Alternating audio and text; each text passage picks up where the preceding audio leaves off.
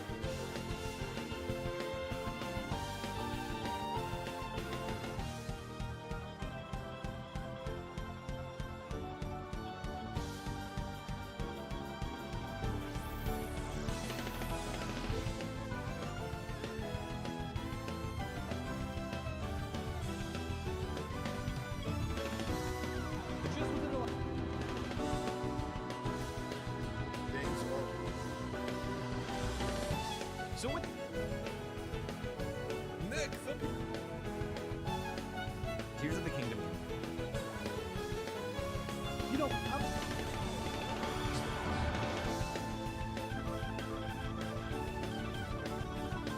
how's it going? I don't really pay.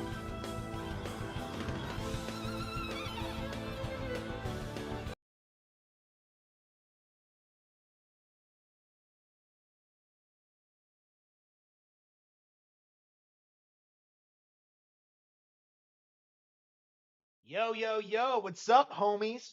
What's up, viewers, fans of the Harman Smith Show, people who give me money to sit and watch me play video games all day? Like, please, Harman, when is the Cattle Have Fangs coming out? You're working on it, right? Hey, man, I'm taking a page out of George R. R. Martin's book, and I'm gonna take my time. I'm gonna wait as long as I possibly can to put this one out,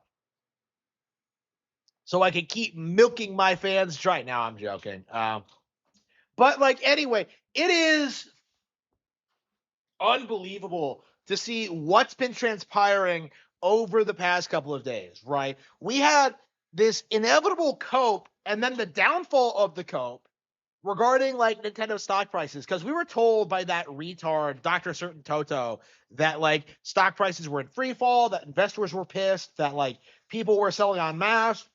I am an investor. You could look at like, in their community, everyone was buying and everybody was holding, like the shareholding thing were just people selling because it reached its all-time high. Like that's it. Like that's the only reason people were selling. There's nothing all that weird about it. And now we are starting to see the stock price go back up. And of course, we have not heard a word about it from the community. They are doing everything they possibly can to just kind of like damage control the situation and just pretend that like Nintendo's in this dire place financially, and it's just dumb. Nothing Circun Toto said made any sense whatsoever. Like that dipshit tried to say that Nintendo Switch 2 didn't have any relevant games upcoming for the console, as if there isn't gonna be a Nintendo Direct in like a month. Like it was straight up downright delusional. And it really should be thought of as such.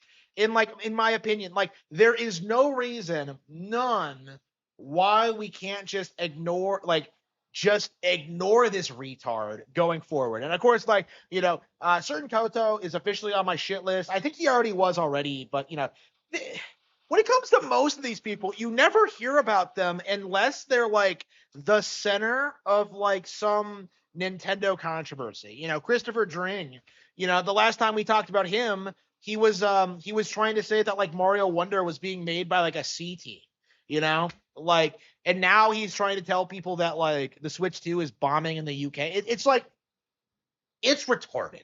Like it is just downright ridiculous what the vast majority of the community is trying to pull on a daily basis, And now we're kind of backtracking from the stock price thing because, of course, the stock price has gone up.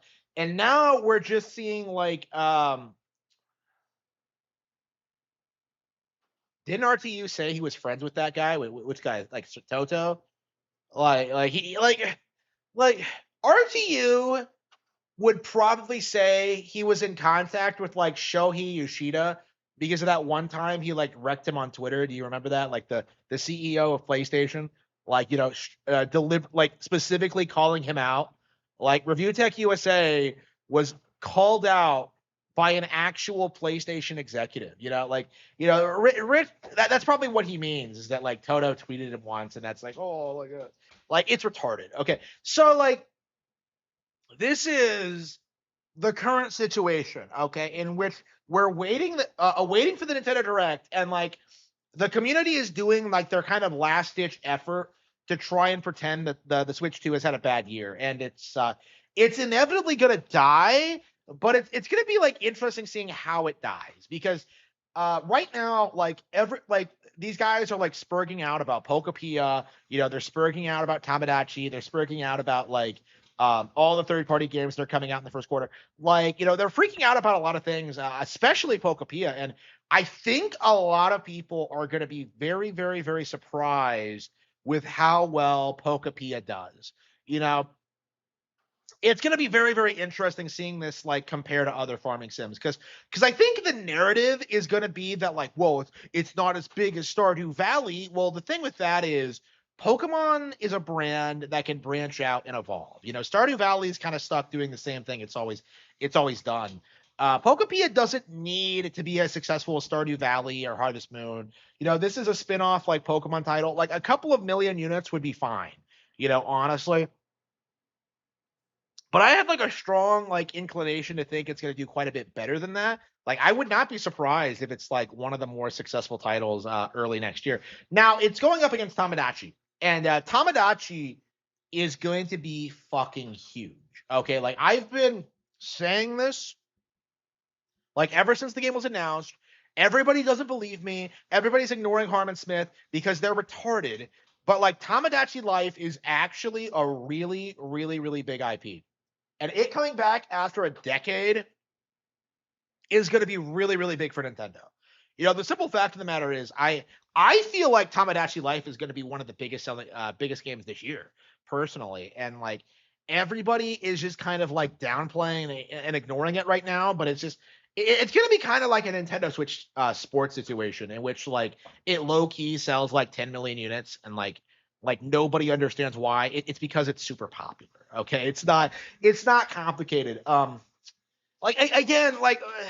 the reason why like Toto's analysis was so retarded is that like we already have games, we already have the major system sellers. So it's like, what exactly do you mean when you say there are no big games coming out? Like what they always mean by that is that they mean like no big Western games. They mean COD, they mean GTA 6. Like that's all investors care about. Like, that's the only game that like to them feels like real, like it's going to have a real impact. That's how you have to approach this, okay, when talking about investors. Because are most investors like intimately familiar with the company and all their products and how well things do? No, like not even most fans are. So like of course they're not gonna know how well something like Tamagotchi is gonna do or how well Pokepia is gonna do. It's like nobody knows really. It's just up in the air. But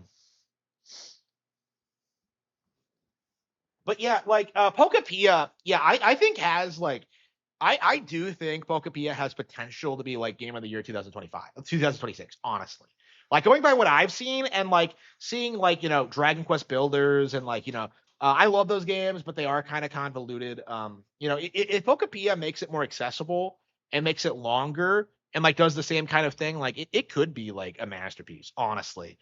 But like you're gonna see a lot of people like kind of fighting to deny it, and I think that's kind of what we've been dealing with like for the past like decade or so is that like people are in denial about Nintendo being bigger and better than the competition. I remember when Metal Gear Solid 5 came out and everybody thought that was going to be some huge influential open world game, but like that came and went. Witcher 3 came and went, and then like Breath of the Wild came out and stomped both. Like we still have not seen a Western third-party game that's as impressive as Breath of the Wild. And that's why the industry is so like rallying behind Grand Theft Auto 6 so hard, is because they need this to do well. Because if Grand Theft Auto 6 doesn't do it, like nothing will. Like Breath of the Wild will be like an all-time GOAT for like 20 years.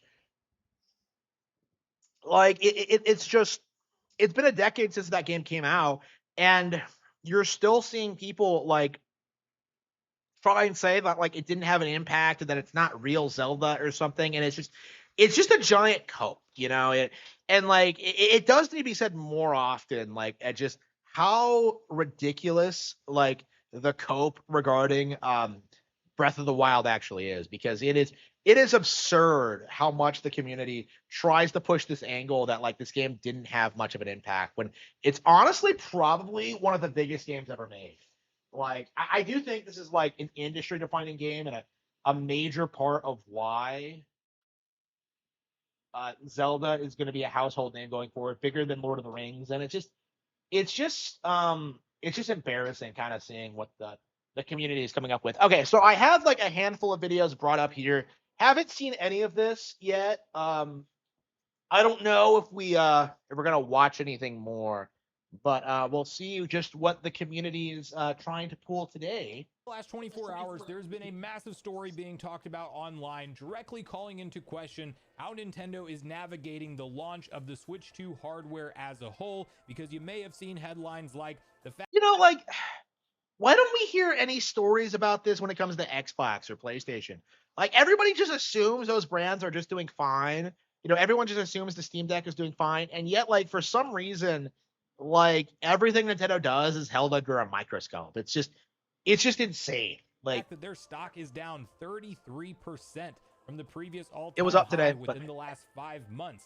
And obviously, investors are maybe just feeling a little uneasy about the kind of I games don't. Nintendo has led with in the launch of the Switch 2 generation. And is Yeah, so like there's no evidence for this, right? They keep saying this because that's what like Toto said. The idea that investors aren't happy with the launch window of games. But like that's obviously a load of crap if you like really think about it. Because like, the Switch 2 is doing well, Mario Kart World's doing well. Like there's nothing wrong with the launch windows. Like it's such a weird comp. And honestly, I would say this year has been like way better than Switch 1. Honestly, like like, it's just this ridiculous. some kind of indicator that they are going to repeat the path of the Wii U? And I think there's some crazy takes out there. There's a lot of doom and gloom, as you'd expect on the internet, and a lot of people thinking that Nintendo ultimately will flop this generation. Then you have some They'll flop? How? They've already sold, like, they already shattered records. They already have their momentum. What are these people doing? I don't understand these people and their mindset that, like, oh, yeah, when people get the Switch 2, they'll realize it's a piece of shit and they'll give it back. Like, that's not gonna fucking happen. I don't understand this weird fan fiction idea where like the people who go out and buy Switch 2s like day one are the sort of people who would be like upset with it and return it immediately. Because you've been seeing people like say this for months, is that like, oh yeah, like people are returning these things, like nobody's happy with them. It's just a disaster, bro. And like in reality, like it's not happening. It's not true at all. And it's just some weird cope to try and justify, like, well, the Switch 2 isn't actually selling this well, like, because people are just returning the consoles, like, unopened. It's, what are you talking about? Like, you keep seeing these memes of, like, in Nintendo's comment section of just, like, yeah, kids open Switch 2s for presents, and then they were just like, this isn't a PS5, bonk, and then, the parents had to take it back and get a real gaming console. That's like the impression people want to give you, and yet, like, that's not something that's happening, on like a large scale. Like it's just ridiculous. that are kind of writing it off as a nothing burger, and I don't necessarily think it's that either, because 33% in 5 months is definitely a lot of people losing faith in the immediate short-term success for Nintendo. No, it doesn't. No, it doesn't. Like I just But there's also a pretty easy way that they can fix this, with one big asterisk in that conversation being this RAM shortage situation that we have to see how they're really going to navigate that. But all of this said, it reminds me that it's the perfect time for Nintendo to hold their first of the year direct presentation and actually start impressing people from the outside looking in with some killer AAA mainstay franchise titles that we just don't know about in this console generation yet. So in this video, I want to unpack all the details surrounding what's being reported, just how big of a stock drop actually is this for Nintendo, and is it historic, or is it just kind of another market correction, and what might they do to resolve some of these issues and concerns from investors, because you cannot deny that with these numbers. So for the record, it is a market correction. Like if you actually look at the numbers, it spiked when the Switch 2 was announced. The Switch 2 came out, it had like that huge high point, all-time high, and then it's gone down to like pre-release levels. Like this isn't bad, like there's nothing unreasonable about it. It's a perfectly normal, natural like market trend. So Investors are certainly concerned, and what might we actually see from Nintendo when it comes to delivering some mainstay titles that could actually fix this problem for them. So We're going to break all of this down. Before we do, make sure you like, subscribe, and turn on your bell notification to join Sunbro Nation if you're new here. And I want to first kick this off right over at VGC, where they do have a detailed write-up outlining everything that's going on here. And then we have a lot of different talking points around this article to unpack in great detail and how Nintendo might navigate this whole thing. So you have here, Nintendo's share price has dropped 33% in the last 5 months in Japan. Uncertainty over the potential price increase. Yeah, Japan, the same country that just like that's dominating the PS5 and has like all 10 spots on like the Famitsu bestsellers list are taken by Nintendo Switch games. Like, yeah, it's a giant cope and like really needs to just be like dismissed. Okay, so we're not hearing anything new here. It doesn't seem like it's that much of a deal. Tears of the Kingdom, the highest rated game in 2025. Yeah, based. I'm surprised they allowed that to happen because like Tears of the Kingdom is the most critically acclaimed game of 2023 and 25.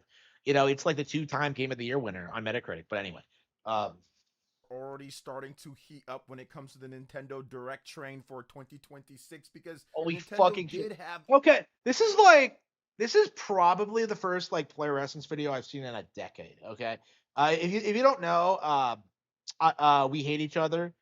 We go way back. Like I was calling him out on his nonsense, like way like before I was actively like posting on the channel actually. So like Player Essence is actually directly responsible for Harman Smith existing. But like yeah, like he's a low tier YouTuber, he's like low IQ, he can't speak properly, he's just like I don't know. He's just some bum who wants to play video games all the time instead of taking care of his family. But anyway, incredible 2025. There were a lot of great games. Obviously, Nintendo Switch 2 started off very strong, but it keeps on rolling. This is not just about 1 week or 1 day or 1 month. It's about a continuous flow of new games and announcements and new things to get people excited about the platform and continue those record-breaking sales. So there will be a big Nintendo Direct coming up here. We usually get them in February or March, but more recently, it's been February. That's been the target time frame when it comes to the Nintendo Directs per each year. And now we have a first big leak of 2026 in terms of what can happen. The fucking leak shit.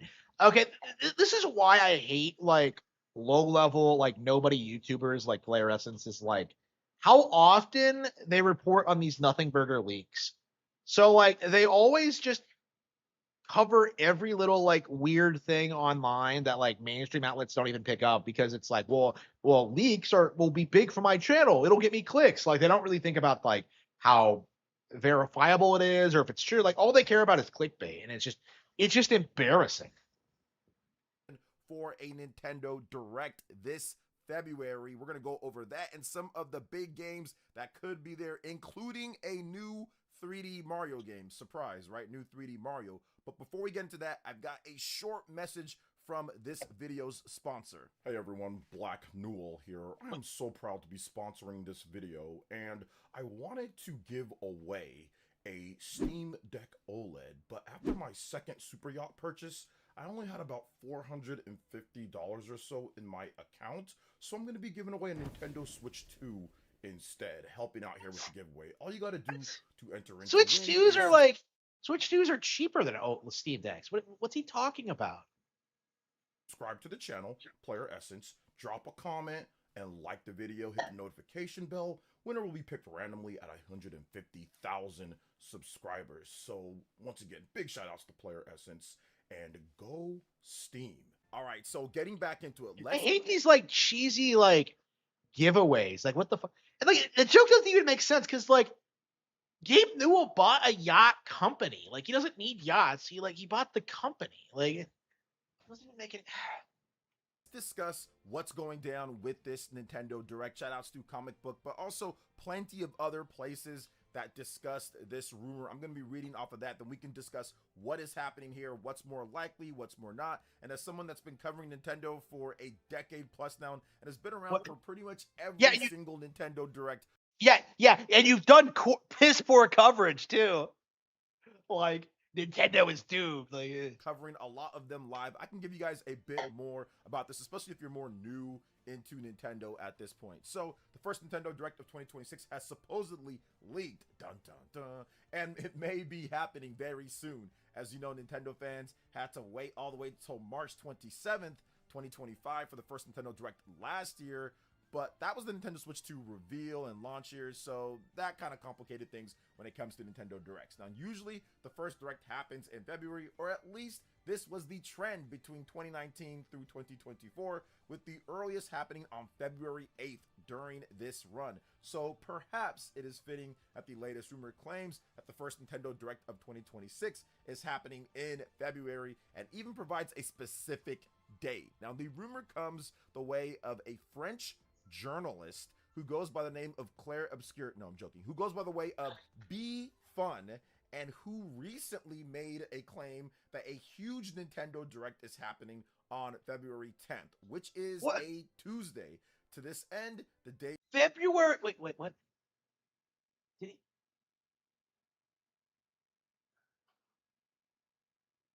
Checks out. On top of this, the leaker claims that a new 3D Mario game will be revealed. What? Nintendo making a new 3D Mario? No way. Now, in other words, a new Mario game in the vein of games like Super Mario Odyssey and They're not gonna put out a new 3D Mario game after Bonanza and the same year as Super Mario Bros. Wonder. That's not gonna happen.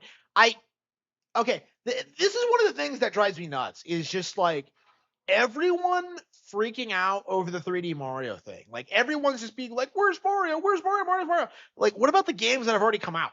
Donkey Kong is a Mario thing. It's the same. It's not that different. What's the big deal? I don't know, man. I am not happy about it. It's just so dumb.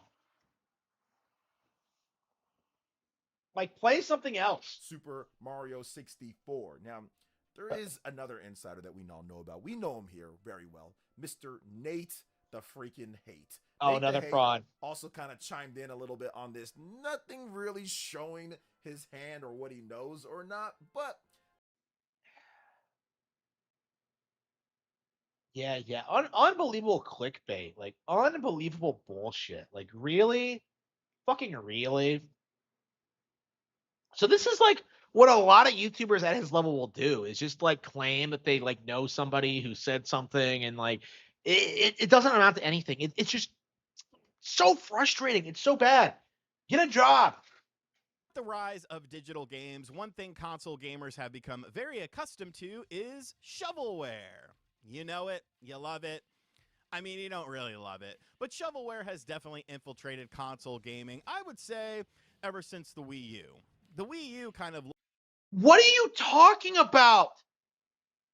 Shovelware has been a thing since gaming existed. Bro, they used to put out porn games on Atari 2600. Do you think that Custer's Revenge was some AAA game? What about LGN? Are you saying that wasn't shovelware? What are you talking about? You know it, you love it. I mean, you don't really love it, but shovelware has definitely infiltrated console gaming, I would say, ever since the Wii U. The Wii U kind of lowered the entry point of what a game... What are you talking about? Since the Wii U? In the Wii U era, you would go on the eShop and get nothing but banger indie games all the time. You would get stuff like Stealth Inc. 2, you get stuff like Us, Shovel Knight. You would get all this cool stuff. What do you mean shovelware? Game developer really was, and allowed a lot of creative freedom for very, very small companies because nobody else was making games for the system. And with that, you had some success stories. You had some really good independent games, and then, well, I mean, you had Meme Run. To be fair, I remember Meme Run paid for that dude's college. It was just some college kid who made a stupid game. Nintendo approved it, and then it was released, and it ended up selling because it was a novelty. It wasn't a good game or anything like that, but he paid for his college. And then ever since the Wii U, the entry point to be a game developer or publisher has definitely been lowered quite a bit. But it seems like things might actually be changing a little bit potentially, because Nintendo, PlayStation, and Xbox have teamed up and said some very interesting things. So could this be the end of shovelware? I mean, probably not, but this could help curve a lot of things. So what am I talking about? Well, Sony Interactive Entertainment put out a statement yesterday on an update to our shared commitment to safer gaming. And this is kind of interesting because Yeah, it's interesting how like everybody has this like radical, like different interpretation of what it means. I saw the anti-woke thing, like community trying to say this was Nintendo kneeling to them, kneeling to like woke causes, but like from what I understand, it's just them like protecting children. But you know, this is an official Sony thing, yet you see a Switch 2, PlayStation, and Xbox logo. So what is this all about? It starts out basically saying Sony Interactive Entertainment, Nintendo, and Microsoft continue to collaborate to improve player safety across our platforms since we first announced our shared... yeah, especially for our youngest players. Yeah, so they're just gonna do more to protect kids from getting harassed by weirdos online. Okay, yeah, based. I support that. Not a big deal. Okay. Nintendo did something kind of dumb. Well, I did something kind of dumb by clicking on a Game Explain video, but okay. People are really mad about something in the Animal Crossing 3.0 update. I think it's actually something that's pretty cool, so it's a little sad that it's getting this reaction, not necessarily because of the reaction, but because of how it led to this reaction. So here's what's going on, Nick. As you probably know, they finally brought back classic Nintendo games in Animal Crossing for the first time since the original on the GameCube. Whereas you might recall, you could go around, find classic NES games, and play them in the game. Well, that's finally back in the 3.0 update. It is, on the surface, completely free. Here's the problem though, Nick, is once you get your cool NES and Super NES and Game Boy collection set up and everything, when you go to try to play it, it's going to pop up a message being like, do you want to play this game? Well, you need an active Nintendo Switch Online subscription. That is perfectly reasonable. They're just... There is nothing wrong with it.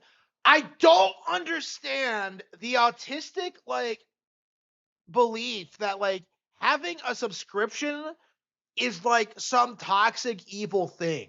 You know what I mean? Like it's like if you were using online features, like you had access to this anyway. Like what are you talking about? Like this is just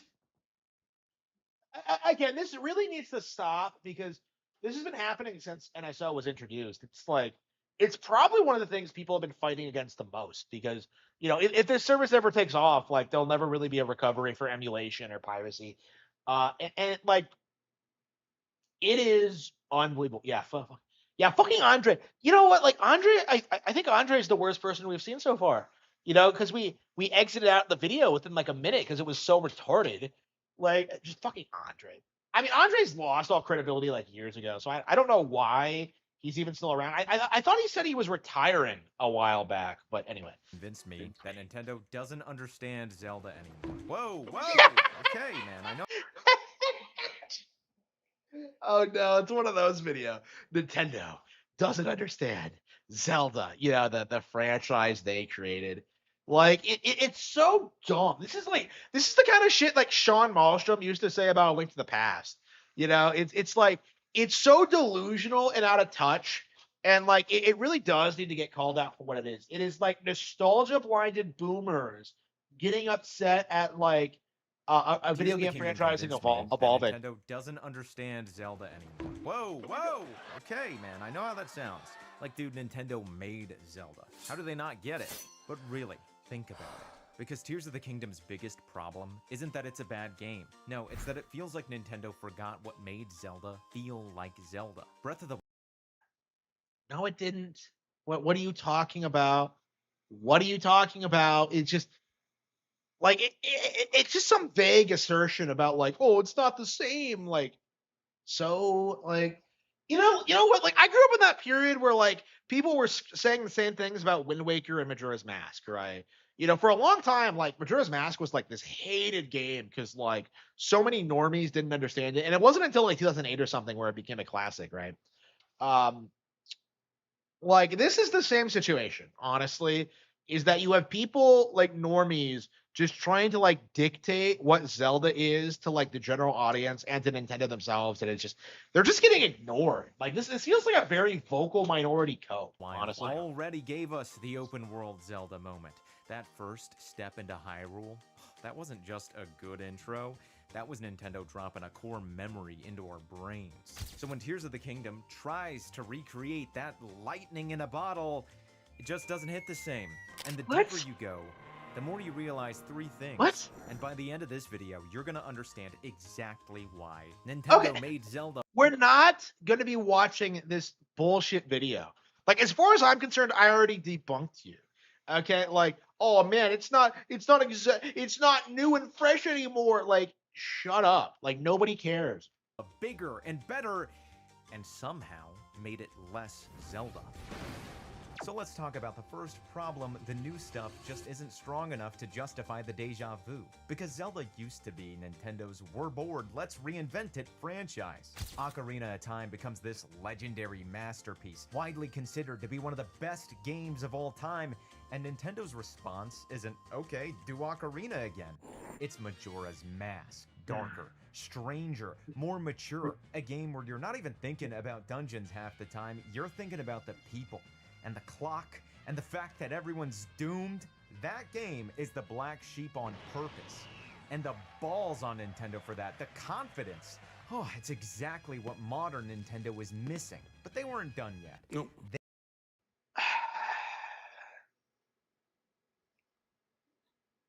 Tears of the Kingdom innovated, like it did introduce new mechanics. It did all of these things. Like, and I was there. I know how Majora's Mask was first received. It was the same exact hope that this guy is coming up with. It's just like, oh, it's just not Zelda anymore because Zelda is this thing I grew up with. Like, no, you're wrong, idiot. Okay.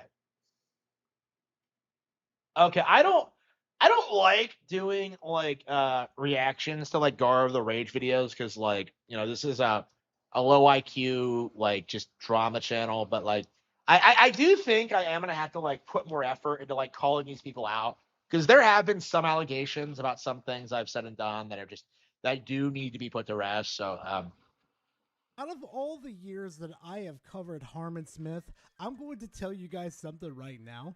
This has to be the most ridiculous video I have ever covered on Harman Smith. You say that every time. This even surpasses when he would lose his complete and utter mind over the Game Awards because Nintendo didn't win any awards. No, it's more ridiculous than that. So he's retarded. He can't speak clearly. He can't articulate. Like I said, a retard. But okay. I'm not joking. You have to see the ridiculous takes this man had about stocks in Nintendo and how Nintendo is doing financially. You are not going to believe your ears.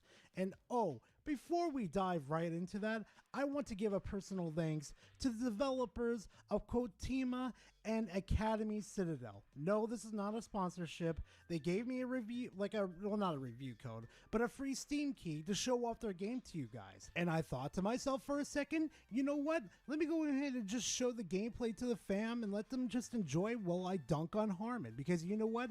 I like supporting indie devs. I like what they do and what they bring to the table, the innovation that they bring to the table. And this You support me as an indie creator, Gara? Like, are you going to support my books? Like, I don't think you will. Little shit. Right here, if you enjoy Metrovanias, I do suggest you to pick up this game because you know what though, you're that is not very surprised by that is not a Metroid like. That's a Castlevania clone and not a very good one. Okay. This game, just like I was. But without further ado, fam, let's just go ahead and dive right into that content. Apparently, all of gaming YouTube is comprised of financially illiterate retards. You really are God's perfect idiot, aren't you? I'm sorry, I don't want to hear this from the person that literally said it would cost you thousands upon thousands of dollars just to get into PC before the RAM thing with the AI spun out of absolute control. Yeah, That's if true. you were going to build a PC right now with high-end RAM, yeah, it's going to cost you a lot. But before it happened, yeah, you're the same person that pushed that narrative. Which is what is he saying? That like PC wasn't expensive before the price hikes? It was. Like what does he mean by this? Like, oh, Harman, you were right. You were wrong because the prices went up after you said something. Like, this guy is a retard. What does that mean? Why all these people are constantly gloom and dooming about Nintendo. They don't understand the economy. They don't understand the stock market. They don't understand anything. This is why they are all broke bums.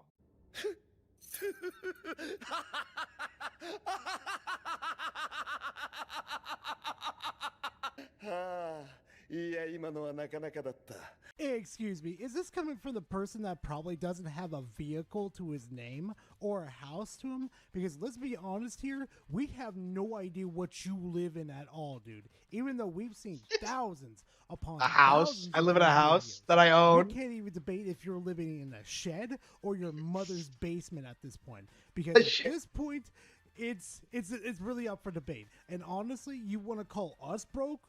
Really? You can't even afford a decent PC when it was affordable at the time. You have a shitty little laptop that can barely run not Sonic Frontiers, but Sonic Adventures. I don't want to. What? Sonic Adventure is fucking broken on PC. Like, does he not know? Does he not know that? Like, so what happens when you try to play Sonic Adventure on PC is that like it overclocks, and so what happens is that like Sonic like zips around way faster than you can possibly control. So like what you have to do, and this is why like PC gaming is retarded. What you have to do is go into the settings and like cripple it so like it goes at a more reasonable speed. So that's what he's talking about, but like that was something I had to do intentionally. You know, it had nothing to do with my PC. My PC is excellent, or it was. It is slightly out of date now, and I'm going to replace it soon. But it's like, this is just wrong, honestly. Like, again, he doesn't know what he's talking about. Damn word from you, Brokey. So allow me, someone with money, to explain what's actually happening here. Like, oh, but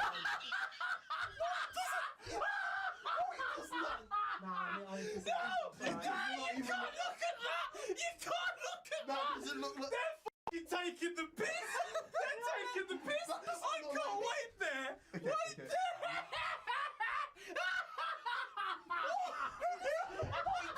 You know what?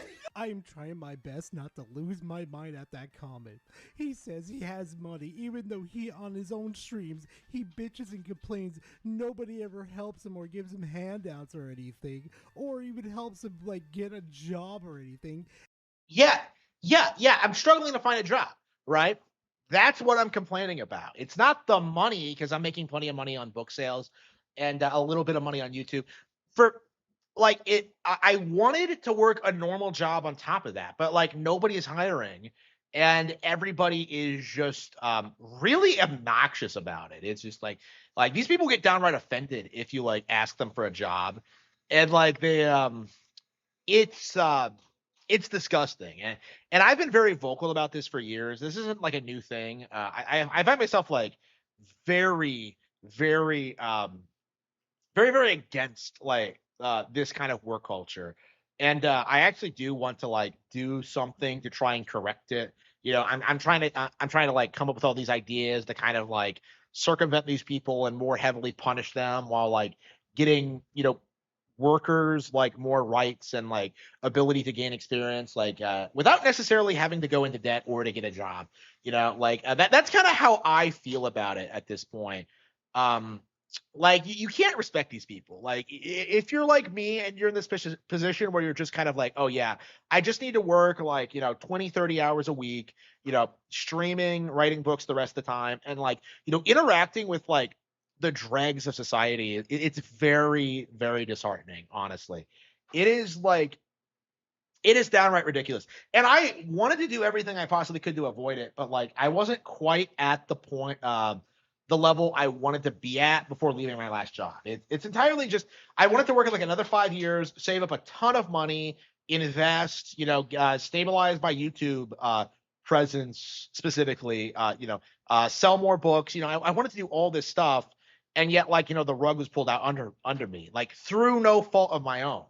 And when that happened, and like, you know, nobody like helped me find my next job, or like prepare or like train, yeah, of course I have a problem with that. You know, it doesn't have anything to do with me and what I've been accomplishing, because I've accomplished quite a lot since I've left that job, actually. But like it's entirely the fault of other people, and that's something that I feel very strongly about, and something that I always will advocate for. Like I keep seeing people like try and say that like it's my fault, but like the simple reality is like if it was my fault, this this would be affecting other avenues of my life. But in actuality, like I do work very hard. I do obtain new skills very quickly. I am willing to like work long, hard hours. And yet like the world doesn't accept that because they don't like the fact that I'm so much more financially stable than them. You know, like these people are just so desperate to find someone they can push around and abuse that they get very, very upset at someone who has like a stable business outside of a standard work environment. So And he's yeah. only doing part-time jobs.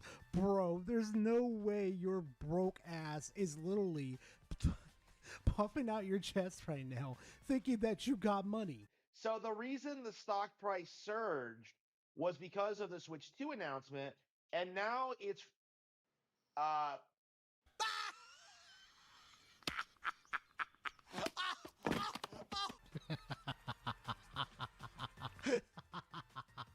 Uh, he's so stumped. He's trying to figure out a way how to justify everything right now. why don't Like, you watch the bro, video, come you on. You retard? can't try to justify it dipping down back to $16. That's not a good thing for a company.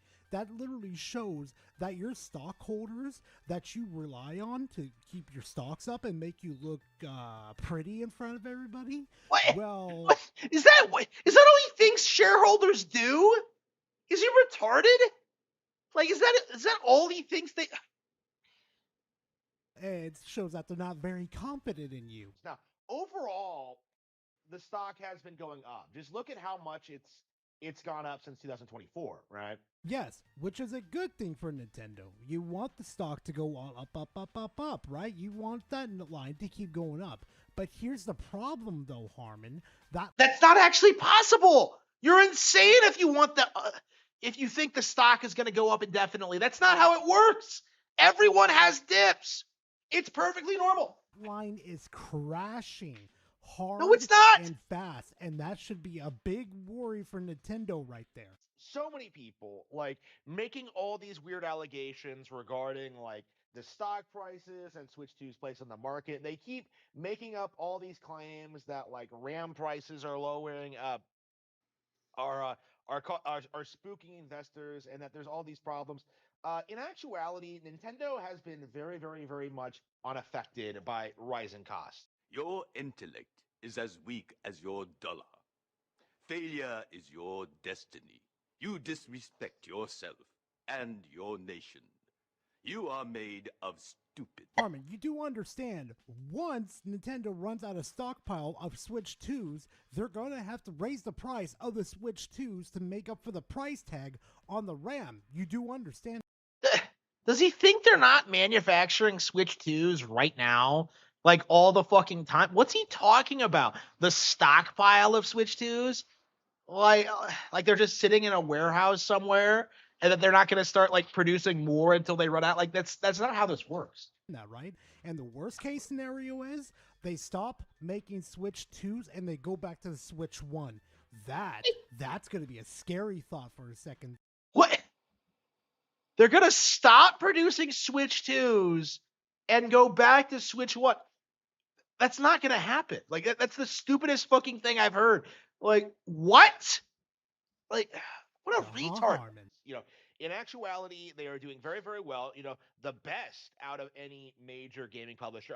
It's gone back up after, since I made this video, by the way. Far better than any of the gaming PC. I don't know, man. If we're going by stock prices over here, the stock price for Sony over here looks really good. And for Microsoft, oh, that is just big, fat, and Yeah, way bigger companies, dipshit. juicy over there. Holy fuck. But yeah, know what? Go ahead. Just keep thinking that. Keep thinking that the other gaming companies are not doing as well as Nintendo. They're Or the not. PC market Not is not doing as Not in the gaming space. Like this is what he doesn't understand is that the stock price doesn't have anything to do with how well the business is actually doing. Like it's stupid. Like well as the Nintendo market. Keep going, Harman. You're just feeding me more and more content for your idiocy to be displayed to the world. Idiocy. The rising prices are going to more greatly affect the PC gaming industry, in the upgrade market, the chip market, like as opposed to Nintendo, which Is your idiot brain getting fucked by stupid? Harman, Nintendo is not immune from the price hikes that are happening with RAM, CPU, and GPUs. You understand that? Eventually, they're going to run out of stockpile, and they're going to have to start making them again. And you know what's going to happen right after that? When the price tag hits them, the cost is going to be passed. It'll be older tech and it'll be more affordable. They're going to keep using the same parts throughout the Switch 2's run, right? So like over time, the cost of producing this is going to lower naturally. But anyway. Onto the consumer, and you better be ready for the fucking crash out that's going to happen between Nintendo and its audience members, because that price tag, that little 500 price tag, is going. Yeah. The price of a video game console I already fucking own. So in this hypothetical scenario, like the hardcore Nintendo fans are going to be upset at a Switch 2's price hike for a console they already own. It doesn't make any sense. Go up, and people are going to miss that price tag. I'm just telling you right now. Where they've already. Well, like Xbox and PlayStation raised their prices. The Switch 1 price went up. The Switch 2's hasn't gone up yet. Like that's just the reality of it. You're complaining about something that first of all, you're complaining about something that hasn't happened yet. But second of all, you're ignoring how it's affected other pieces of technology as well. You're ignoring the Xbox, you're ignoring the PlayStation. Like if the Switch 2 price was to go up, it would still be the more affordable option out of like the three. It's just the reality. A good chunk of their product out. Harman, you do understand that the Nintendo Switch 2 is the fastest selling console, right? So if it keeps going the way it is, Nintendo's eventually going to run out. And you know what's going to happen? Like I've been repeating them myself over and over again, you're going to run out of stock. And then once they have to refill that stock, the prices for the They refill the stock all the time. What is he talking about? Nintendo Switch 2 are going to go way up. Prices for what they use for Switch 2s are naturally going to go down over time, because it's not going to be as sophisticated or cutting edge technology. Right. That totally happened with the Switch 1, right? I don't think you're going to see surges. Yeah. So the Switch 1 went up because of tariffs, not because of like the rising RAM prices stuff.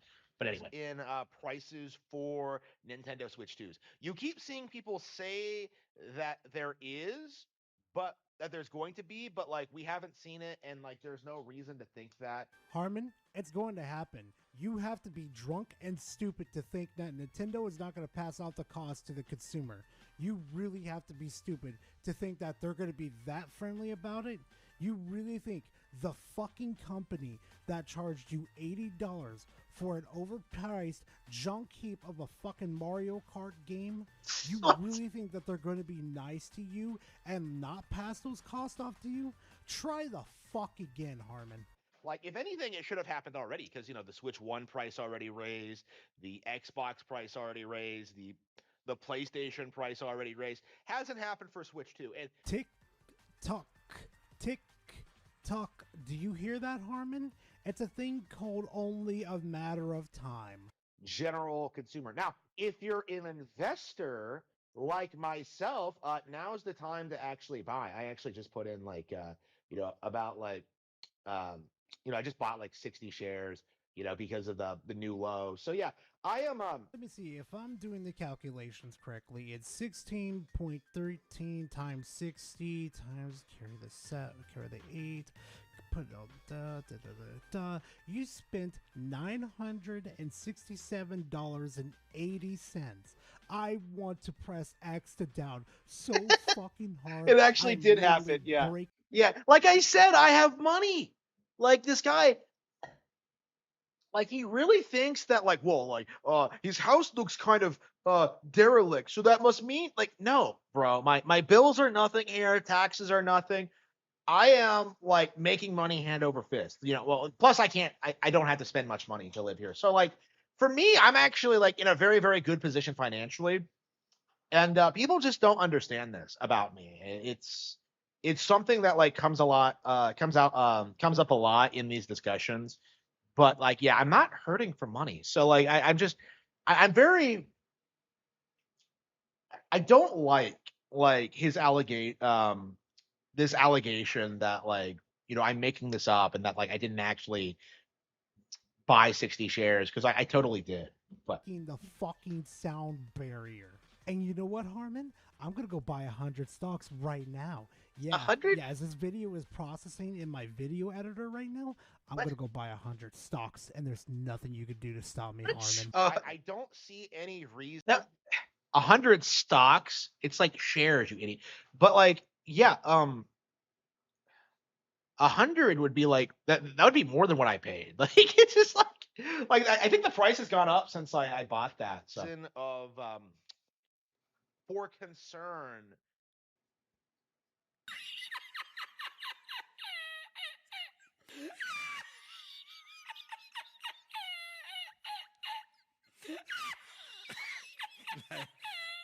If anybody knows that reaction you've done investing into stocks, you know exactly what he just did right there.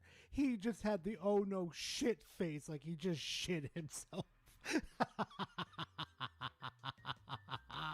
To talk about this more.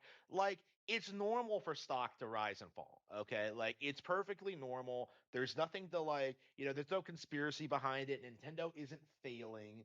Like, I'm just so tired of seeing people like broke bums try and make these wild assertions about the stock market and Nintendo based on like faulty information. Harman, when you almost drop $10 in the stock market, that's a real fucking problem right there. That's a huge red flag.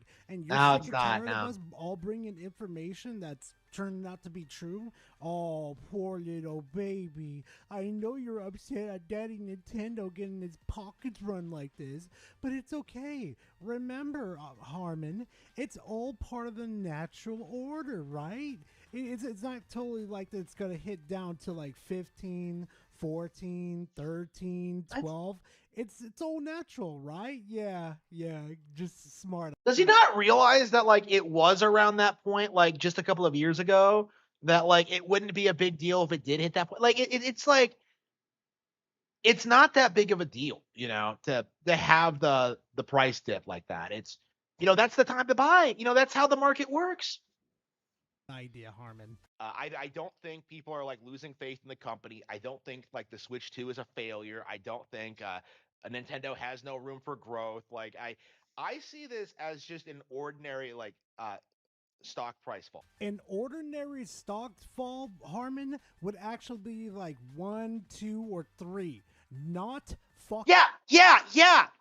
It has been doing that over a long period of time. He's acting like the 33% drop happened overnight or something, but what's actually happened is that like that happened over a period of 6 months, right? Like it was a slow gradual decline after the holidays, like after the big major releases for Switch 2 were already out. It hit the all-time high. People started to sell and it's been dipping ever since. It's not because the console is doing poorly, because it is. It was just people were selling while it was high. That's what you're supposed to do. $9 of your stock dropping like a rock, like you see in that graph right there. The ups and downs are just ups and downs, but this is plummeting like a rock, and that's a huge problem for Nintendo.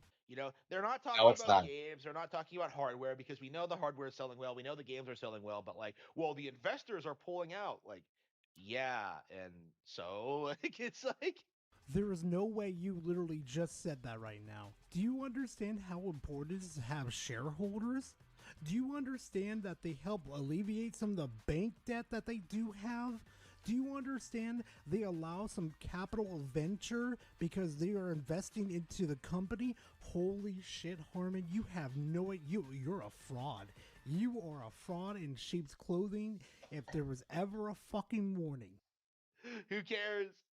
it's not going to affect Nintendo or their business model at all. Yep, he just 100%ed outed himself right there, right off the bat. He has no idea what he's talking about at all. Also, Harman, if that was the case, then why'd you buy stocks in Nintendo then? I thought they weren't important at all. Are you just wasting money? Uh-oh, somebody's financially dumb. And again, it's a meme in the community just how little like general shareholders actually know about the product or actually know about Nintendo or actually know about their product. Remember that one time someone came out and asked why they were talking about video games so much in their shareholders meeting? Like, most Nintendo shareholders are retards. God, I fucking can't. He's calling himself an aardvark right on the video right now. I fucking can't. Oh my god. That's just like an objective reality. Like, have you read their questions? Like, have you followed like the average shareholder? Yeah, they are retarded. Like, all they're investing for is for money, essentially. Like, they don't know anything about how the business is run or like what things are going to look like. They don't care. They just want like short-term gains. Back in the day, they were the ones pushing for Nintendo to go more heavily into mobile, right? Okay, like that's just the reality of it. So even if a bunch of people are selling, even if investors are losing faith in the company, so what? Like, most investors are just looking to make like money. Wow, congrats, Harman. And guess what? Nintendo's in this business for making money too. Wow, we just basically passed 101 economics right here, buddy. Wow, you're actually learning something. Wow. And you know what? Thankfully, that's all the content. That's literally everything that's even worth talking about, because mostly throughout the whole rest of the video, he just repeats himself over and over again. And you guys know how I feel about repeating the same topics over and over again. I try to avoid them as much as I possibly can, because if I kept it in, this would probably have been like, what, another 30-minute video of me repeating the same things over and over again. You gotta love it. But you know what, though? I do want to give the special thanks to Katomas and the Citadel Academy, the developers over there. Thank you guys very much for giving me a Steam key for this wonderful game. I will be promoting this game like a good portion of the time when it's like random topics that we're going to be talking about. Like if it's not on Steam Deck, yes, it does. It works pretty well. I tried it on my Steam. Okay, ridiculous. I guess we could look at the comments real quick.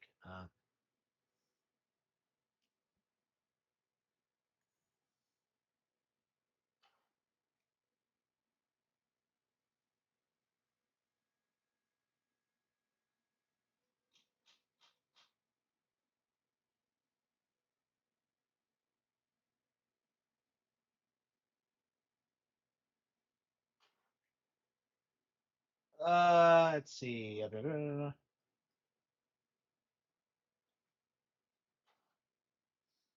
Yeah, they're dumb. Yeah. What was Aragorn's tax policy? This was a question asked by George R.R. Martin in a 2014 Yeah, a interview with retard. Rolling Stone magazine, Fucking fat fuck. criticizing Doesn't Tolkien, finish books. and it exemplifies the difference between the two methods of The storytelling. anti-Harman Smith. We could call Martin's approach realist, which is dark and Machiavellian, and we could call Tolkien's approach idealist, in that his narratives are infused with goodwill and optimism. What? There is a substantive and important difference between them, and this is interesting because both Martin and Tolkien's works are treatments of the same subject: how power creates order. In the Rolling Stone interview, Martin details how many people who are avid readers of his work are regularly shocked by the sadistic twists and turns the story takes. Characters act in such immoral, self-serving, and power-seeking ways that it often offends the imagination to think that the world could be ruled by such people. Martin tells us about how his readers reacted. The Red Wedding, upon broadcast, became the most infamously shocking scene in TV history. It angered a lot of the people who watched it. It did so in the books too. In 2000, when the book came out, I got tons of letters from people. "I'm so angry with you. I'm never going to read your work again. I threw the book into the fire, then a week later I had to know what happens, so I went out and bought another copy." Some people were so horrified that they said they will not read any more of my work. I understand that. Those characters mattered. The readers took them seriously, couldn't bear those fates. One letter I got was from a woman, a waitress. She wrote me, I work hard all day. I'm divorced. I have a couple of children. My life is very hard, and my one pleasure is I come home and I read fantasy, and I escape to other worlds. Then I read your book, and God, it was horrifying. I don't read for this. This is a nightmare. Why would you do this to me? Not only that, Martin tells us Maybe that you it should had have been a divorced, profound effect on him, bitch. too. He says, the Red Wedding was tremendously hard to write. I skipped over it until I finished the entirety of A Storm of Swords. Then I went back and forced myself to write that chapter. I loved those characters too much, but I knew it had to be done. The TV Red Wedding was even worse than the book, of course, because the creators turned it up to 11 by bringing in Talisa, pregnant with Rob's child, none of which happened in the book. So we get a pregnant woman stabbed repeatedly in the belly. Well, that's just an abortion, right? So that's perfectly logical and rational by woke Hollywood liberal standards.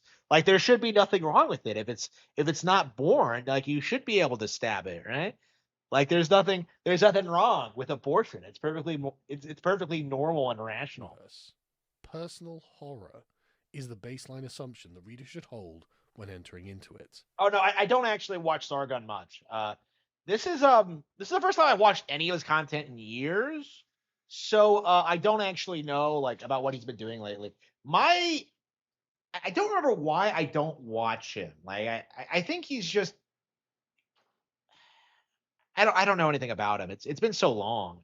Like I found out a lot recently that I used to have like really strong opinions about these kind of content creators, and it's been so long since I've thought about them or cared about them at all that I really don't remember what I felt about them back in the day. But like I've grown and developed so much that I might have a more nuanced opinion now. But yeah, I'm like, but his world is cruel, unforgiving, perverse, and doomed. Dude. He might persuasively argue that it makes his representation of reality more accurate. After all, he based Westeros on medieval Europe and its politics on the War of the Roses. Yeah. So my I don't know. Should I interrupt this? But like, I feel very strongly that like the idea that like Martin's work is more realistic because it's dark and edgy, it doesn't hold true at all, because like nothing that happens in Game of Thrones would actually happen politically, you know. Like the Red Wedding's a really good example because like that they backstab someone else and that didn't result in any serious repercussions from them from other like it's like it was a contrivance to make the plot work, because you know if that hadn't happened the Starks would have just won, you know. And it's just, but again, it's been a while since I've read A Storm of Swords, so I'm paraphrasing a lot, but like yeah, like I feel very strongly about this idea that like Martin is more realistic than Tolkien, because like reading Tolkien, you really do get the sense that it's actually far more grounded and actually more accurately represents how people actually behave. You know, you get like the goofy shit like you know, like Legolas and Gimli getting into that like that that contest of like how many guys they can shoot down with bows. Like you have stuff like that, right? You know that bit where they find Perry and Merry and Pippin like smoking, like when they thought they were in, like it's like you have like these organic, natural, like funny moments, like interspersed with like just the most grimdark things imaginable. Like honestly, it's really interesting because when I was reading like the raid like Gondor, right? Return of the King. When like everything seems hopeless. Like to me, it seems a lot worse than anything that happens in A Song of Ice and Fire. To me, it just feels actually overwhelming. Like the thing of that, like A Song of Ice and Fire doesn't really. It's not realistic in the sense where like good things do happen. Like the entire idea that the entire idea that like everyone is selfish and like everyone's backstabbing each other all the time and that nothing good ever happens. It's a very boomerish like mentality and behavior. Essentially, like that's all this is that like it's a boomer's idea of how the world works, and it just doesn't have any like real presence in reality at all. Like the idea that honor isn't real, that people don't have values, it's retarded. he would doubtless bring up numerous examples of acts very similar to those he portrays to support his thesis. And as there are no heroes, so can there be no villains. Instead, each character contains elements of both. As he tells us, our society is full of people who have fallen in one way or another, and what do we do with these people? How many good acts make up for a bad act? If you're a Nazi war criminal, and then spend the next 40 years doing good deeds and feeding the hungry, does that make up for being a concentration Yes, it does. Yes, it does. camp guard? I don't know the answer, but these are questions worth thinking about. This cynical view of humanity underpins his storytelling and his skepticism of a good moral order. We see this in the treatment of all of his characters, but it is most exemplified by the execution of Ned Stark, the truly good and moral character of the first season of Game of Thrones. Though Robert Baratheon's rebellion was successful, and we are shown that his rule was generally decent, Martin uses the imperfection of his characters to begin winding his world down into a harrowing and nightmarish maze of events. As he tells us in the interview, I was born 3 years after the end of World War II. You want to be the hero. You want to stand up, whether you're Spider-Man fighting the Green Goblin or the Americans saving the world from the Nazis. It's sad to say, but I do think there are things worth fighting for. Men are still capable of great heroism, but I don't necessarily think there are heroes. That's something very much in my books. I believe in great characters. We're all capable of doing great things and of doing bad things. We have angels and demons inside of us, and our lives are a succession of choices. Heroism without heroes, that is, without characters we can side with and be loyal to.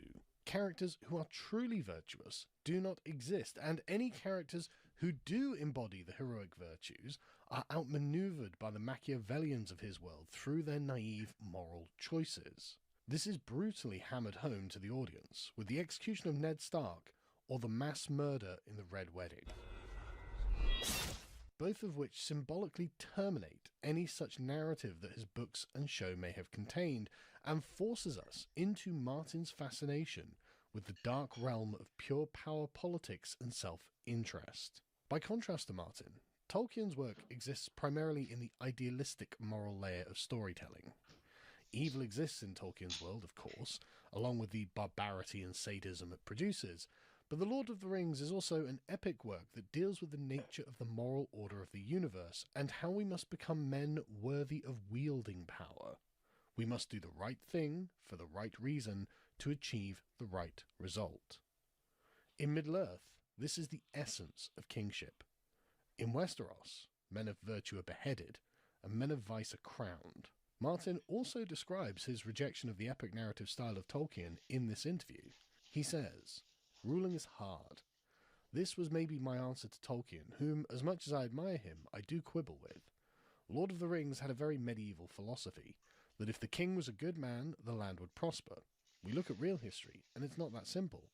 Tolkien can say that Aragorn became king and reigned for 100 years, and that he was wise and good." Martin is revealing his hand here.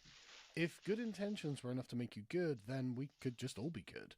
And Martin is trying to show us that, with his stories, this is just not sufficient to describe how things work, and on one hand, that is a fair point. If the purpose of Lord of the Rings was to describe how Aragorn ruled, then it would require Tolkien to explain the mechanisms of what good governance would look like under his rule. But in Lord of the Rings, all of this is assumed because that isn't what the story is about. Lord of the Rings is about something else. So far, every issue of Islander has had an installment of Luca Johnson's superb essay series, The Marshals of Middle-earth. Issue 1 covered Boromir, Issue 2 Faramir, Issue 3 Éowyn, Issue 4 Sauron, and in Issue 5 he has finally covered Aragorn. I consider these essays to be the definitive examination of Tolkien's characters, because they address not just the events but the substance of them. And in these essays, Luca excellently draws out the moral of the story behind each character, and reveals to us the distinction between Martin and Tolkien. In his essay in Islander 4, Luca explains how Sauron was a beautiful Maiar, one of a primordial race of powerful and angelic beings, before being seduced into evil by Morgoth. Sauron thus became a corrupting force who sought to pervert and dominate Middle-earth. His long plans to accumulate power and enslave the peoples of Middle-earth were for no reason other than his own vanity. This is the ever-pervasive darkness that looms across the land, and it must be defeated at all costs, for the order it would create is unthinkable.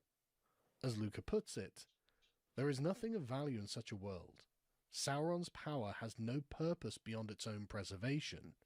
Its extractive nature would lead the lands of its victimized peoples to become other Mordors.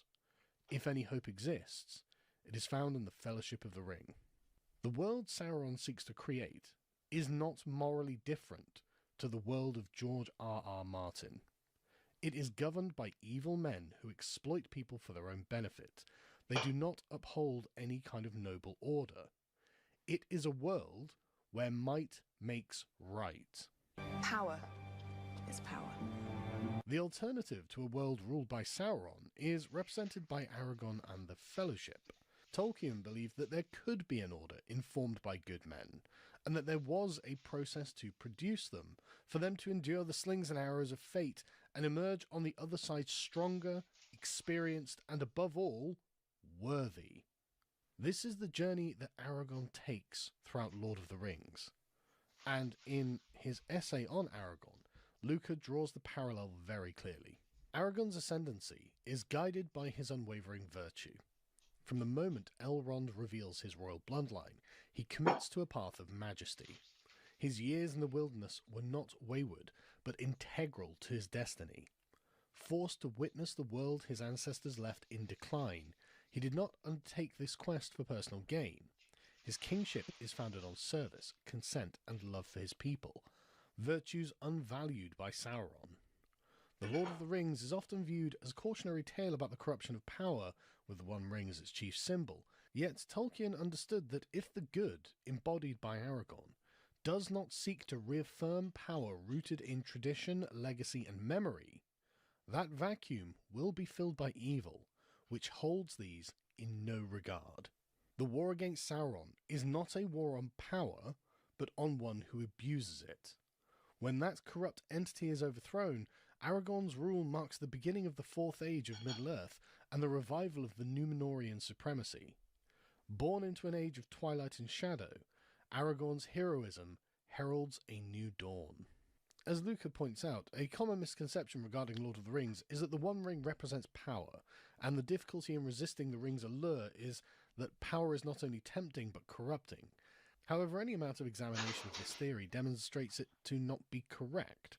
After all, we see many people with power in Lord of the Rings, The Hobbit, Rings of Power, or whatever other Middle-earth property. Theoden is the king of Rohan, Thranduil is the Elven king of Mirkwood, Gil-galad is the last High King of the Noldor Elves, Elrond is the Lord of Rivendell, Thorin Oakshield is a Dwarven king in exile trying to recover his kingdom, etc., etc. Lord of the Rings is replete with powerful lords who reign over kingdoms. For the most part, these are actually wise and just rulers, and many of them are instrumental in the defeat of Sauron. Indeed, without such power, how could Sauron have been defeated? And after the overthrow of Mordor, Aragorn doesn't relinquish the crown. No, he takes his rightful place as the king of Gondor and Arnor, uniting the realms of men under his wise leadership. No, the One Ring does not represent power, it represents the power of evil, and against it, the power of good must triumph. Where Martin assumes that might makes right, Tolkien's belief is the direct inverse. Right makes might. Contra Martin, Tolkien didn't believe that villains would win because they are evil, but that heroes would win because they were good. But all of this assumes that there is a goodwill that can be put to use in the world, exercise authority, and bring about a just result. But George R.R. Martin is a cynical liberal boomer who cannot bring himself to believe such a thing. Based. Again, from the Rolling Stone interview, Unbelievable look at a based. figure like Woodrow Wilson, one of the most fascinating presidents in American history. He was despicable on racial issues. He was a Southern segregationist of the worst stripe, praising D.W. Griffith and the birth of a nation. He effectively was a Ku Klux Klan supporter, But in terms of foreign affairs and the League of Nations, he had one of the great dreams of our time, the war to end all wars. We make fun of it now, but God, it was an idealistic dream. If he'd been able to achieve it, we'd be building statues of him 100 feet high and saying, this was the greatest man in human history. This was the man who ended war. He was a racist who tried to end war. Now, does one cancel out the other? Well, they don't cancel out the other. You can't make him a hero or a villain. He was both, and we're all both. What Martin is revealing to us here is his personal and profound disappointment. Being a liberal, his ideal of the world is John Lennon's Imagine. Imagine there was a world with no wars. Wouldn't that be a good and just world? And Woodrow Wilson wanted to bring it into being. As Martin puts it, it's the greatest, most idealistic dream, and he couldn't do it.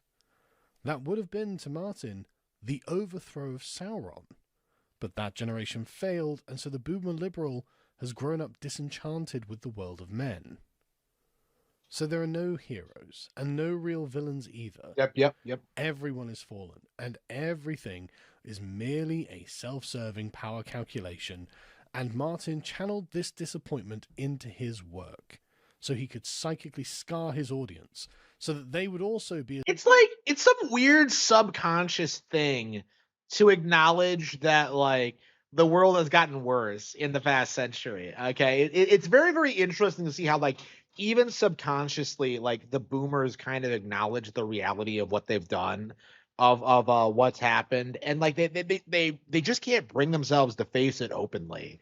You know, it's very, very interesting to see how it reflects in their work and how they feel as if like this is just the natural state of man, when like that really couldn't be further from the truth. And I think this is why like Tolkien will go on to be like timeless, and Martin will be forgotten, you know, once he dies and doesn't finish the books. I feel as if Tolkien had a way better understanding of human nature and the natural inclinations of people, and Martin just doesn't. You know, Martin really frames like medieval fantasy as if it's like everyone's a fucking boomer. Like that's really what it all comes down to, really. Like they all have that boomer mentality of like me. As despondent as him with the way that things are. And this is the purpose of the question he asks of Tolkien. What was Aragorn's tax policy? Did he maintain a standing army? What did he do in times of flood and famine? And what about all these orcs? By the end of the war, Sauron is gone, but all of the orcs aren't gone. They're in the mountains. Did Aragorn pursue a policy of systematic genocide and kill them? Even the little baby orcs and their little orc cradles? I mean, that'd be based. In real life kings had real life problems to deal with. Just being a good guy was not the answer. You had to make hard decisions. Sometimes what seemed to be a good decision turned around and bit you in the ass. It was the law of unintended consequences. I've tried to get some of these in my book. My people who are trying to rule don't have an easy time of it. Just having good intentions doesn't make you a wise king. The question, what was Aragorn's tax policy, marks Martin's attempt to disenchant the world of Lord of the Rings and make it slip from one layer of storytelling to the other, and drag Lord of the Rings down into the realm of debauchery and immorality where a song of ice and fire happily resides. Of course, the irony of this perspective is that it's not actually at all self-evident that a world without wars would be a good world. It could be a world trapped under 1,000 years of totalitarian enslavement, in which there are no wars because there's no one capable of waging a war against the oppressor. At best, it could be a world of such abundance in which people have literally no need of one another, so they have no reason to fight. But even then, what we are describing is not a world that can be affirmatively described positively as good, but instead a world that has been drained of moral content altogether, one that is neither good nor bad, one that is amoral. Martin, like all liberals, has shown us that he subconsciously desires a world where moral choices no longer have to be made, lest the people making them make a mistake and get them wrong. Instead of committing to one course of action or another, Martin would prefer that the decision was removed from us altogether, and instead reduce all... Yeah, that reminds me a lot of like the theme of Lord of the Flies, and the reason why I hate it so much, because because I've been thinking about this a lot lately. The entire implication of like the Lord of the Flies is this idea that like, oh yeah, the boys become savage because they have no moral authority to tell them what to do. Instead of like, being like self-reliant and like coming to their own decisions on what's right and wrong. Um like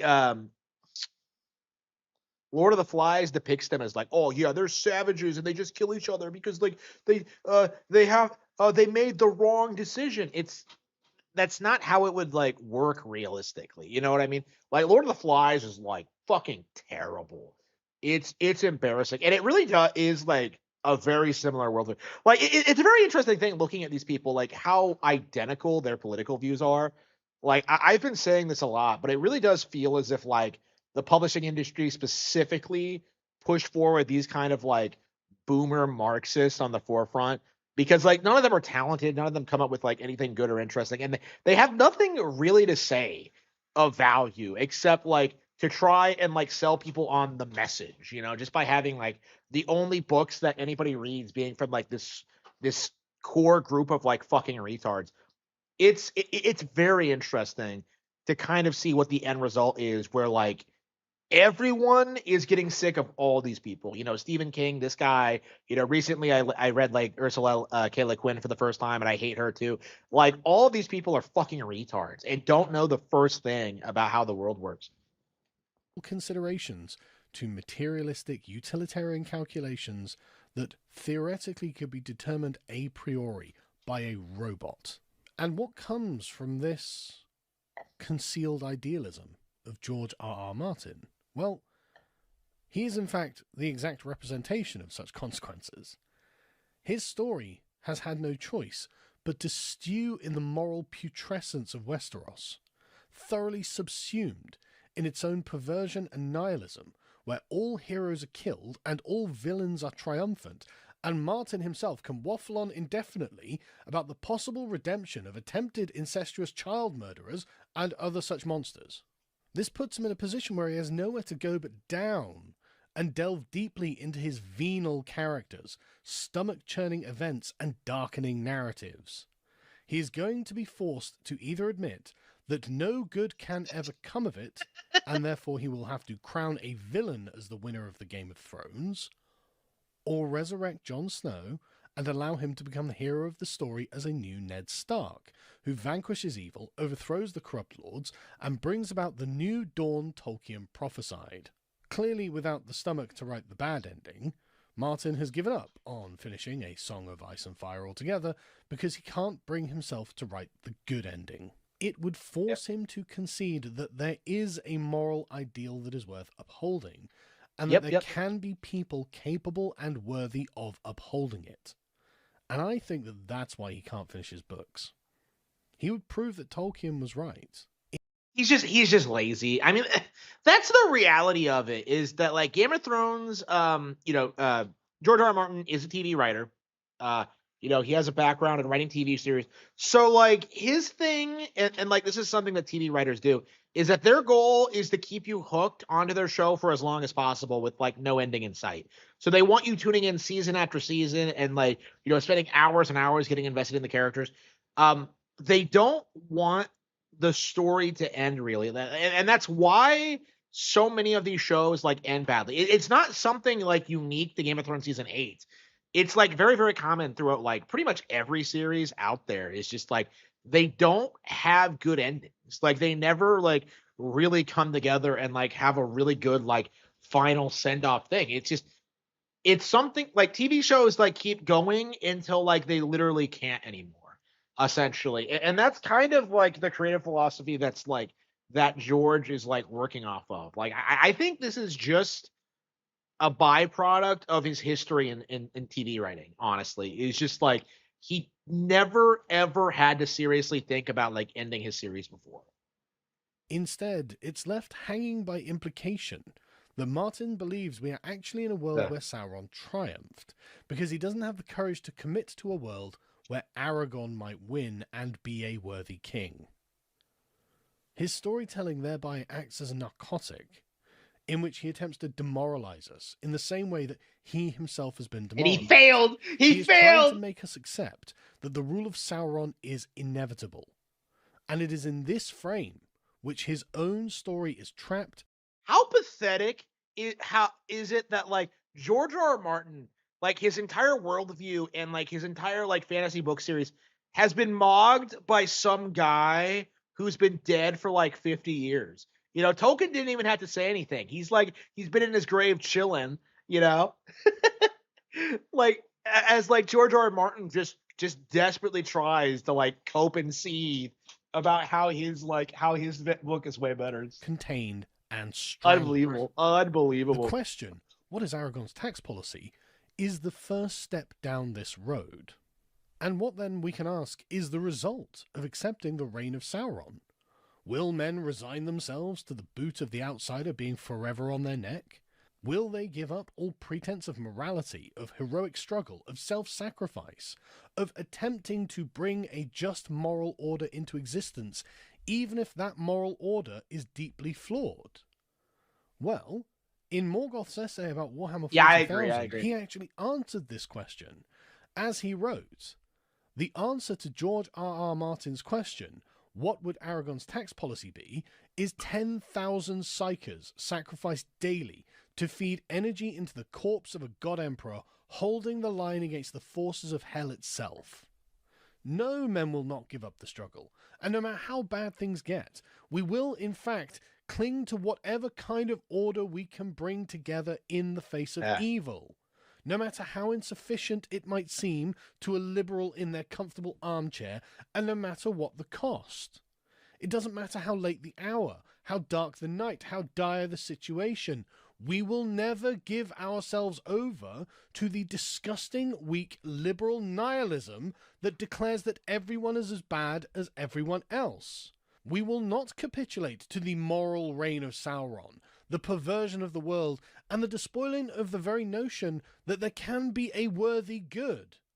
And no sad boomer libtard is going to change that. It is not inevitable that Sauron wins. It is not inevitable that the world slips into vice, and it is not guaranteed that the heroes will fail.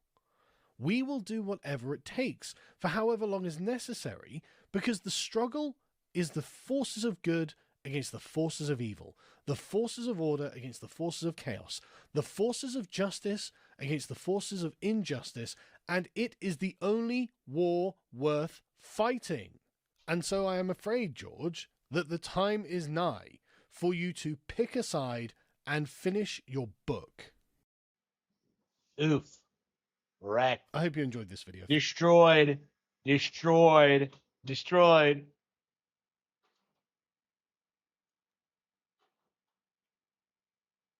Okay. Friends, so there's something that I've been seeing pop up in conversation quite a bit, and I swear it's felt like at least once a week, once every few months, there's a mention of an inevitable update, major update I should say, for Mario Kart World. And I use the word major Wait. that Is this his gameplay? He doesn't. Wow. He doesn't even have like. Wow, he doesn't triple start everything. What a casual. Is what I would classify as a major update. What I'm talking about is along the lines of new tracks and new characters, basically what most people would refer to as DLC. There have been a few updates that you would expect with any major title released in the past 5 or 6 years, and most of those updates have either amounted to something that really should have been included at launch, either because it's a no-brainer inclusion, like being able to track the switches that people were grabbing all over the world map, or adding custom items to the races, something that was in Mario Kart 8 Deluxe but for some reason they didn't launch the new game with. But as far as actual added content goes, we haven't seen new tracks and new characters applied to the game yet. And while I kinda dabbled on this discussion in mid-2025, I thought it would be worth bringing up again. Because people swore that when the game was announced to be $80, it meant that Nintendo was going to be regularly adding new content to this title, so much so that I remember content creators and even just regular commenters online and forums talking about how clearly there was— Like, what's he talking about? The game isn't even a year old yet. Like, we got Mario Kart 8 Deluxe DLC like 10 years after. Like, what is he talking about? Like, what is he talking about? Oh, it's not, they haven't announced DLC yet. It's just, what are you talking about? Like, what a dumbass. All right. Okay, I think this is gonna be the last video, and then we're gonna attention to the world of Lego, so I was not really aware that there were no Lego Pokemon sets. I mean, just like I just kind of assumed. Okay, this is just the Lego thing. Yeah. So my thing with the Lego thing, these are pretty standard prices for Lego, and this is nothing. This is a nothing burger. Okay, so I think that's it. Yeah. People want to blame Nintendo for the Pokemon set prices, when in actuality, it's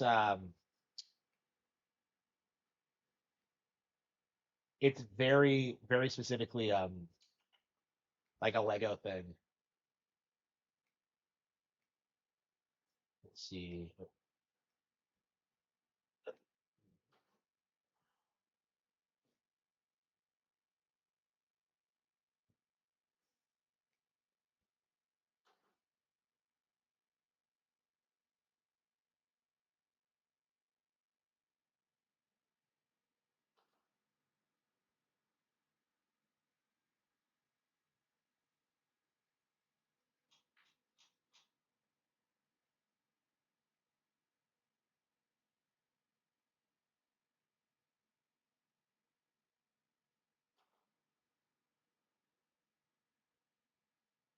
Let's see here.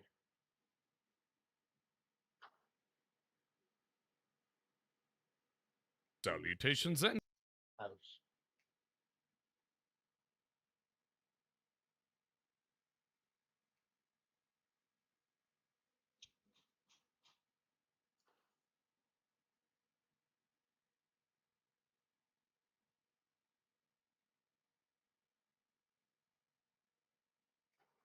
salutations. Okay. Oh, oops. Yeah, it's not watch this. I don't know what to. Yeah, I think I'm ready to play games. Uh,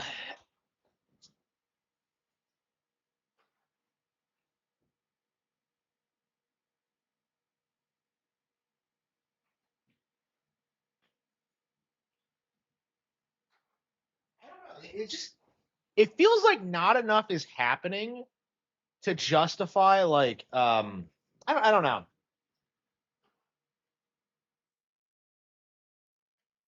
I know, right? Yeah. Oh, is it not plugged in?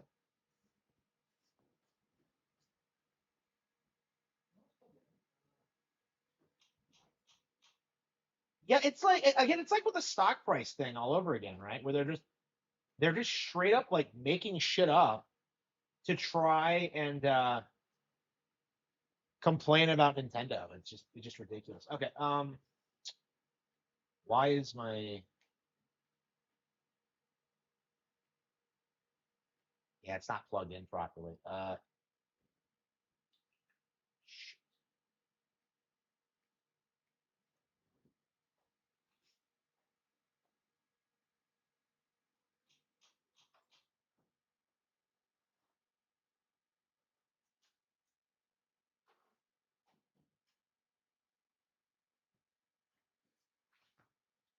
Shut off or what? Hang on.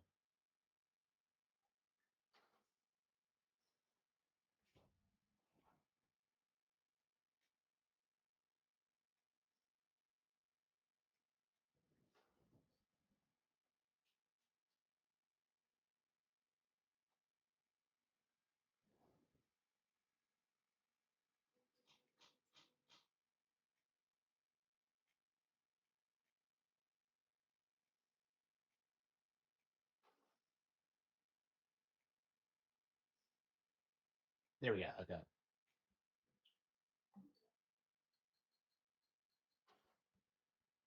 Wait, it's not. Okay, there we go. Activate. There we go. Okay, got it. All right, let's do some gaming stream. Let's see, what do we have downloaded here? Yeah, we played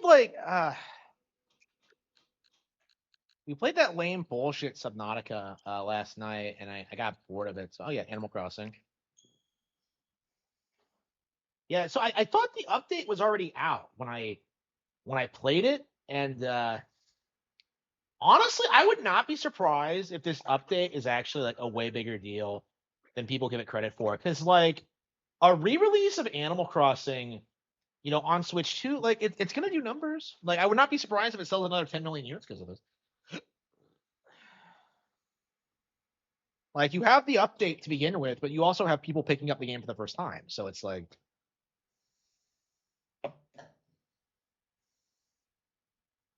yeah, I don't know. Like, yeah,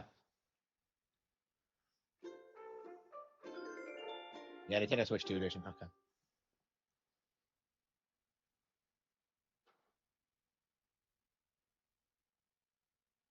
Problematic language or outfits. Is she a fucking HR whore? I guess that's what she is.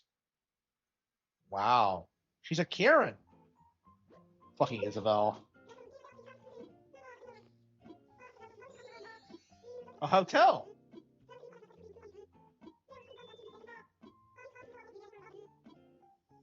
Okay. Yeah, this game is like 6 years old now, and they're like, well, almost 6 years old. Yeah, it'll be 6 years old in March, and they're still putting new things out on it. Wow, that's crazy.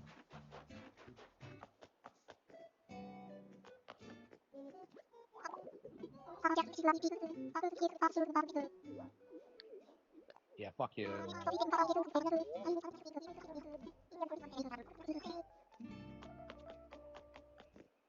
Who's this Gabe Bear? Okay.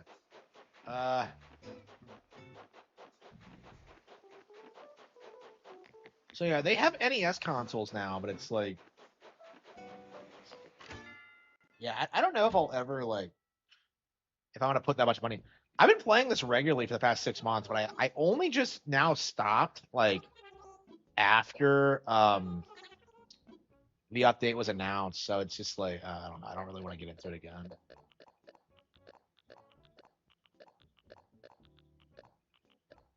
But yeah, I think this is a really good example of how like big releases are coming out all the time. Like this update is like topping the bestsellers charts. It's revitalizing like an old game, and like honestly, like one of the things I see a lot of is like people like just crying about like these kind of things because like um it's just something for them to cry about basically.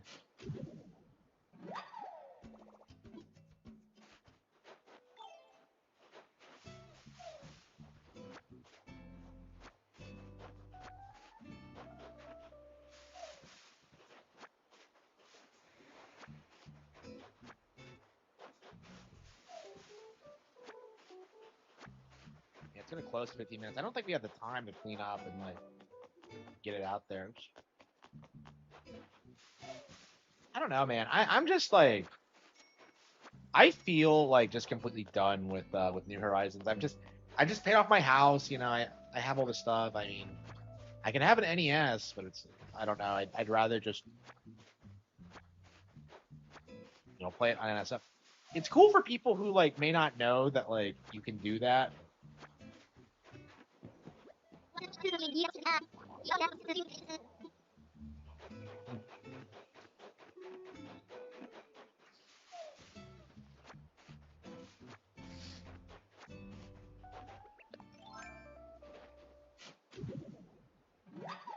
Yeah, we got to build that bridge. Yeah, I think I'm done with this game. I've just put so much time into it over the past like several months, so it's just every time I play it now, it's just like yeah, kind of been here, done that.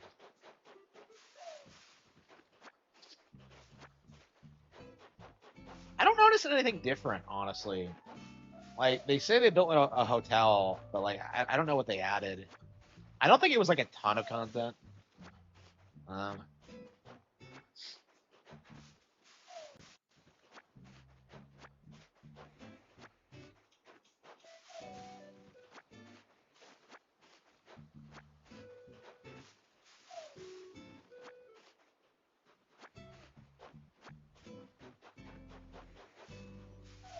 I don't know. Maybe when I play it more, I'll get into it. But like for now, I am ready to just kind of put it on the back burner. I don't know. I just wasn't super keen on like New Horizons to begin with. I much preferred New Leaf. So like, I was unlocking like things in New Leaf up until like New Horizons came out. It was just phenomenal.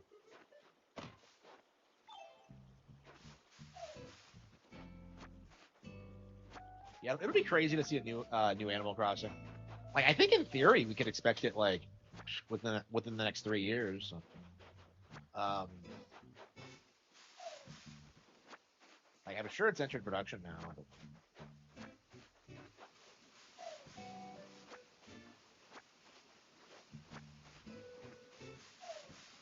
What the?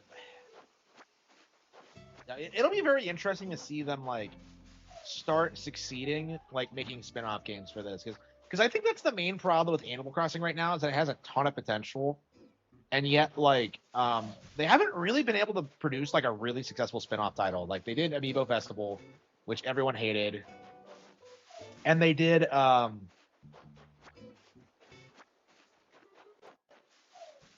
like Happy Home Designer, which like I don't know, I think it was more popular, but it's like I just don't really.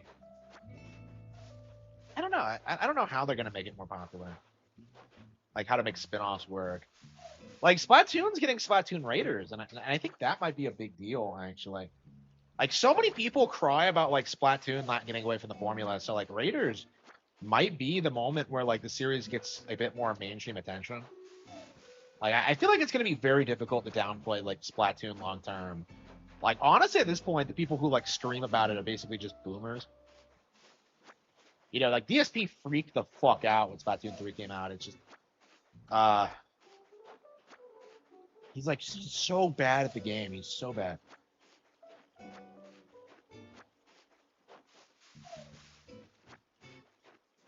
I think it's everything. Yeah, I think we're gonna like just dump all the savings in the bank and then just stop. So I think we're all caught up on. Oh wait, no, wait. Maybe they gave you more. Hang on, let's talk to Tom Nook and see if like they added more house expansions.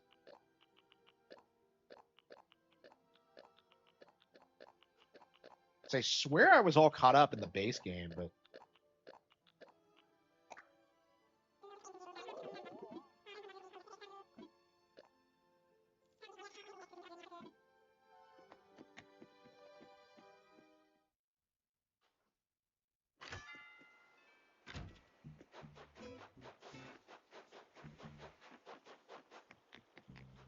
man, how many of these things did I miss?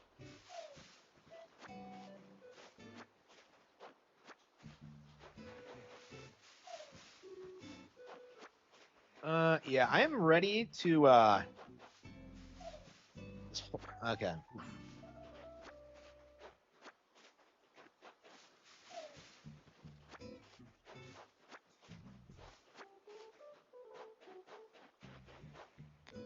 Yeah, I'm ready for that Nintendo Direct. So yeah, the next major game that's coming out is I believe Mario Tennis. So that's gonna be something.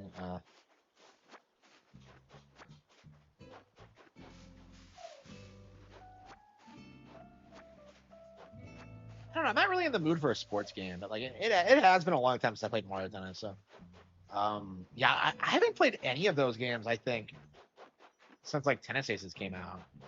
No, I did 64 a while back. So yeah, I mean every time I play a Mario sports game, I want to do like the oldest ones because like I've never played them.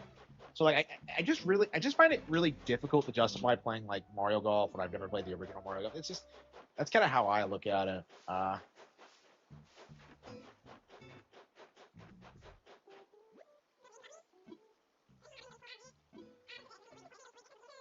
We can pay that off now.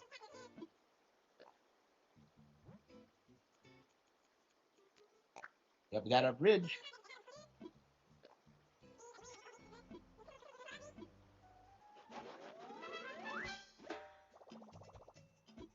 We reach our donation goal.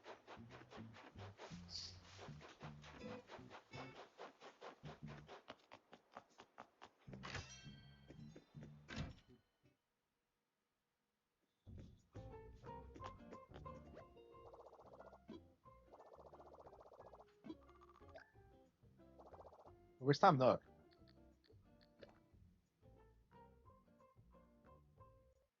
Oh wow, yeah, we're completely out. I didn't realize I was that low. Eh.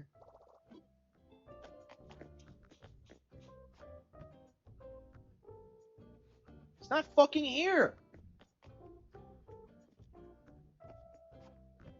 Yeah, he's probably in the hotel or something.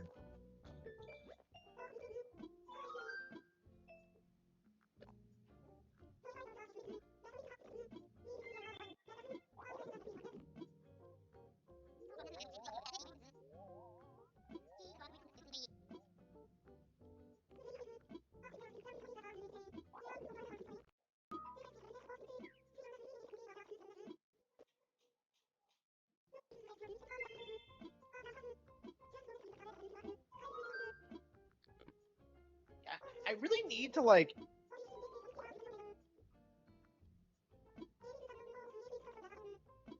the hotel at the pier.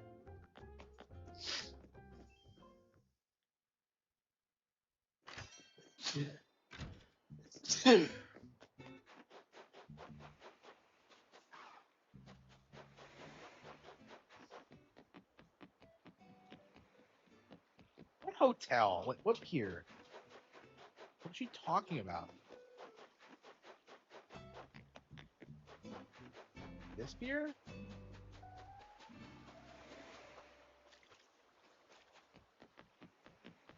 Where did this come from?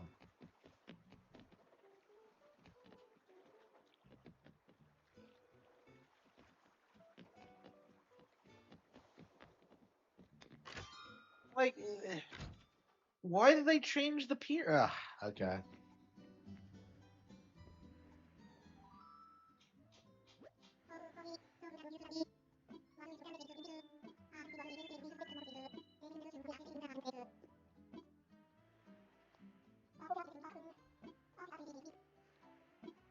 His wife, yeah. Lilani.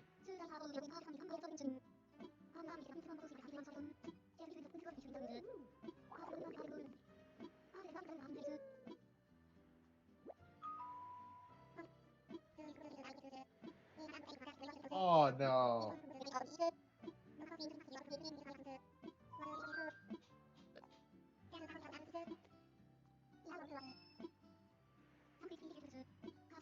Yeah, I'm not doing shit.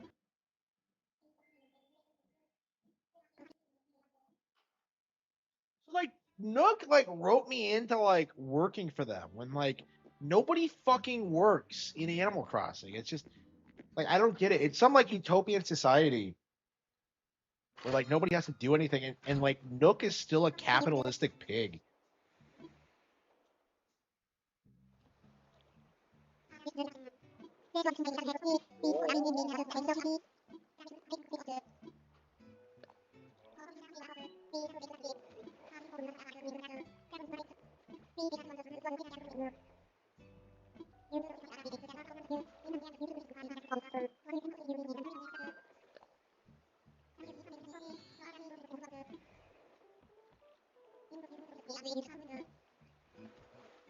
Yeah, I'm not doing any of this.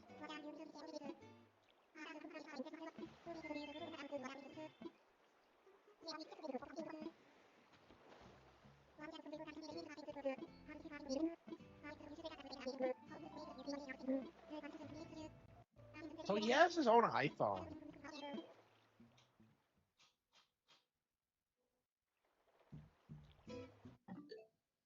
No more videos. Wait, what? They get taken out?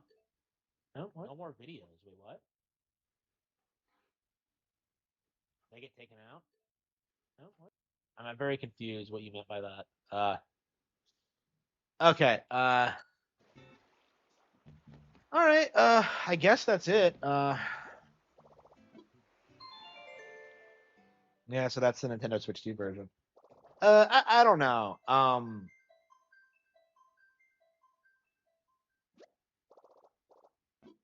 I just wasn't enough into this game to like want an update for it. Really.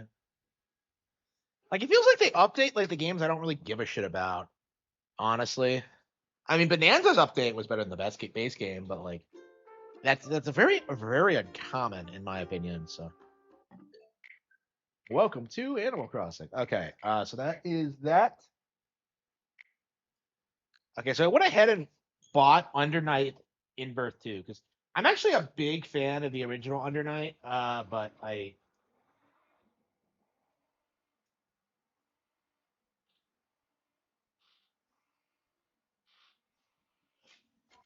never did play this one. I don't know how well it did. I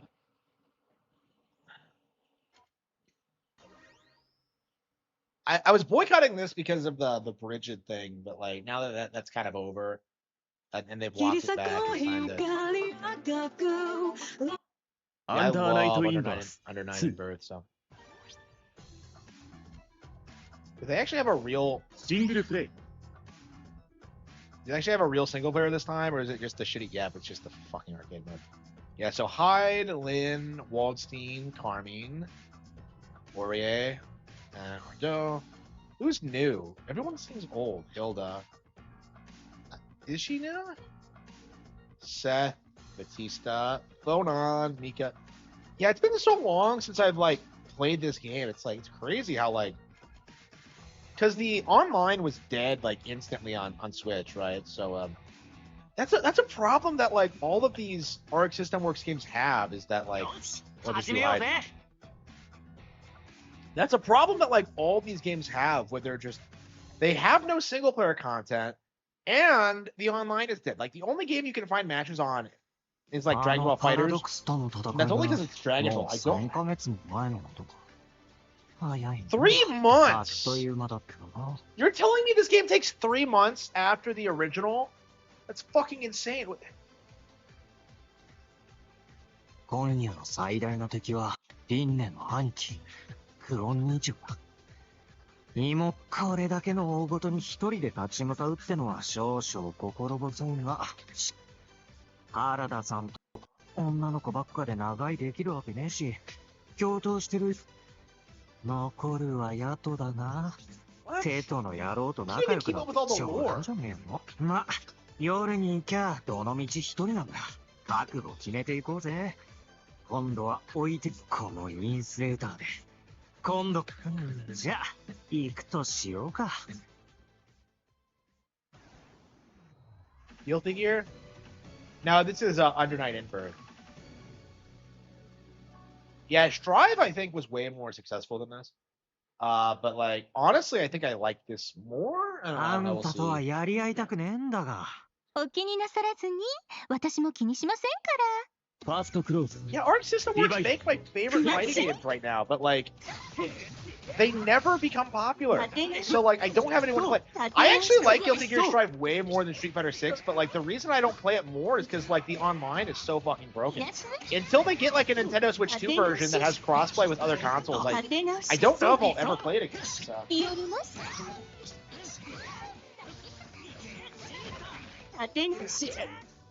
I said like I love the animation and like the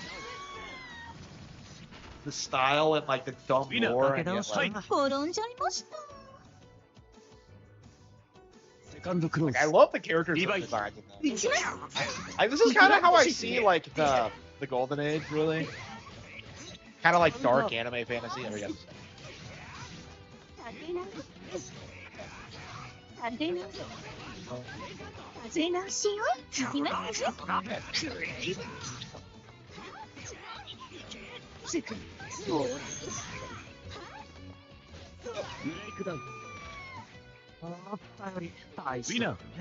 Like, I remember the original looking better, but maybe that's just my imagination. 聞かねえよ、そんなワンプ。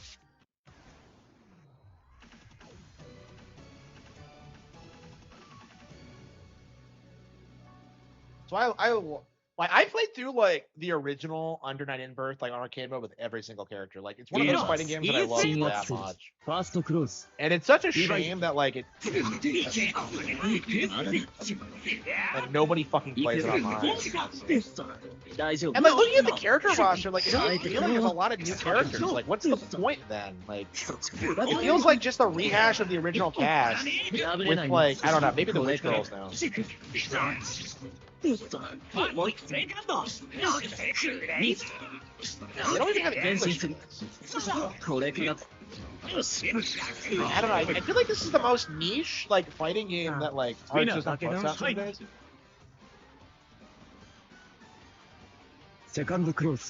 Because like Blaze Blue doesn't get made anymore.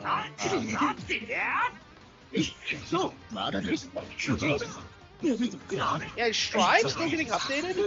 I don't know, maybe I should play it again and see if like if they've done anything on the Switch version. I don't know, I got burned out on Strive. I love Strive, but if nobody like everybody who plays it is like a tryhard. And I haven't been able to get to the point where like I can win at all, so 学習はしねえ。だから成長もし。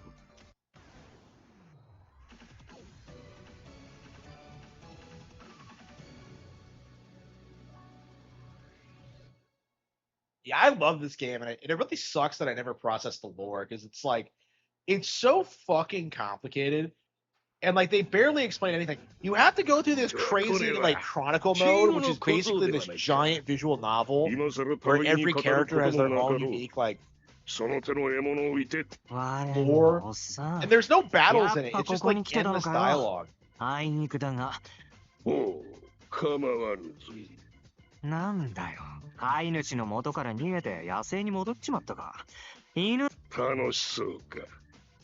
そうだの。この最後たる。あんたの人生、俺の何十倍も長生きしてるんだって。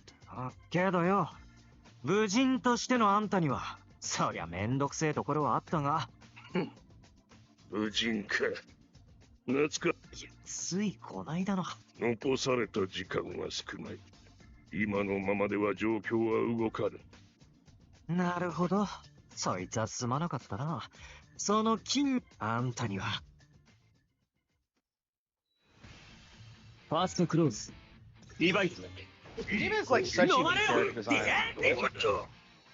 And like that's true for like Arc System works in general, but like this one in particular, I feel like really appeals to me personally, even if they aren't technically as good as like Blaze Blue.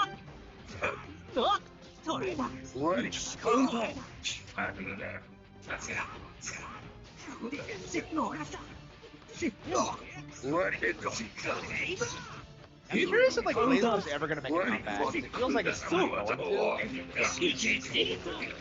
Because like the creator left, right? So it's like ever since I became an Arc System Works fan, it's just like it feels like I just can't get into like the settings and the lore because like it's all bogged down by like years of continuity and just like I don't know, like it's so overly complicated. Like Street Fighter is pretty straightforward, but this is just like you have to understand the fantasy concepts, you have to understand the characters and like the way the world works and like their history together. It's just I don't know, it's just still plays great though.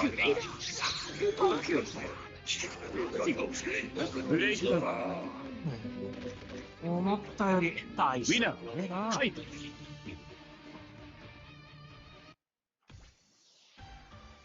学習はしねえ。だから成長もしねえ。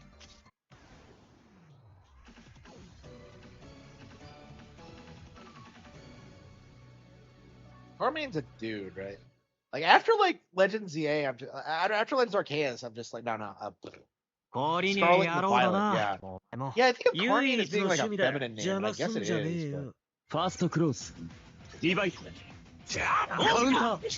I think Guilty Gear is their big thing now. Guilty Gear was really successful. I don't know if they're gonna keep growing from here or not. Because Strive was like very controversial for a lot of reasons. I mean, I personally really like it, but like, yeah, a lot of the lore changes, people aren't happy with.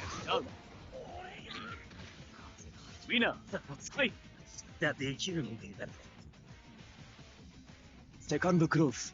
Divide.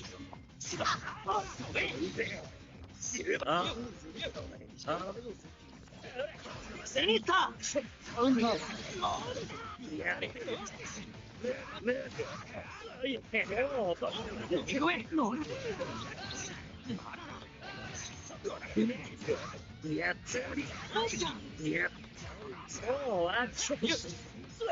feels like a long time since anyone's talked about Strive. I don't even know if they're still updating it or what. Yeah, what has Arc System Works done lately?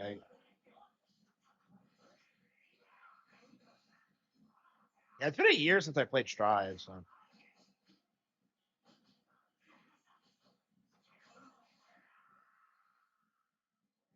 30 years old, so is it over for Persona? 30 years old and they haven't left high school. Wow. 情けねえ話だが、強さってのは強くならないとわからないんだな。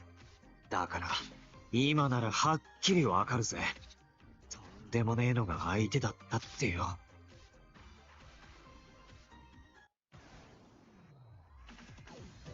Where's my phone?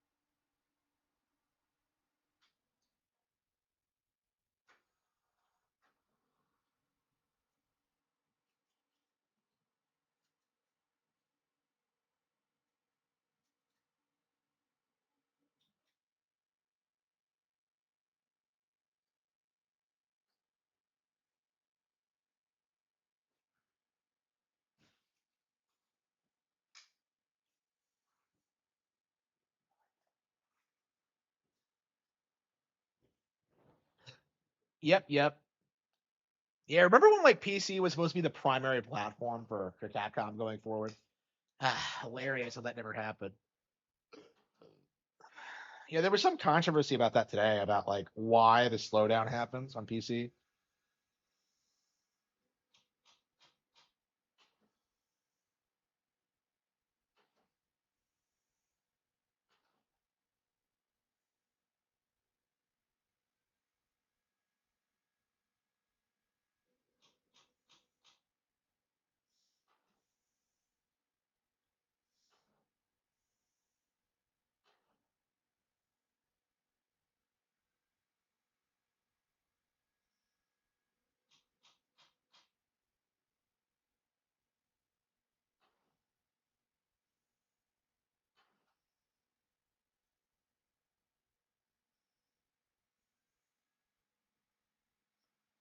Okay. Aurier. Yeah, I love Aurier. Okay. 黙って引いちゃくれねえか。できません。あなたもそうであるように。ファーストクローズ。 Like I just love the way her skirt ruffles and like great. Oh. He looks so cool. Okay.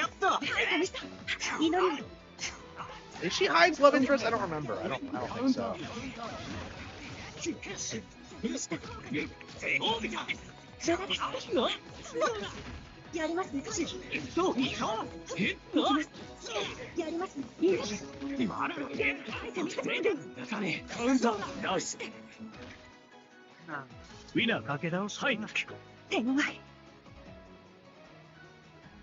Second close. I don't know. I feel like it's not as good as the first. Like, I remember the first like having like really stunning background. Like it just feels like a rehash. I don't know.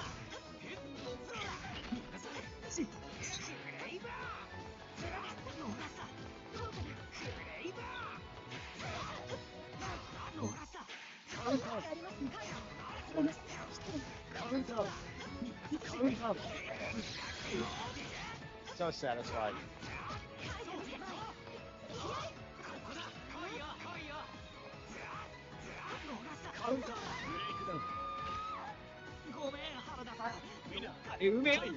Hi. 自分の浮ついた気持ちにようやく気づかされたんだな。本気できな。 How flaky じゃない you've と been? What's he 今日 talking の俺 about? は止められねえ。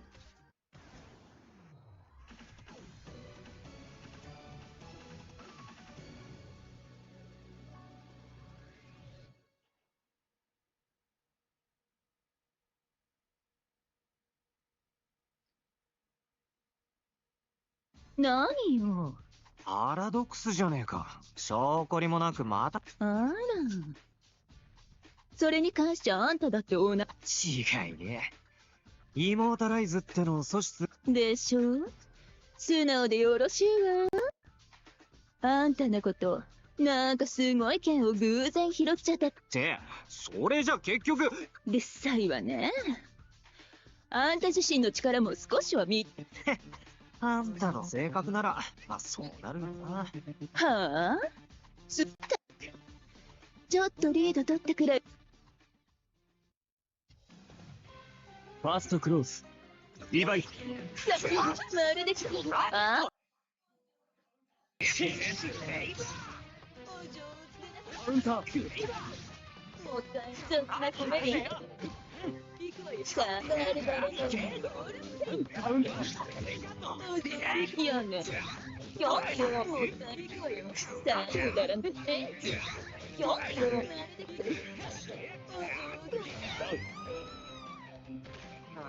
みんな駆け倒し。はい。私に膝をつかせるなんて。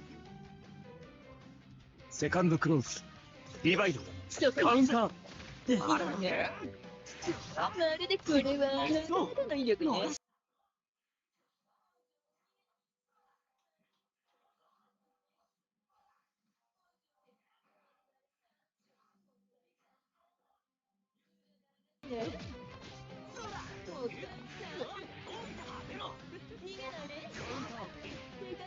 さあ、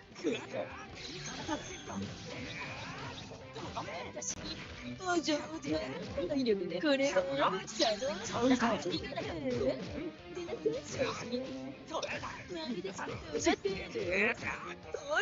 ブレイクダウン。思ったより大事だねな。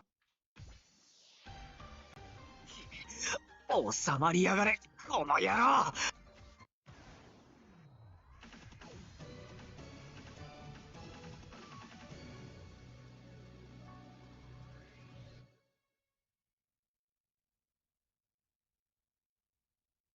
存分に味わわせてもらおう。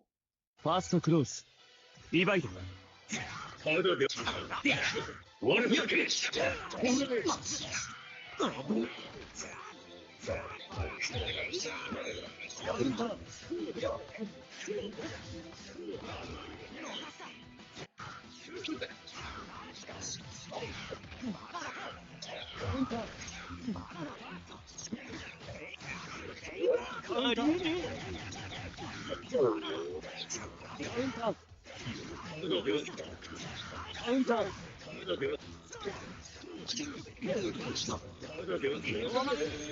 Rubber man.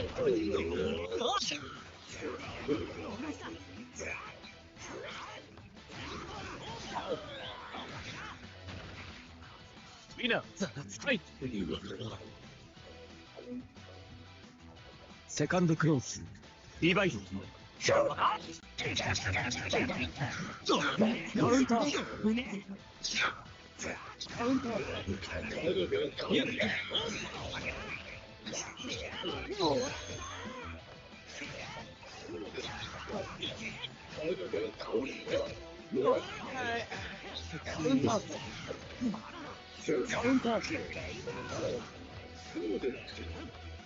I think a lot of people really like felt that Arlo had a good reputation in the community.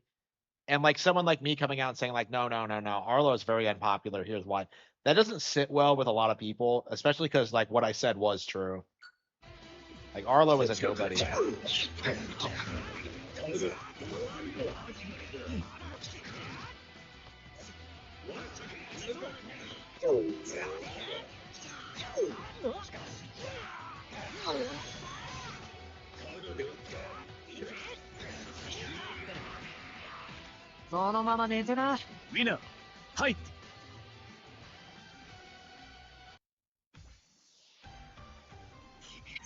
Oh, 収まりやがれ、この野郎。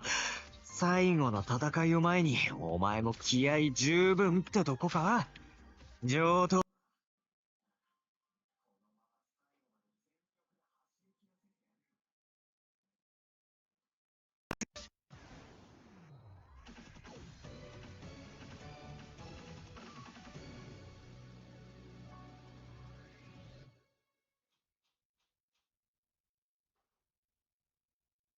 手短に終わらせようか。片付けるまでだ。ファーストクローズ。リバイド。It's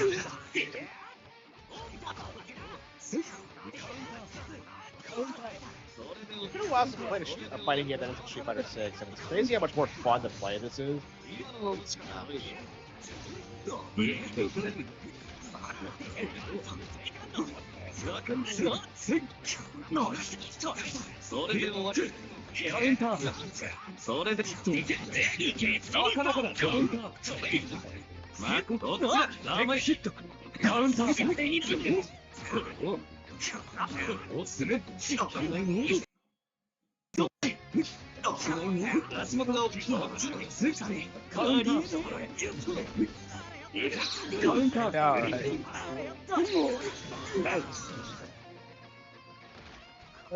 Winner.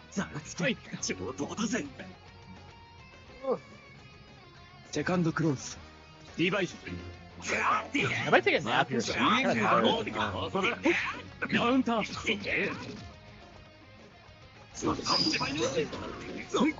Counter.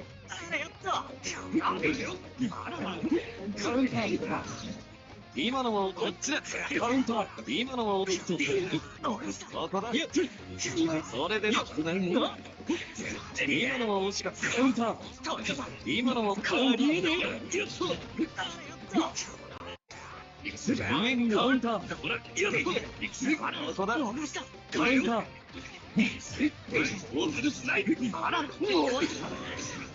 それで今の下になかなか遠いよ。家においおい。それだ。グレートだ。ウィナー。はい。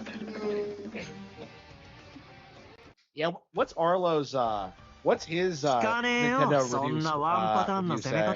How many hours did he put in? I was wondering this when I saw mine. Like, did anybody put more hours into Nintendo consoles than I did this year?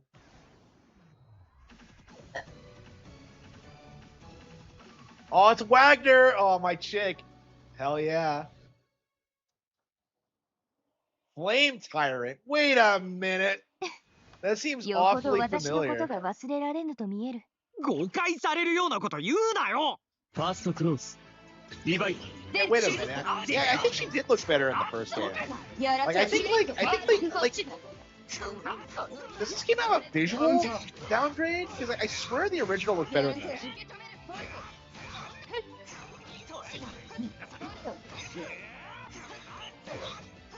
Counter, counter.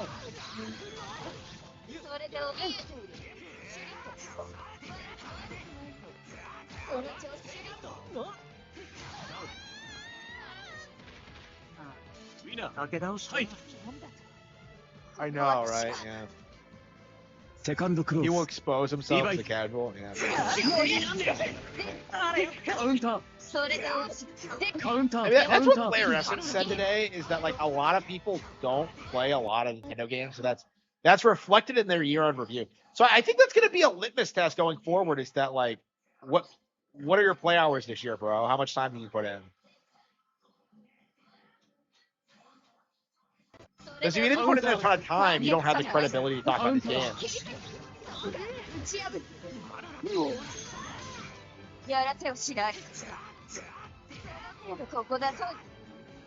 Yeah, this might be a really good way to kind of expose people going forward. It's just like, how much Nintendo did you play this year? I know, right? Yeah, it doesn't happen. It's a very uniquely Nintendo phenomenon. 聞かねえよ、そんなワンパターンな攻め方。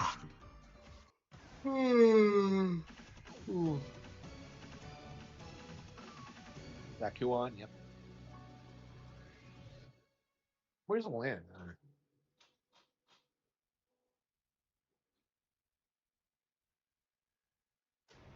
ようやく今夜のゴールにたどり着いたみてえだ。おい、リンネの兄貴の。すまないね。登場のタイミングを見計らっていた。何が初めましてだよ、忘れてねえぞ。あ、僕も今夜は多くのものに狙われ、すでに奪われていたってわけか。チャンスだなんて、随分と甘く見られたものだね。倒せるか倒せないかで考えてた。隠した相手に余裕見せてると。そんじゃ、随分と待たせちまった。ファーストクロ Yeah, ス。 a lot of people are saying リバイ that, ト。カウンター。 It could be a huge disaster, and like you would still see people defending it. Just look at like Code Violet. まっすぐ。やるね。見事止めてみ。攻めてみせきたものだ。 After all that shit, he's just like kind of walking away. 見事前も。今カウンター。見事。カウンター。やめになんねえ。権限と力。見極める。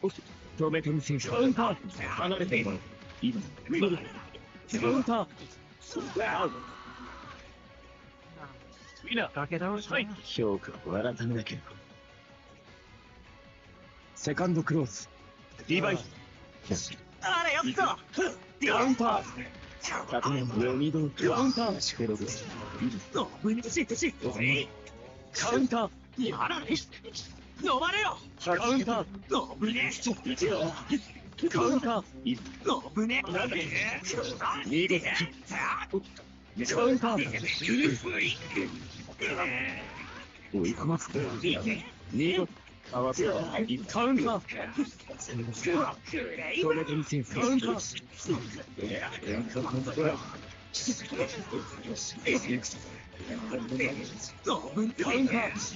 見事。セーフ。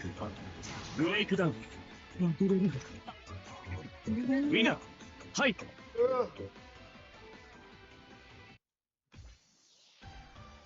学習はしねえ。だから成長もしん。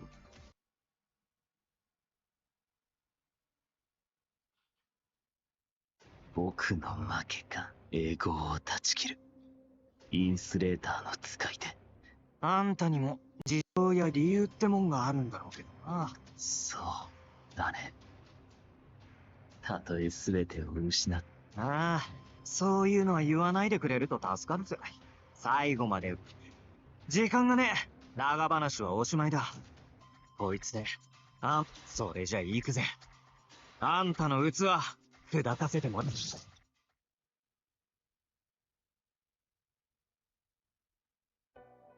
Did I kill him or did he kill me? あの最後の夜から、もう1週間以上の時間が過ぎてる。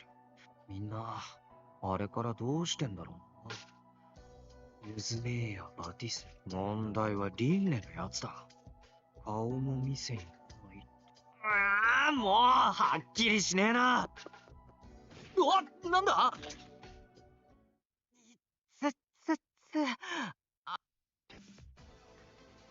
あ。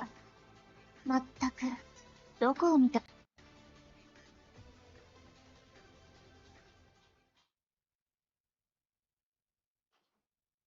So what, did she become a schoolgirl now? I don't get it.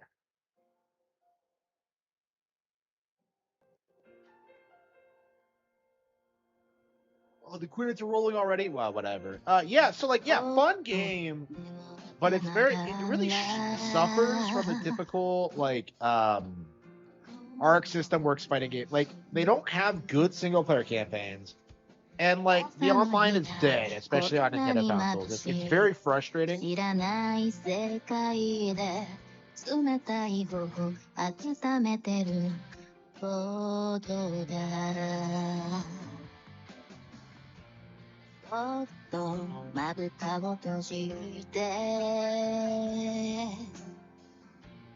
流れてゆく風にここに今生きていても許されるならばまた明日出会えるから闇にもう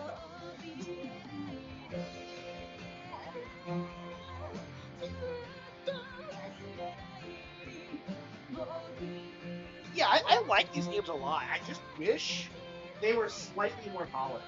They just feel like really low budget fighting games. That's such a shame. When they should be like, you know, on top of the world right now after Fighters. Like, I don't know. Tribe was pretty successful though.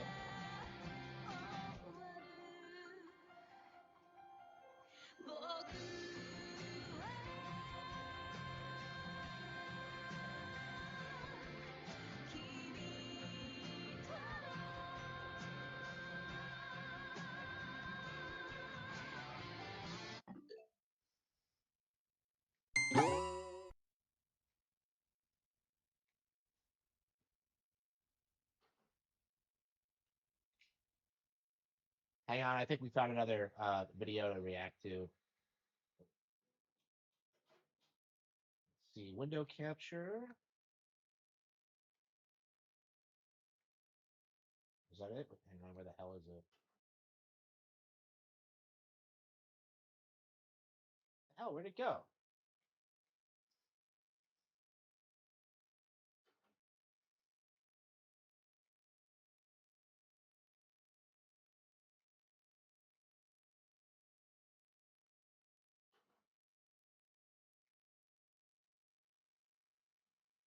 There we go. Okay.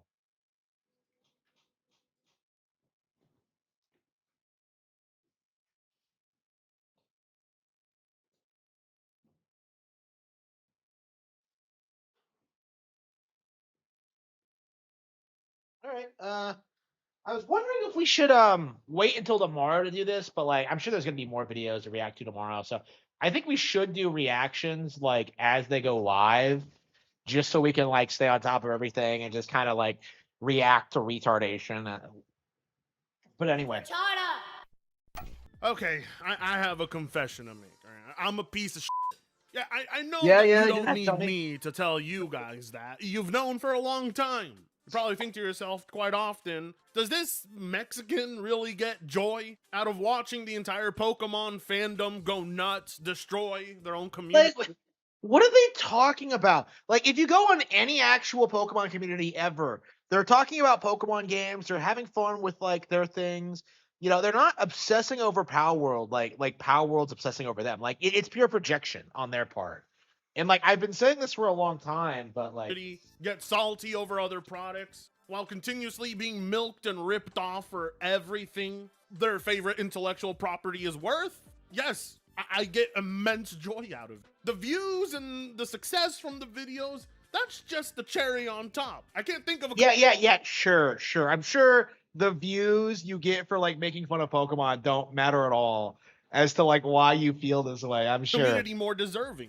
Pokemon YouTubers are not having a good time right now because you can't positively mention Pokemon without getting heaps of comments telling you about how much they hate Game Freak. And I love the results of that. It's fun. This is a fan base that deserves to be continuously made fun of. If you disagree with me on that, name me a better community, because I can't think of an intellectual property. PC gamers, Undertale, like Xbox and PlayStation as a whole, like the steampunks, like the list goes on, you know? Like there's just endless examples. Bigger, because there isn't. It's all designed for kids, and the majority of its fan base is men pushing their 40s who are toxic people. So now is the perfect time for me to quickly tell you a story about how I witnessed just how pathetic this community is. There's a chain of supermarkets called Fred Meyer. You probably heard of them. They're all over Oregon, Washington, I think, they're everywhere. Well, they had a freshly installed Pokemon card dispenser, an official one that has a camera that can detect your face and tell if you've already purchased a card for the day. No offense, but it sounds like some fucking commie gobbledygook. Yeah, because believe it or not, I guess people just love Pokemon so much they like the idea of having this billion-dollar entity freely scan their faces, identify them, just so that it can dispense to them a That's to prevent scalping, I'm sure. Like, it's not an issue. card pack that's never going to pay off any of their debt or make them rich. But in their minds, they think that's going to happen. So Nintendo and the Pokemon Company collecting all I of their don't buy personal information. Pokemon cards. I don't buy Pokemon cards to get rich. What, do you think I'm retarded? No, I buy Pokemon cards because I enjoy them. Information via camera is worth the price. For them, anyway. Well, either way, you can buy the box sets of cards out of this thing.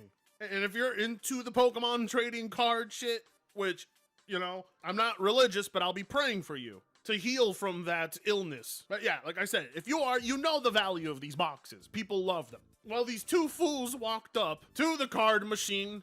You're not really supposed to be loitering around that area. But these losers were loitering around that area because they found a way to trick the card machine, and basically they would just stand slightly to the side of the camera for a few minutes and then go in and buy out the cards. And another man approaching that very same machine with his child to buy cards was told by the other guy, "Hey, we're still in line." To which the other man said, "What line? There are no lines. It's a one-time purchase. You're not supposed to be standing around waiting for the machine to forget who you are already." And the other guy said, "Nah, fuck it," telling his son to go and get the cards anyway. And that alone started an entire screaming match between the two where they were about to throw fists. And then they involved the manager of the store, security came in. It was a big scene, and I was just trying to get a shopping cart. I was looking to go and, buy some. Yeah, typical scalper behavior.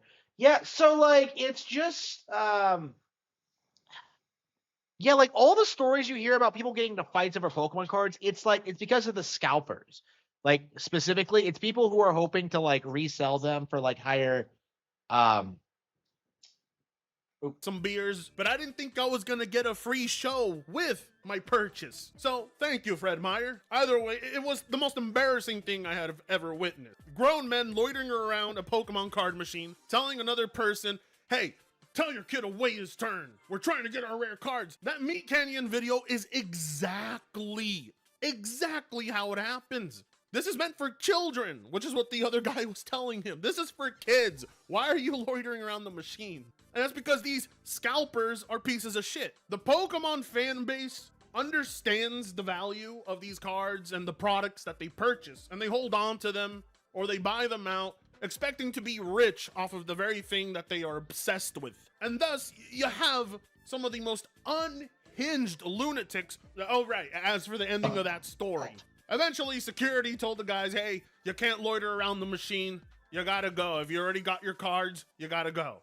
And the two men parted ways. One left with his kid, the other left with his grown-ass friends, and I seriously could not believe how much these two wanted to kill each other over cardboard. I'm pretty sure this might exist in other trading cards, but this is one of many instances that I have seen. The only difference is I witnessed this one. I've seen videos where Pokemon card scalpers lose their fucking minds, but I never actually witnessed it up until that point. I mean, imagine telling another grown-ass adult, "Hey, get your kid away from my Pokemon card machine. It's still my turn." You're only supposed to get one turn, and that machine is always constantly out of stock. All I can tell everybody is don't get your kids into Pokemon cards. Don't let your kids witness something like that. And this, ties into that community. Like, we know exactly what they're like. They're unhinged. They're autistic and mentally stunted. However, when it comes to getting access to their Pokemon, they're somehow total geniuses. You see, those machines are designed to recognize how many purchases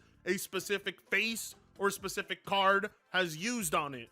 And these guys were basically using multiple different debit cards. What they were basically doing was scalping and getting in the way of a kid who wants to buy some cards. Like, this very same group ruined that card game for everyone. Pokemon trading cards are a real social issue. They're causing some kind of problem in society. I have seen it. You don't have to believe me if you don't want to, but you know it's the truth because you've probably seen it too. Well, these exact same people who are actively ruining the hobby are also the same ones that defend it to the ends of the earth. As you remember, just a few days ago, Palworld finally officially announced their trading card game. To which the internet reacted, finally, a new trading card game that people can actually get into. What are you talking about? He's acting like Yu-Gi-Oh doesn't exist, like that Magic doesn't exist, that like Digimon card game doesn't exist. There's plenty of competitors. Like, what is with this mindset that like Pokemon is like completely uncontested in its niche? Because that is not and never has been true. Like, it's always had competition. Because Pokemon fans have ruined their own trading card game. And on top of that, you know it pisses off Nintendo and TCG. It's never going to be as popular as the official Pokemon trading card game. I know. We know that. The official, is he like low-key acknowledging that it's a knockoff product? You don't have to remind me. That's not the point. The point is there's a trading card game that's about... DOA, I agree. Like, they are fucked. They are not going to have a stable market. But like it is going to be remarkable to see how badly these things bomb. Yeah, to exist. And Pokemon fans treated it like an immediate threat. So I have compiled reactions from social media so we can laugh at it together and have a discussion on the mental state of this group. There's a reason Meat Canyon made his video. If you guys don't understand that that is you yet, I will make sure I make you understand that. Palworld is getting an official trading card game launching on July 30th, 2026. Can anyone reliably name me any of the quote-unquote pals? All this foolishness from people paying for early access rip-off trash! This man! Yeah, so he's like, yeah, we talked about this last night, but like the observations from these people are like completely 100% accurate. Is that like none of the pals have like established their own identity. Like nobody knows the names, nobody knows anything about the characters. Like it's just the Pokemon knockoff, essentially. Access rip-off trash! This man! They are so mad! They hate Palworld's existence! Oh my god, this is great. It's so funny because this exact same group is always accusing the Palworld community of never shutting up about Pokemon. Yeah, you don't. The minute a Palworld trading card game gets announced, they can't shut up about complaining about Palworld. And it's funny that this guy says that. Can anybody actually name these pals? Yes, of course they can. Adrian, Flamvel, Tansy, Brislow, Depresso, Godfin, Lysandra, Reptiro, Blazma, Dudma, Astrodon, Menstein, Cineram, Relaxosaurus, Unival, Catris. Gotta sue 'em all, gotta sue 'em all. Gotta sue 'em all, gotta sue 'em all. I made an entire rap dedicated to naming off a bunch of pals. It was a parody of the Pokemon rap, granted, but if you want to see that music video, it's a little hard to find on my channel because, you know, I upload a lot. So for that very reason, I have Fratanga Gems, a brand new channel dedicated to all of my beats and music making endeavors. People making and I will be shitty, posting the Pokemon parody rap right there, including some other tracks I've made. So go subscribe to that channel. Also, subscribe to this channel, Fratanga TV, where I'll be talking about things outside of He even calls himself Griff Tanga. What a retard. Video games. I could be talking about anything from Warhammer 40k to hardware and tech. Anyway, your sourpuss. I just don't know Pokemon $30 DLC. That's some of the lowest quality content Game Freak has ever purchased. Trying to sell you $650 Lego sets. It's absurd. They want to call this game a scam, but Pokemon Legends ZA was legitimately a scam of a game. They cut out special evolutions. They cut out. Yeah, none of that's true. Like it's just dumb. I really wonder like how long these people can keep doing this. Like, oh, they cut out content. Oh, they have DLC. That's terrible, isn't it? You know, while they hype up like like a fucking Palworld DLC. It's a Palworld TCG. It's disgusting. Okay.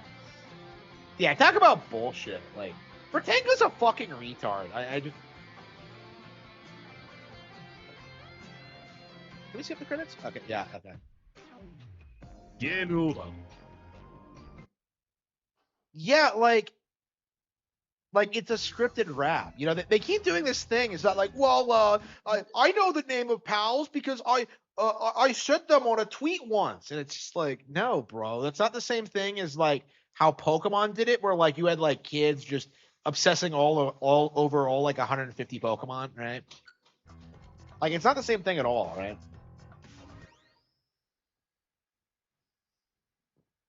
Oh shit! Did I restart? Fuck. Hang on.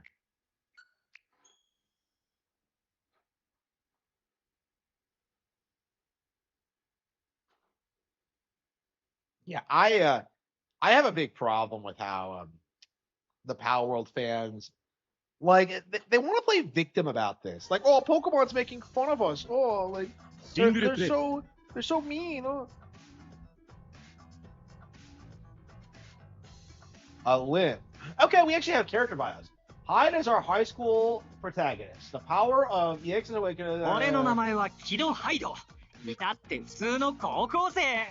だったら、こんな夜にほっつき歩いてるわけね。Lynn is our heroine, a young girl of indeterminate age. Yeah, he's よう actually や way く older こ than の she. 時が来た。正真正銘最後の夜が来る。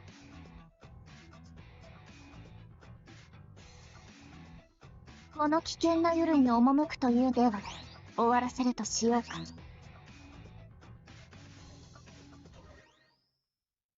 Yeah, I do not know the lore for this. 今日これから最後となる夜が始まる。輪廻終わりなどと綺麗に言う。このままでは十中八九。そしてハイド、私を助けるか。ありがたい話だが、こうならぬよう人とは深く関わらぬよう生きてきたんだが、セト。そして今まで私を救おうとして私はこの終わりなき輪を自らの手で断ちに、今宵の私の運命は。The Power World fan cries out in pain as he strikes you. That is a good point. Yeah. Speed Star. ラッキーなのが現れたの。Yeah, I swear the game looked more elaborate with the first one. This looks way lower budget. 風よ、よけろ。切り上げる。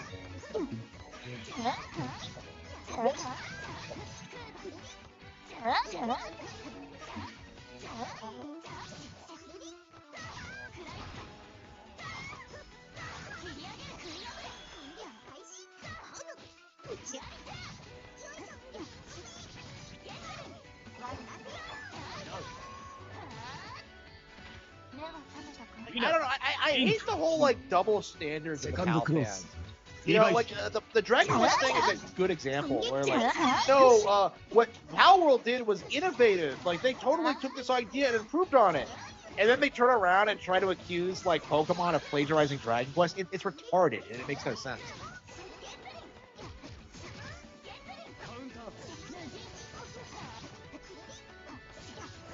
Like every character in this game feels completely different, and yet like they're all so much fun to play. Like there are very few characters in the original that I don't like. So Lynn is the main lead. ああ、人違いではない。私がや。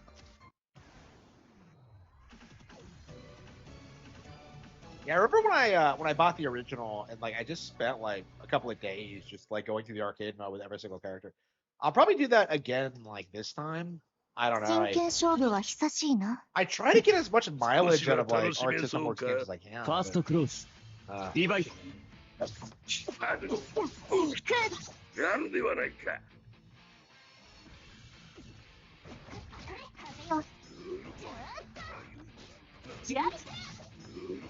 すが。ジャス。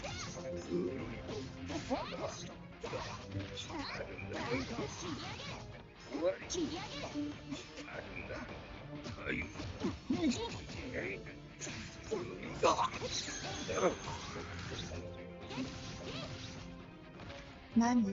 期待することはない。なかなかやる。セカンドクローズ。リバイス。カウンター。すねが甘い。風よ、風よ。風よ、風。ごめん。カウンター。よっ。ごめん。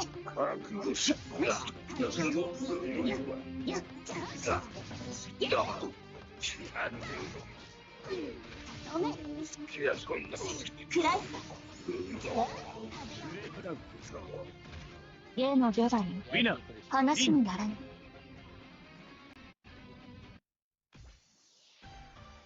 衰えたな、剛腕の巨人。互いに長く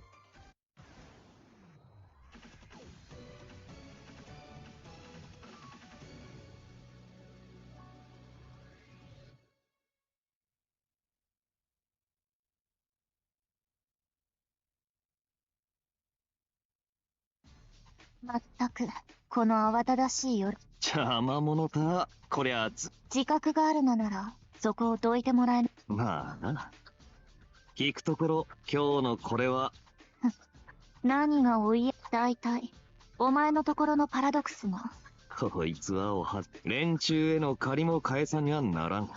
お前さん方に至っては、長きにわたり紡いできた物語が本物であるなら。わかった。ああ。先に礼を言っておく。First close. Device. I don't know. I would. わかりやすいヒット。おっと、こっちです。カウンター。認め。やっ、やっ。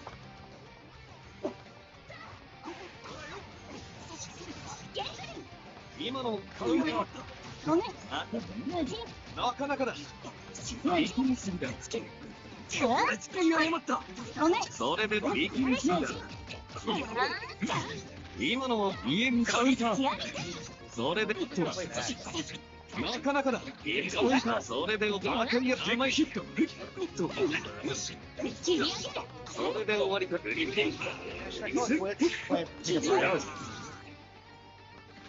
目は覚めたか？ウィナー、リンチ。音だぜ。セカンドクローズ。リバイス。カウンター。ほら、やったなかなかやる。まくして。Blackheart called it out. He comes off like a bitch to me. I don't know about like the ins and outs of like the PC community and like how what their dynamics are. That doesn't surprise me. I mean, like a lot of these guys don't play a lot of games, and I imagine like those who do kind of like don't like the gripping nature of it.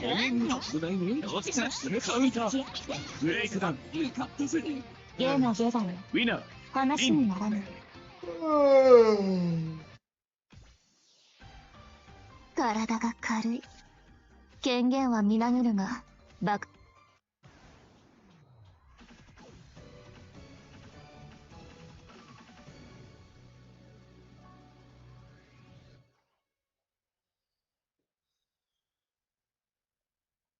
素敵なお嬢さん、お名前を伺ってもよろしいでしょうか。ファーストクローズ。リバイス。カウンター。リバイス。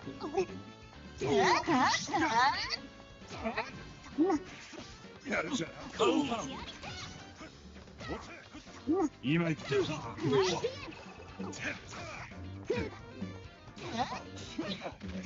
やるじゃん。当たんないな。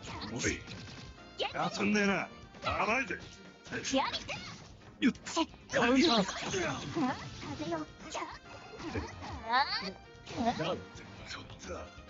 目は覚めたか？ウィナー、リン。あなた強いな。セカンドクローズ。リバイス。今行くぜ。カウンター。カウンター。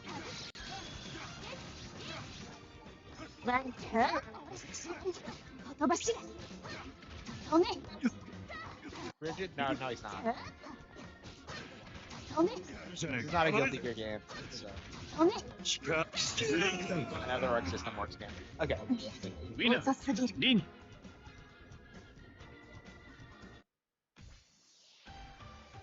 すまないが、こちらには遊んでいる時間はもうないんでな。これでも必死なのさ。年がいもなく。 Nintendo Switch 2 has dominated the Japanese sales charts. Let's see, Mario Kart World.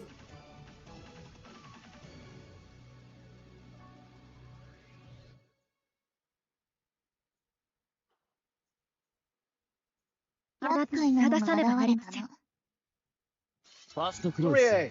Divide. I like Ori a lot more than Lynn. Like, I always saw her as the female lead. I'm kind of surprised that she's not. Yeah, I like Wagner more than her. I don't understand why Lynn is the protagonist. Well, that Duke's not, I suppose.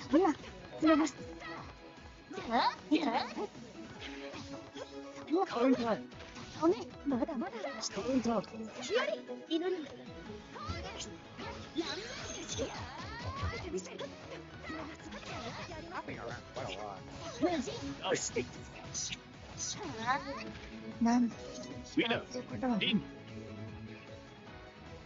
Second close. Divide. Counter. Counter. Counter. Counter. Counter.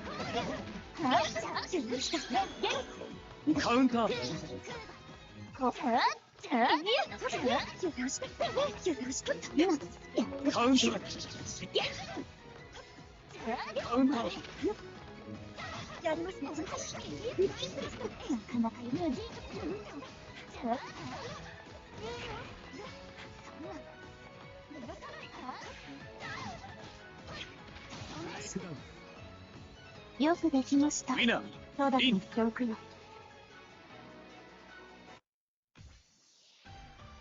お前たちに頼むのも尺なのだが、今はそうも言っていられない。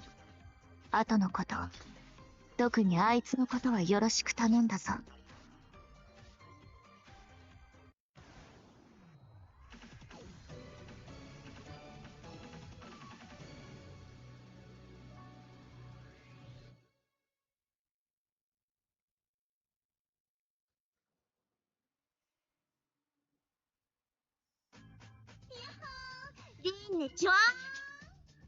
蒼月のまいやーね、もうこの子はこんなの偶然ね。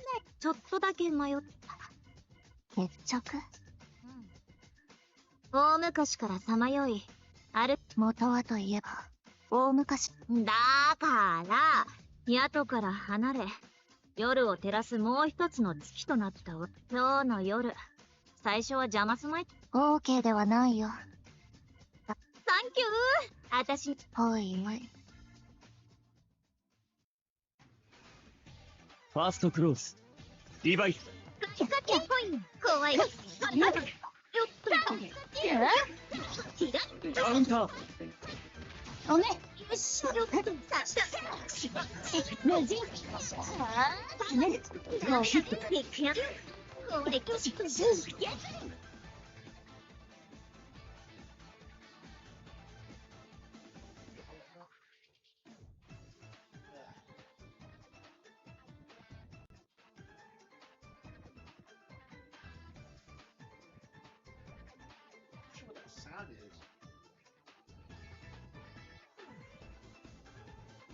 Seems fine, but I'm still waiting for people to make videos on Nintendo stock going up. Yeah, I mean they didn't make them when the stock hit the all-time high point. I don't know. I mean I'll be talking about this for years, because for a long time, because it's a really good example of just how delusional the Nintendo hate community actually is. I am not letting this go. Like everyone's gonna get like shit from me for this. You know, Yusihara's cute. Okay,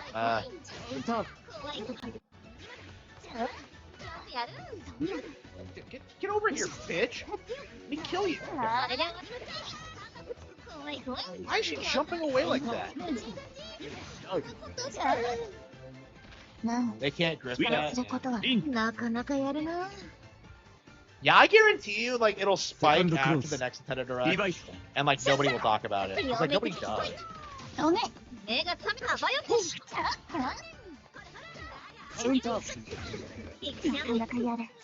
gonna hold on to my stock. I think I'm just gonna keep investing in them until like until I can make like a living wage off of it.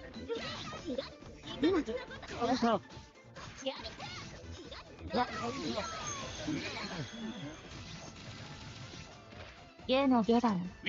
話にならぬ。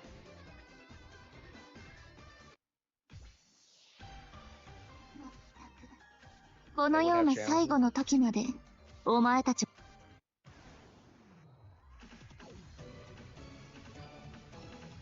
The Nintendo Switch 2 had confusing packaging. Was that an RGT85 cope? Yeah. Like you see just like so much stupid bullshit like that. It's just unbelievable. あいつも倒す。この私が。できやしないさ。今のお前にはな。ファーストクローズ。リバイス。これは。やめ。あお嬢さん、やめよ。嘘でけなだ。それはまあ、や加減でか。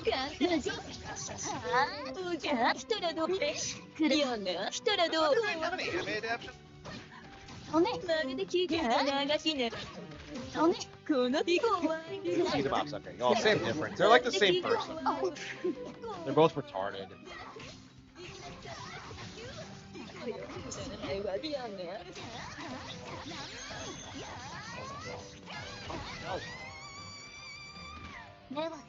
Winner, Lin. Yeah, beat 'em ups is like one of the worst people in the sphere. Like I hate it more than like Nintendo. Honestly. Like Nintendo has a sense of humor about like guns, right? But like someone like beat 'em ups is like completely serious. It's like, yeah, I can't take you seriously when you're like that. Oh, here we go.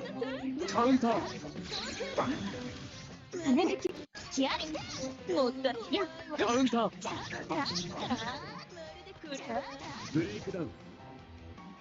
ゲのゲだよ。話にならん。 Lena? Is that the name? I thought it was Lynn, but it's Lena. 平和な現代を生きる者にはわからないのだろうな。視線を伝わる殺気。はい。 Double Dragon? No, I don't think so. I don't think he plays anything. Oh, he calls himself Beat 'em Up, so maybe he did. Yeah, maybe he's a huge fan of the genre. Oh, that'd be crazy if I'm better at beat 'em ups and than beat 'em ups because I'm not a fan of the beat 'em up genre. I haven't finished a ton of them. It looks like Ichigo from Bleach. Okay. It's a very Bleachish setting, isn't it?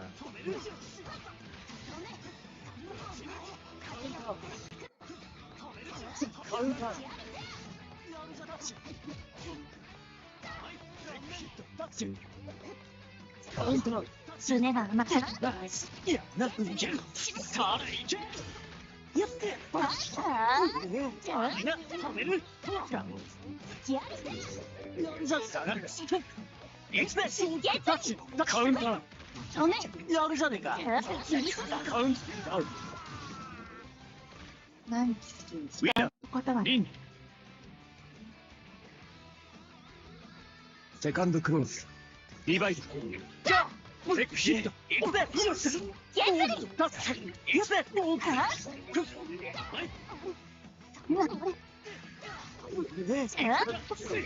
Kick? Her grab is a little like awkward looking kick.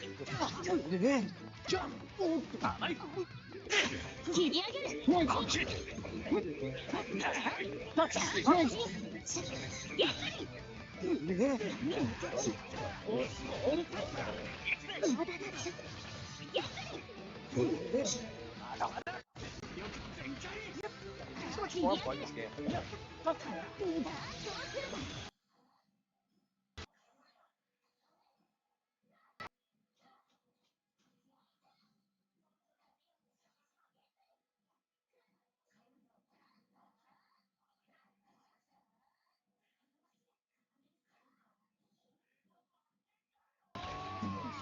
put your Bridget for 100. He's a pretty popular 命だけは置いて character, いこう。 honestly. 残りの人生、悔いなきを生きることだ。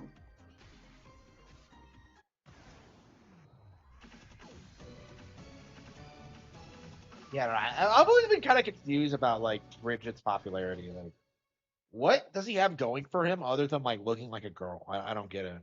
Like, other than being like the video game trap, like what is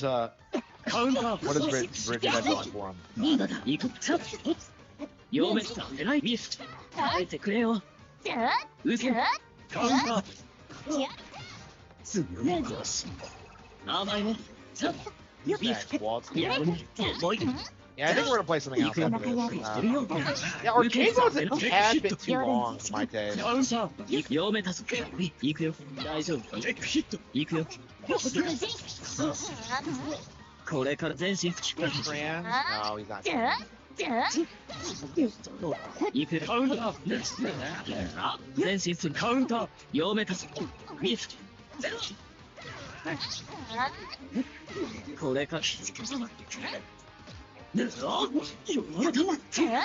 ウンターベストメミスミスまだだこれから何悲観することはない冷静になれロンドレ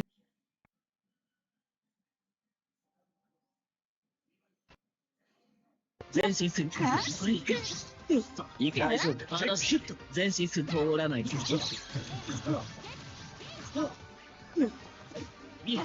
さあいくカウンターしてるよ船がうまい全身これから嫁たち大丈夫カウンターすぐカウンターよしこれから行くよ嫁たち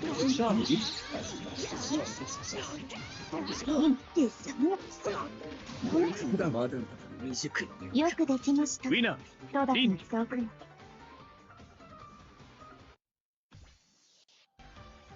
すまないが、こちらには遊んでいる時間はもうないんでな。これでも必死なのさ。年がいもなく。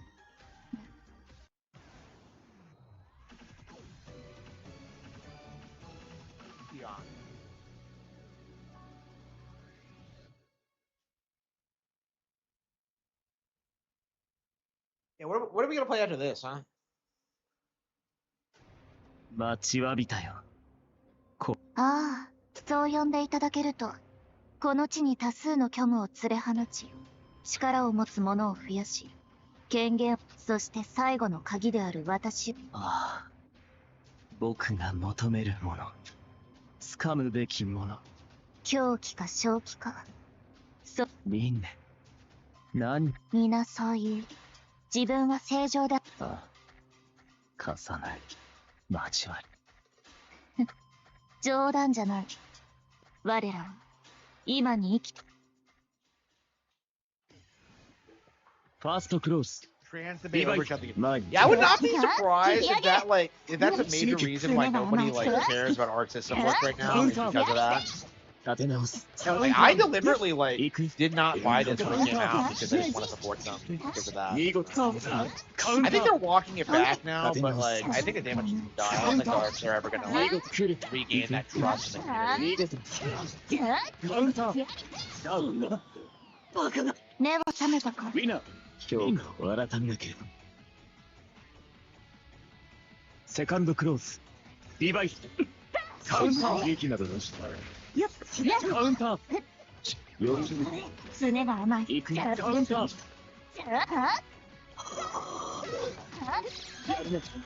行くおね最後マイクマットカウンター勝ちけと鎌倉やれ。止めてみせカウンターおね無人カウンター勝負のやり常が見事カウンターカウンター見事タッチダウンまだ諦めてはいないんだウィナークオンファイナルクローズディバイドイフクルコ Yeah, I'm not a fan of Lynn as a character. 見事胸が重い。 Design isn't interesting, and she's not terribly interesting. I don't know. I don't get it. I like Warrior way better. Wagner's way better. まだ倒れ I る don't わけよ。 understand why Lene is like. カウンター無人突きカウンター見事に切った正面よくヒルズカウンター見事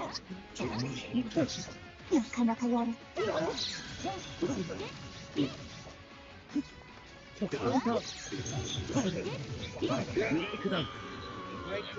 Breakdown from 楽しめた。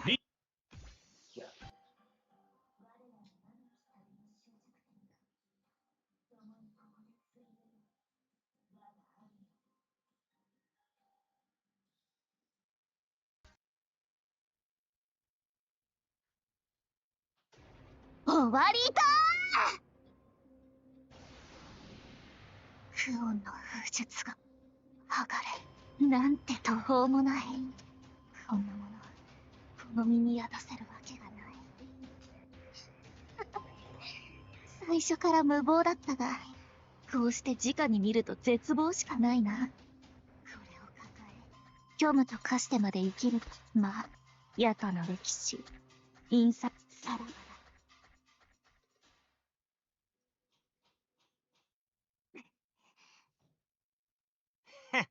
バカ言ってああ行くのならせめて我らはいだそれに我が風滅の力そして弱々しくもあてめ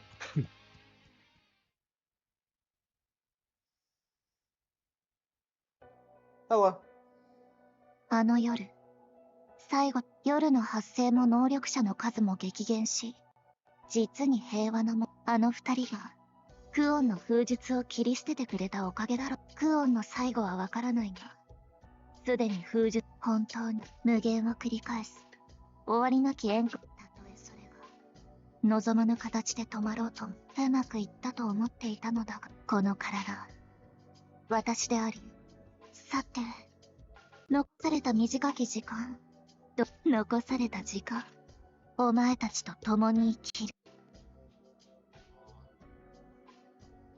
これは、お前たちが流らえさせてくれた命。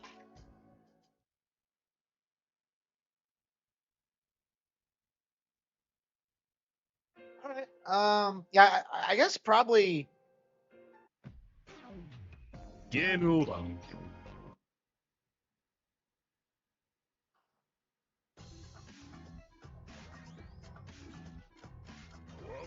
王様の錆となるシングルプレイ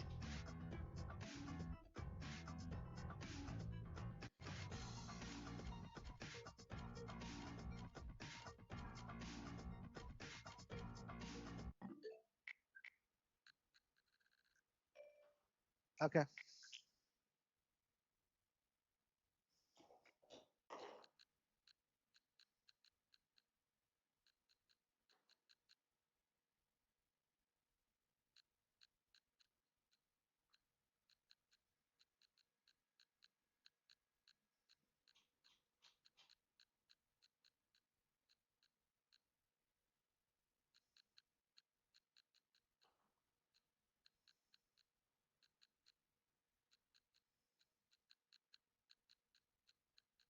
What should we play? What should we play?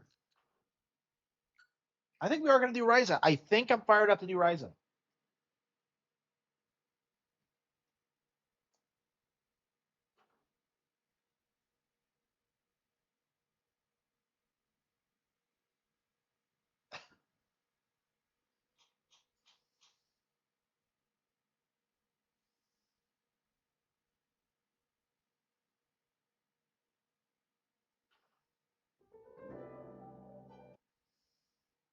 Yeah, they are. They're great games. Yeah. ライザのアトリエ。床屋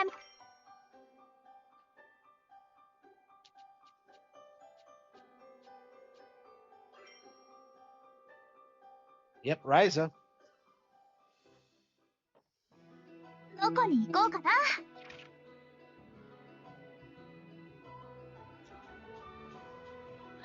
どこに行くんだい？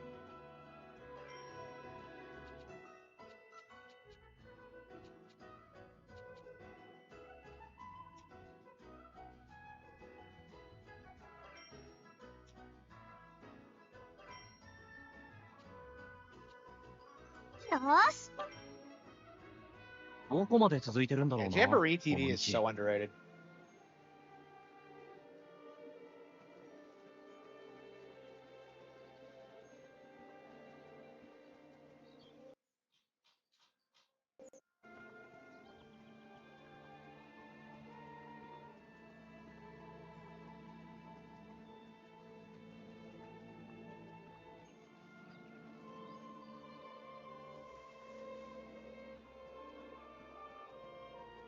Yeah, I like them too. I just haven't been able to beat any of them. Yeah, I've been filtered by them a lot, so.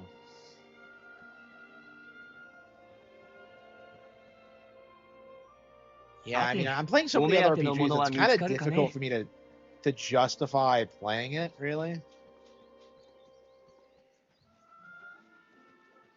I agree. Yeah, Jamboree is so underrated. Like, I would say Jamboree is actually one of the best games on the console, honestly. It's so good.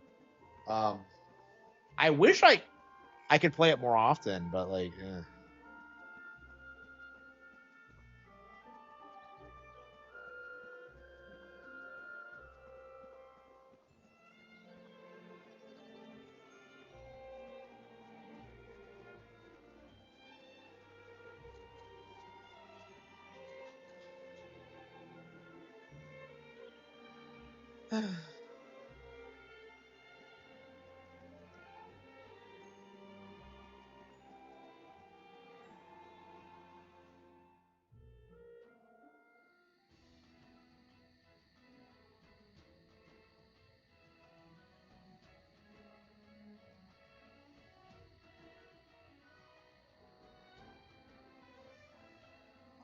遺跡変わった。何かの祭壇の。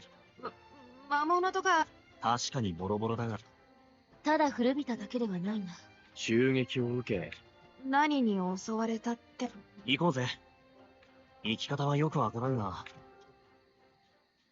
こうしてみんなと外に出るの楽しいわ。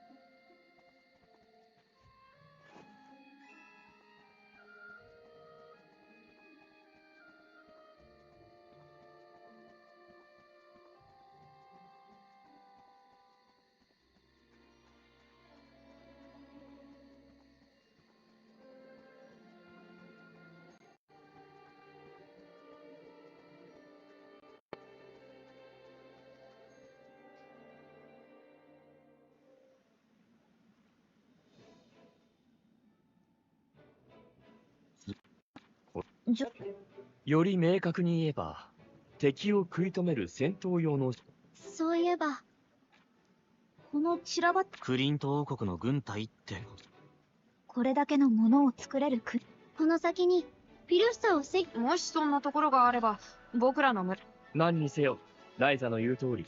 あんまりいいものじゃない気がする。こんな断崖だ。落石があるかもしれん。気をつけて進め。じゃあよーいしょ。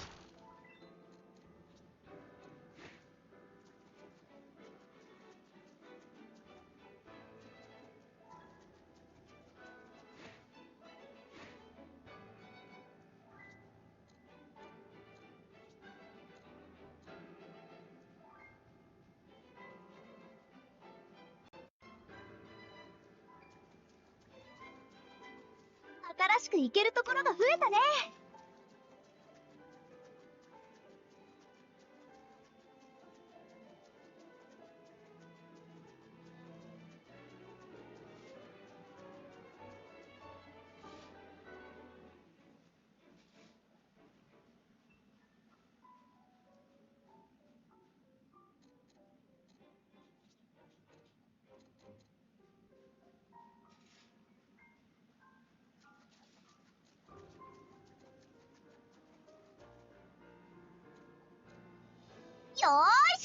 燃料といってもすぐ燃えるものとそうでないものが Yeah, ある。 they're いずれ showing にし like ても old fat 注意は必 Pikachu. 要 Like だがな。 we're getting NSO this year for sure of Gen 1. Yeah. そういや It's 島に definitely はあ happening. まり宝石ってないよね。全くないわけじゃないけどさ。 Yeah, we're gonna have to like. Yeah, when that happens, we're gonna have to go through like Gen 1 and catch all 宝 150. 石っていろいろあるな。 I don't know if we'll be able to 見 get た目 Mew も or 似てる not. し、 I'm sure 少 someone し will ず get it つ in the 覚 game えていか somehow. なきゃ。 You actually can get Mew legit in Gen 1, so 宝石っ I て mean 金属の legit, you have 元 to だよ glitch ね it,。but it is possible. やっぱり普通の石より重いのね。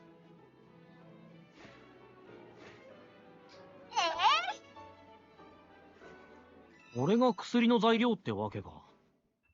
俺もこの辺は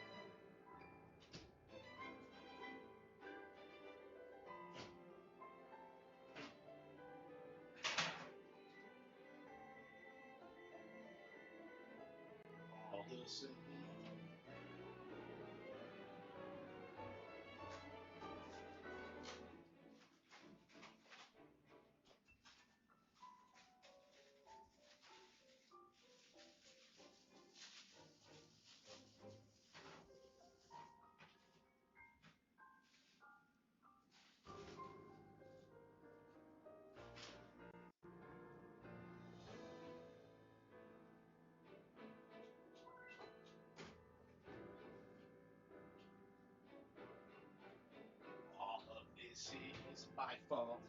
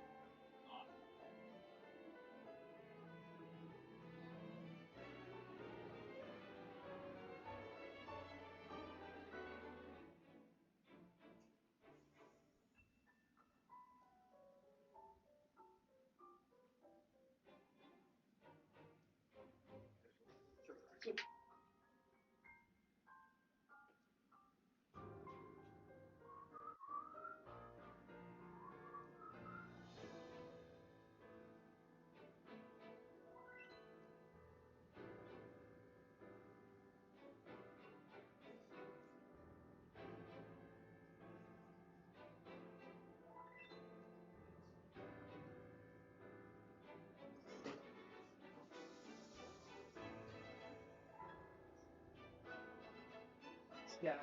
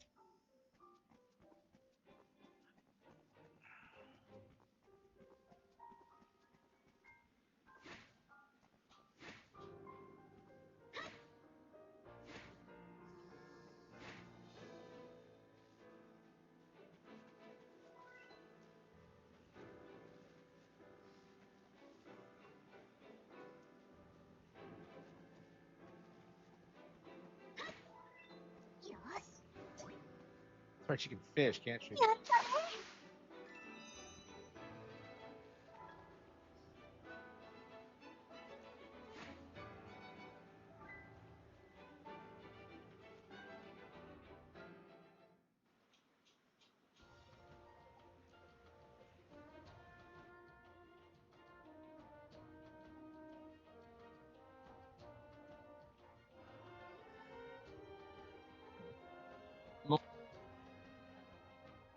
ああ、これ、流星の古城にあったのと。古城の装置って。ああ、フィルフサ。その、同じような石碑だ。さあな。でも、あれは。召喚ってのは、そう。だから、波長の放射範囲。範囲内に。今の。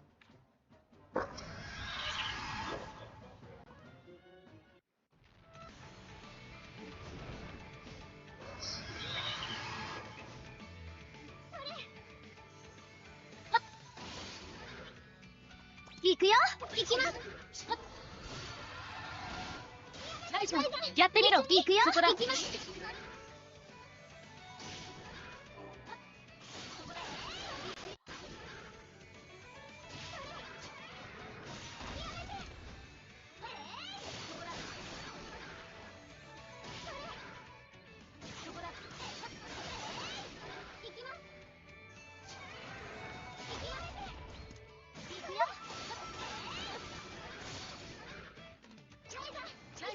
やってみろ。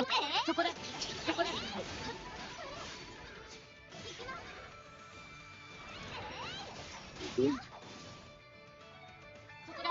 そこだ。行くよ。行くよ。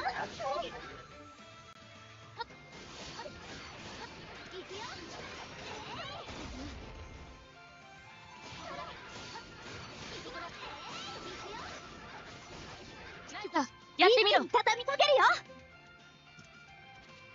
敵を貫け。そこだ。そこだ。そこだ。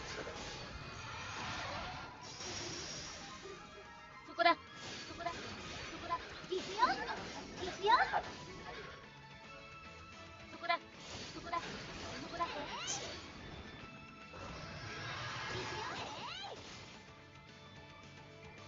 そこだ。そこだ。行くよ。そこだ。そこだ。行くよ。そこだ。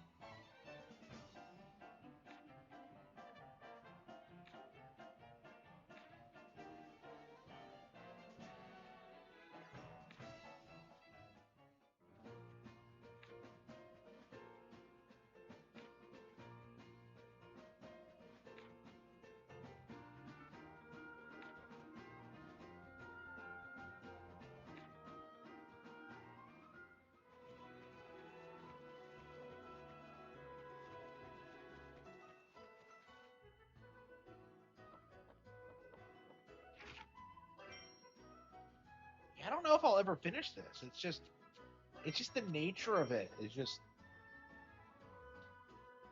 every time I try to play it, I just can't get into it for whatever reason. And I like it a lot too. It's just I don't know. I don't think I'll ever finish it.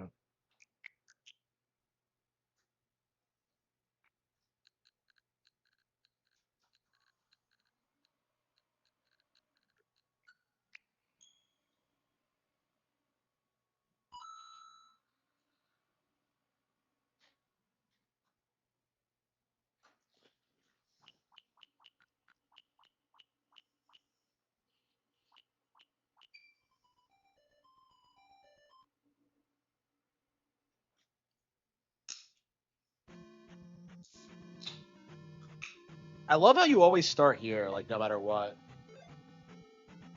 Okay.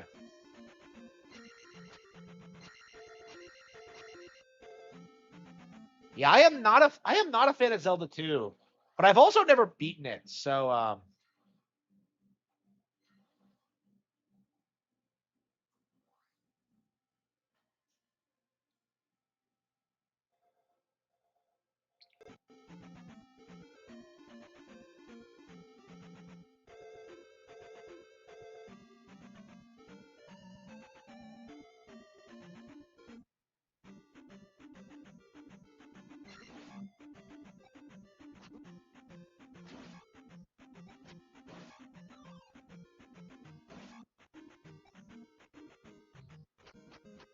are we at Death Mountain still? Holy fucking shit. I think we're still on Death Mountain. Oh fuck.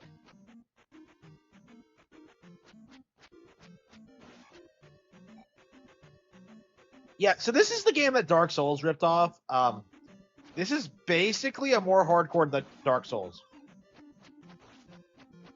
Yeah, it just ripped off. Like, yeah, they ripped off.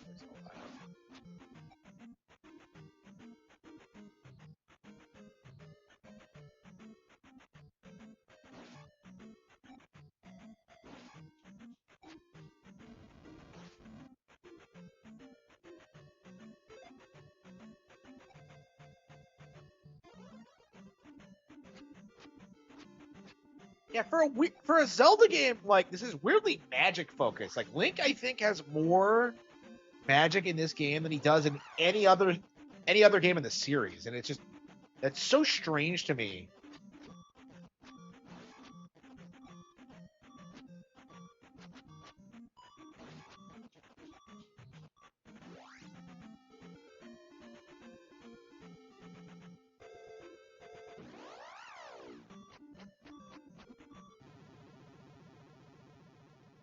The AVG in episode, yeah. Yeah, that video is pretty accurate. It's a great game, but like, boy, is it bogged down by like just being so different from the original. Like, I think the days of this being the black sheep of the franchise are like long behind it. Like, I'd say like Hyrule Warriors is that now, or like Triforce Heroes or something like that. This is just like it's just a curiosity of the '80s, really.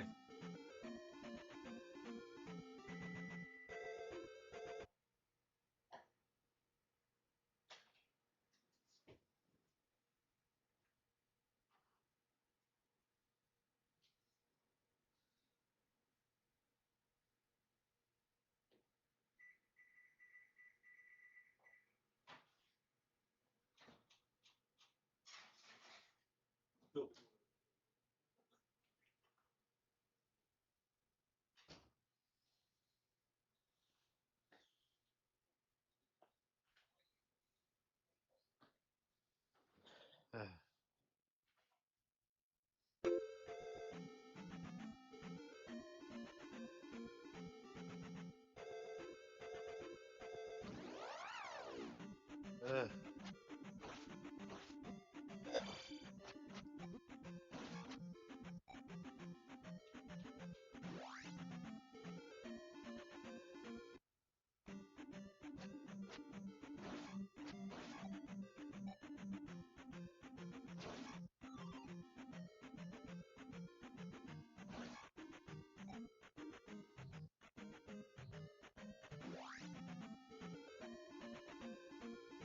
There we go. So yeah, I'm on Death Mountain. Like, I'm stuck on Death fucking Mountain. This is like, okay, so Death Mountain in this game is like, it is pure cancer. Like, it is like legit one of like the worst locations in gaming history.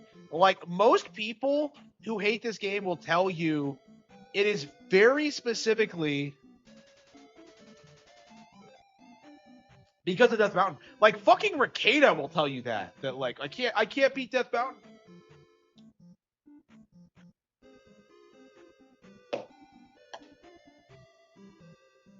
Poontang.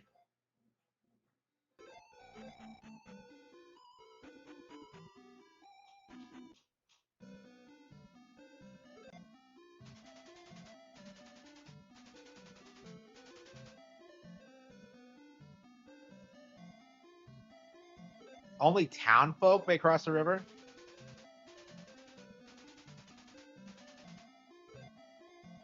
Okay, I think I need to like get the. Okay, have we not gotten no?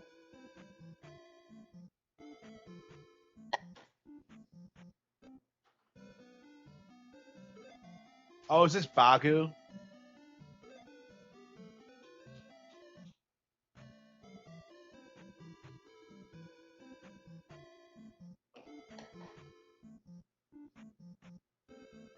I don't know. I have never beaten this game. I just don't enjoy it really. It's too tedious.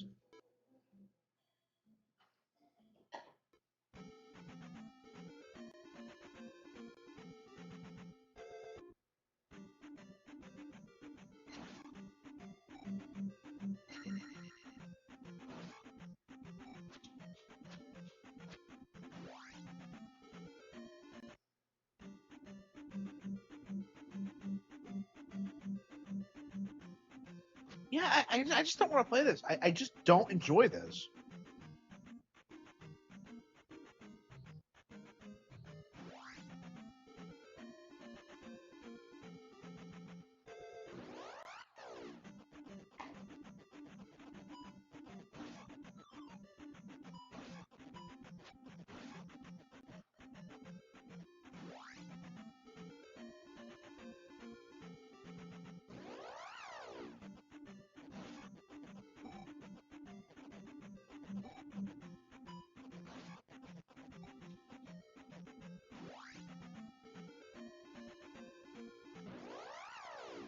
The last good Zelda. I don't think it's bad. Like I think it's just super dated, and like this isn't really what I play Zelda for. Like the entire idea that Zelda should be about the combat is like retarded and like something I've always had like issue with.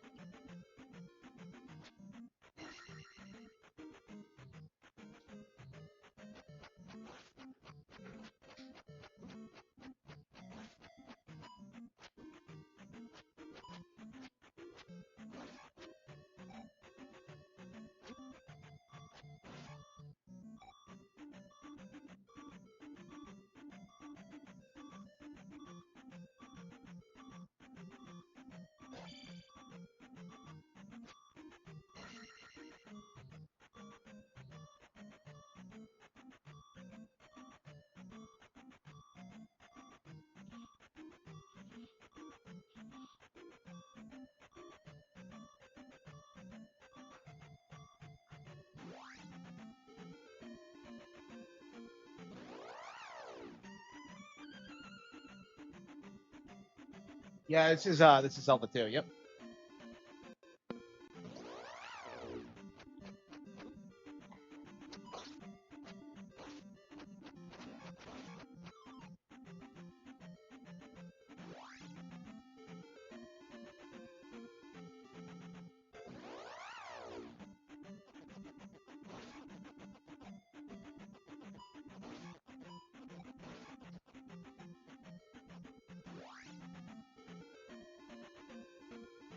Ugh.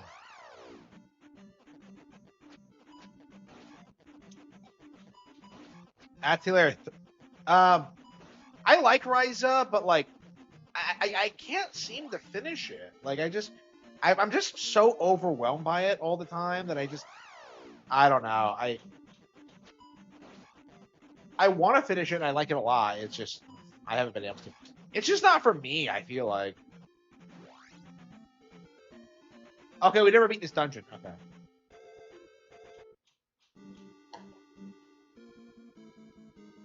Okay, so we're on the second dungeon. Okay.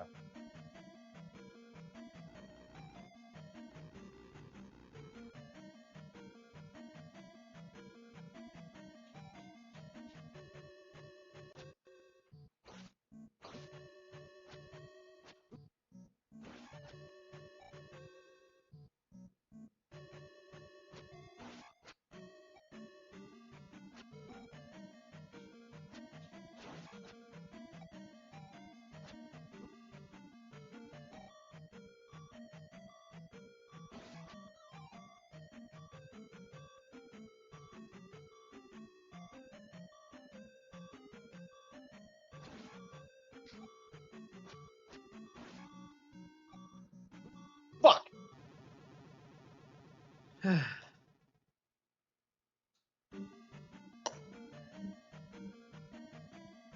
don't know. I don't enjoy this game. I genuinely don't.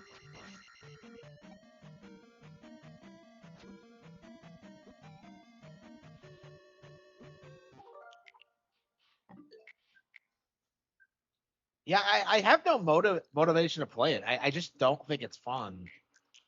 Like, I've tried playing it several times over the years, and I just...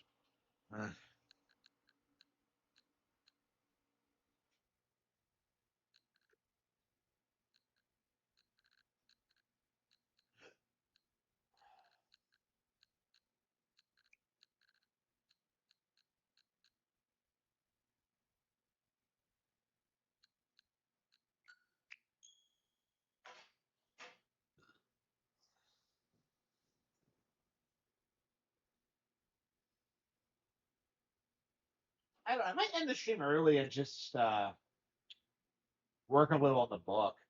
稲妻イレブン I mean, it's not a whole lot I want to do tonight, honestly.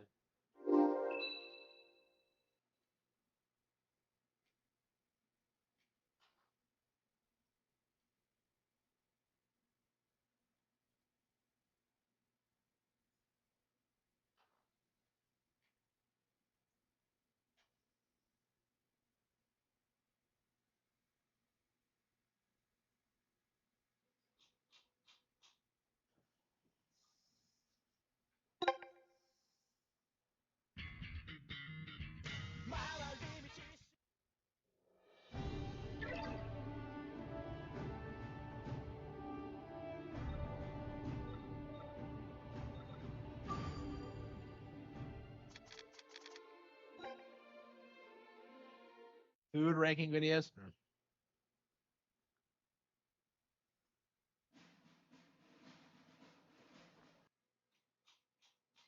Begin a tryout battle with Group B. Let's start the tryout.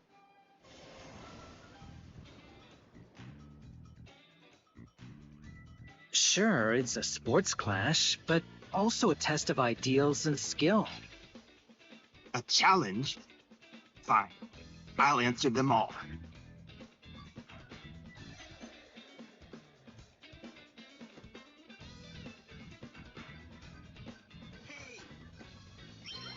Why do you want to join the club? Dash. All right.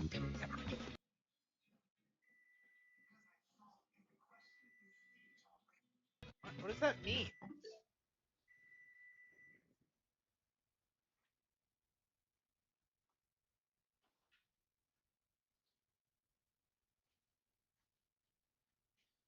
Yeah, so like I think they should have been more something.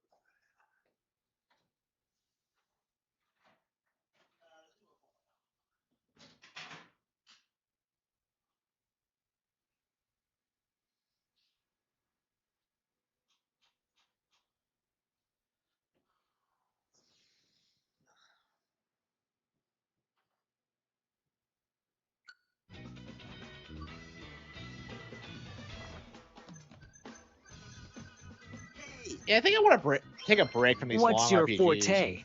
Dash. All right.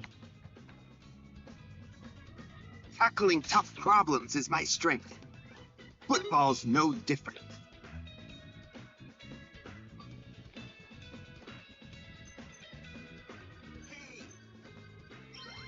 What kind of football do you see in your future? Dash. Nice play. My future? No football. Just the next challenge. All these guys seem like losers. I don't want them in the I hope club. you choose wisely. Time to crank up the rock. Watch and learn. What? It looks like a Lolly Junko. It's always weird how at the middle school level you see people who look like fucking toddlers. Why do you want to join the club? Because I saw some rock in you, that's why. She does look like Junko.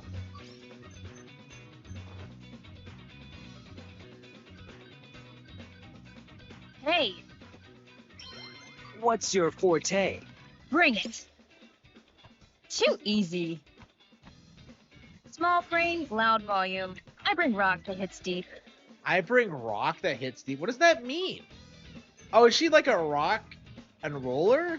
Hey, What kind of football do you see in your future?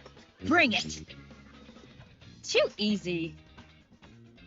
Future's got one thing, rock. So football better keep up. Everybody has their Later, own. losers.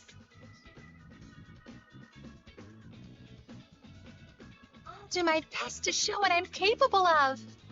Like, I don't like any of these people. They're all shit.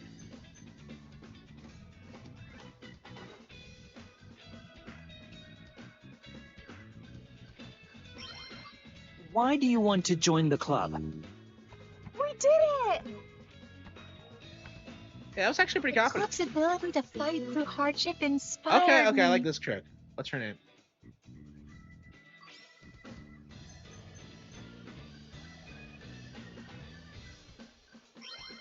What's your forte?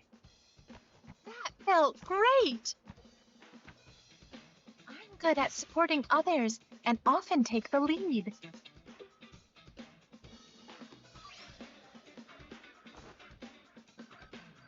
Destin! What kind of football do you see in your future? Let's go! We did it!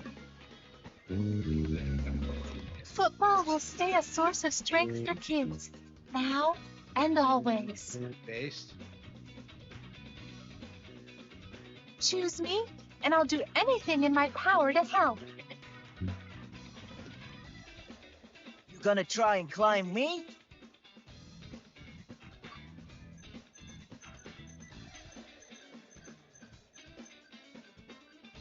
Let's do this! Why do you want to join the club? Move it out! Yeah, baby! Watching you all climb steadily moved me. You know, I've heard this game has tons of characters. Let's do this! What's your forte? Move it out! Yeah, baby! I'm not flashy, but I keep climbing, one step at a time.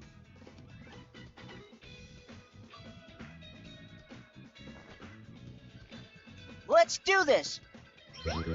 What kind of football do you see in your future? Move it out! Yeah, baby! Long as I'm climbing, the future's looking good. There's no climbing in football, dumbass. I want to join your climb to the top of football.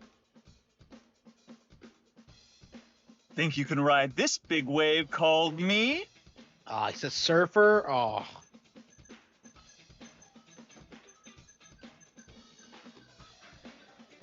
Incoming! Why do you want to join the club? Wave! Let's go! The club's just as cool as I am. That's why.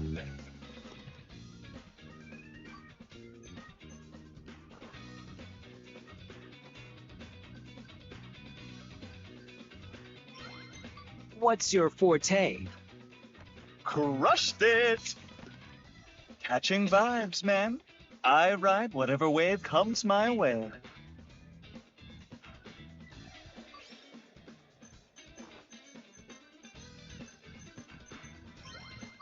What kind of football do you see in your future? Crushed it! When football gets wild, I'm the one riding it smooth. Pick me and you're riding the biggest wave your team's ever seen. That's the interviews. Who to choose? They're all unique in their own way.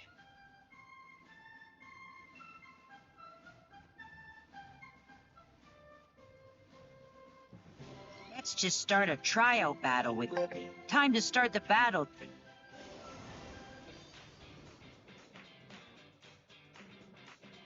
Sure, it's a sports clash, but also a test of ideals and skill. I'll show you my blade in action. Oh, she's a samurai girl? Probably a kendo. chick.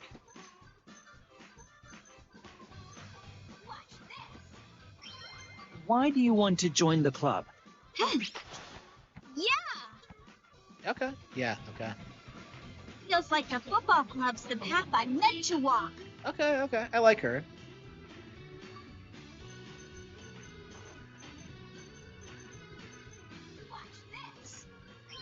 What's your forte? Score! A sharp step in, right into their guard. That's my style.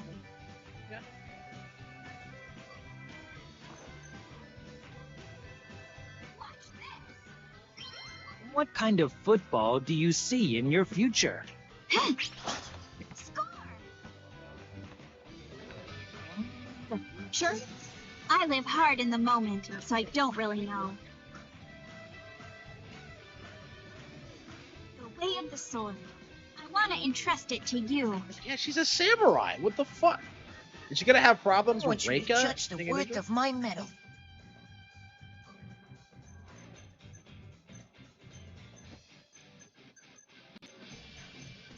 Hopefully we can look at all the answers, because I feel like there's Why definitely do you a want to couple that join have the club? stood out to me, but Right on. To find a new kind of shine in myself. Kevin Steelborn.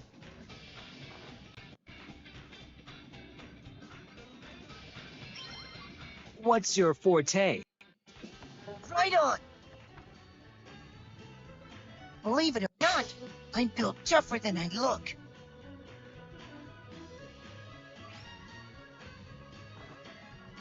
I don't think so, no. This. What Like, it's kind not of a meme football here. do Like, you see PlayStation in really your dropped the future? ball, like, Right here. after the PS4 generation. Right on. The Switch made them I'm completely still obsolete there. figuring out what Eventually. football means to me. Whether this medal shines, that's on you. Time to show you how I bulldoze through!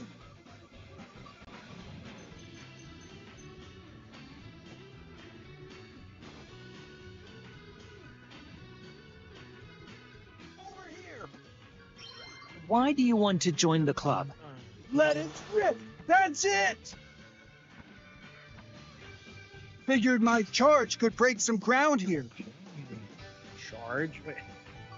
And how do they come up with these? It just seems so, like... Over here! What's your forte? Let it rip! I said it already! Charging! It's Persona 5, yeah.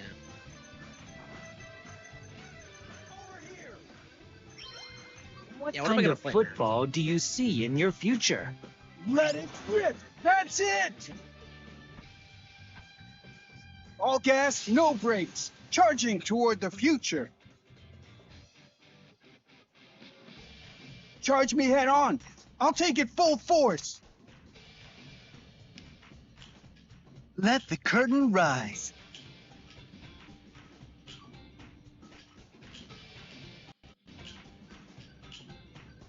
It's a bitch. Watch closely. Why do you want to join the club? Right there. Nailed it.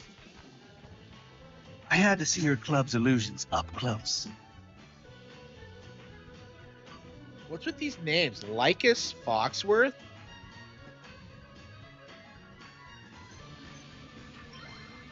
What's your It did, forte? yeah. I actually needed to Nailed make a it. video about that, because Pulling everyone into my 200,000 illusion. views? That's No terrible. escape. Like, I think they're about half as well as, like, last year's. Watch closely. And that one launched What on kind time. of football do you see in your future? Right Yeah, there. it feels like the channel's, like, declining now. Nailed it. Funny. That's exactly what I was going to ask you. I hate you, Lycus. If you want your illusion to truly shine, you'll need me. What? I'm playing football, not illusions. Terrace Benzai, taking the stage.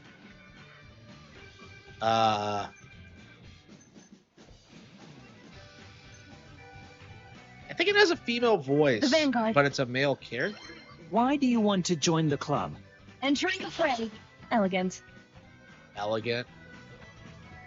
To act is no longer enough. I seek a new stage to master. Okay, so it's a theater chick.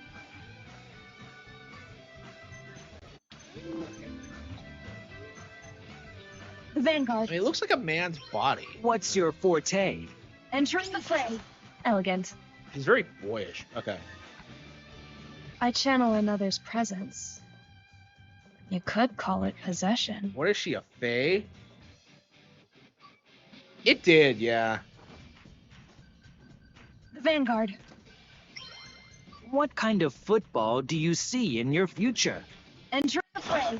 Exquisite play. If you wish to witness it, then walk this path at my Is side. she coming on to me? Counting on you. That's the interviews. Who to choose?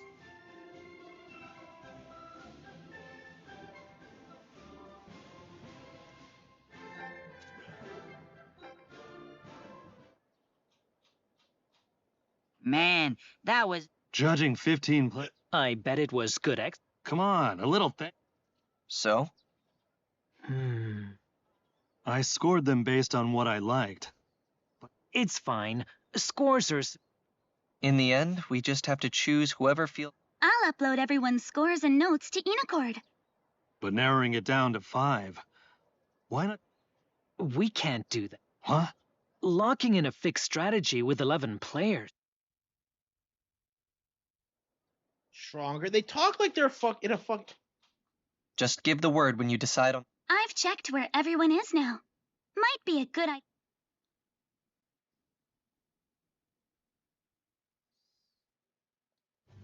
The interviews gave me a good sense of who...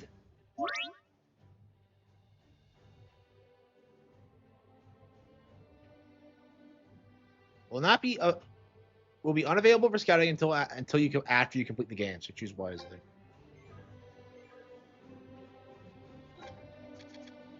Okay. Common player.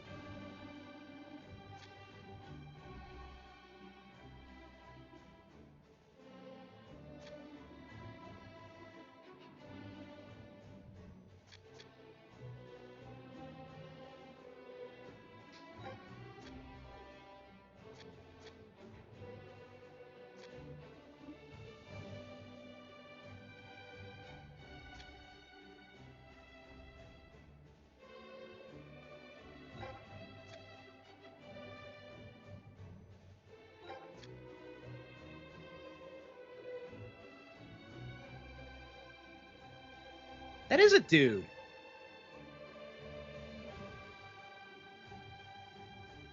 What? Yeah, it's what I thought by like when I looked at him, but like what?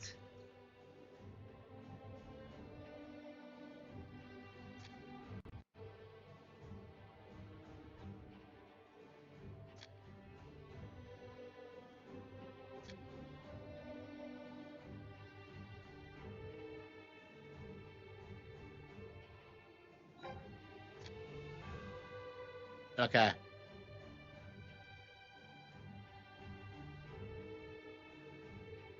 Yeah, those are the 5 that stuck out to me. All right, so this is my team. So you don't even have like 11 core characters? All right, so these are my guys, huh? You've all been chosen to join the newly formed football club. Glad to have you on board. So why'd they get a female actress for like... I don't know. I hate it when they do shit like that.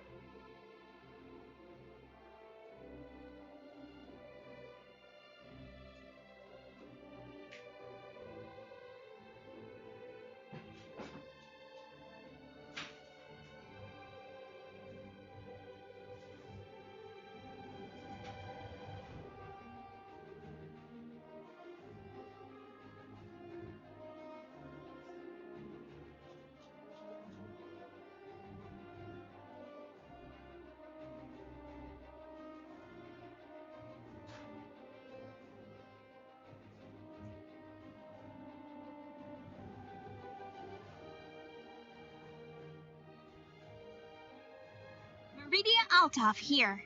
I'll show you how sharp my edge is. Welcome.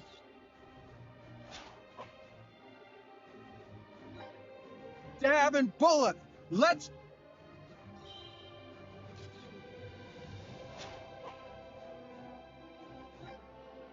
Amelia Rainwalker. While not the most...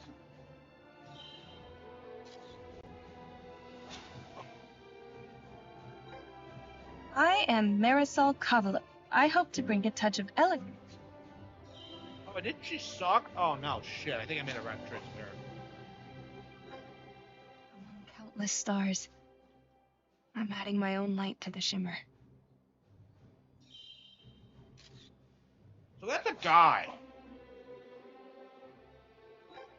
According to the description. Looking anyway. forward to working with you all. Our first mission: win our opening match at Football Frontier.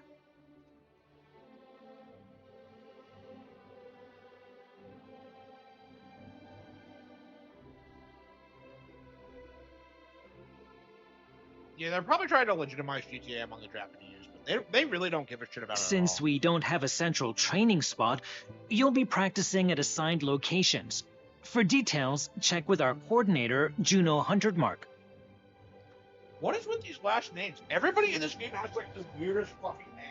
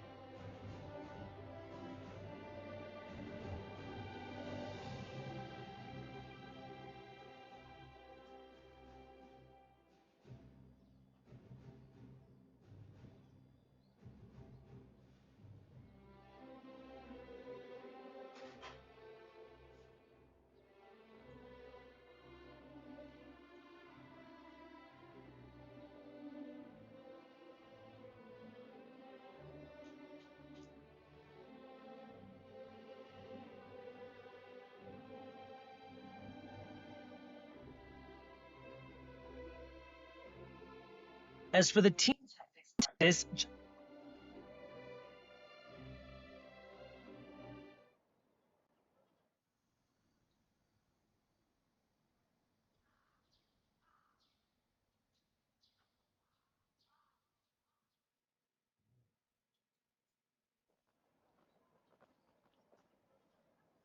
what? What is this? There's a real sense of elegance here. Last night, the baseball club helped me recreate the old football pitch. And well, I did.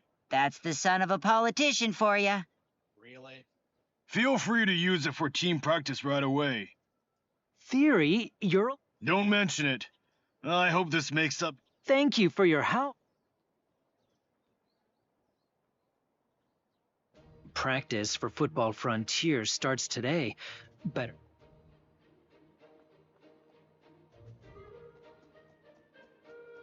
It's just our first. I'll work on building up my The president never go. If we want the club officially. New spots to train, more ways. Nice work today. Like the morning sun streaming through the window. Yeah, why don't you like cut your hair? Like, I'm fucking fat. You know?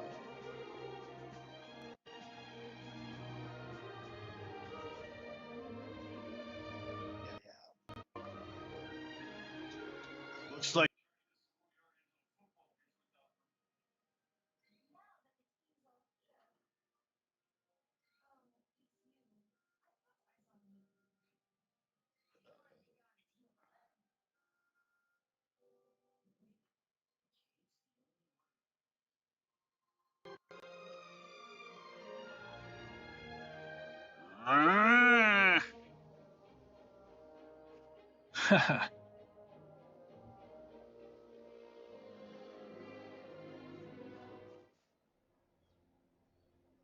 Like I said, you being in the football club.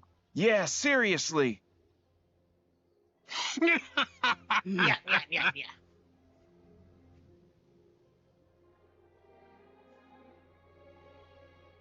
Cade. Those jerks again? Huh?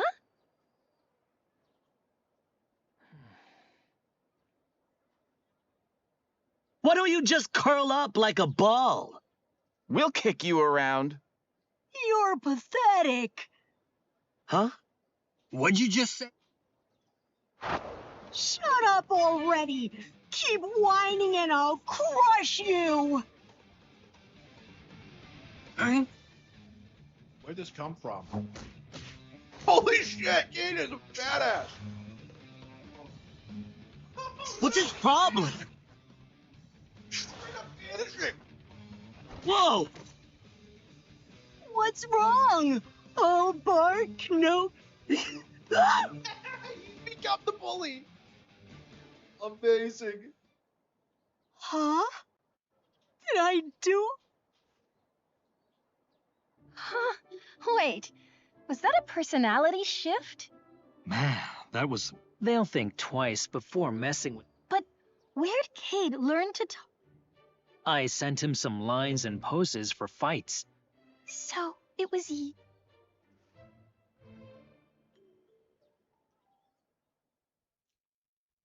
Amazing. Can we really win? They're not exactly known for... Still, we're a brand new... West Manor is South Sirius's long-standing rival in everything. Who cares? I hate how, like, the fucking faculty, like, care about shit like this. There's no way.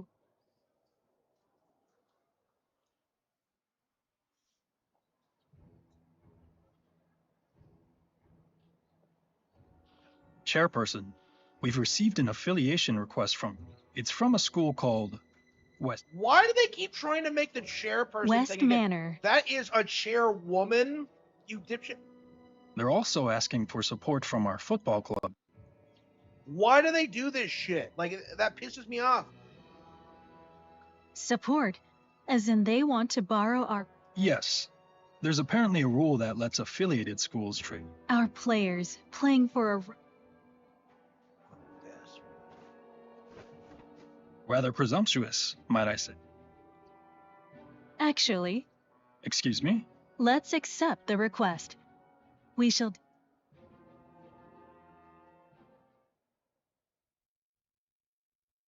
Miss Serno wants to see me in the staff room. Oh no, I think she likes you. It's gonna get Kawakami up in here now. It is really weird that, like, Persona, like, treats, like, fucking your teacher like it's a thing that actually happens. And that this game is more innocuous. Oh, there we go. I mean, Persona fans are fucking degenerates. There you... Miss Serno, what's the matter? I'll admit, That's good to hear. the Football Frontier organizers noticed our applications missing the manager and cap... Manager and captain. What? I know you're not exactly a... I see. All right, I'm fine. Now we just need to... But that's not something we should decide ourselves. Right now? Like, what is with the... I think Destin would make a great captain. But I can't even play.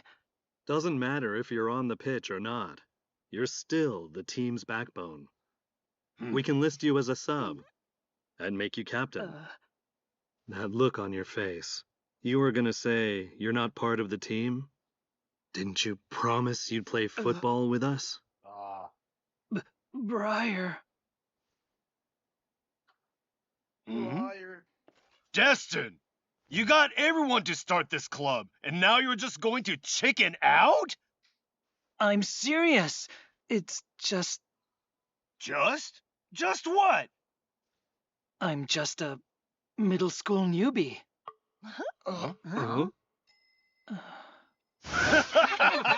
Forgot about that. Hard to tell with that attitude of yours.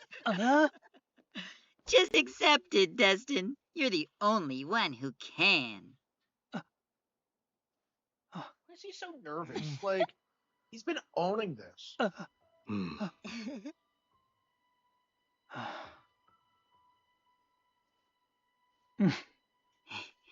Great, then it's settled.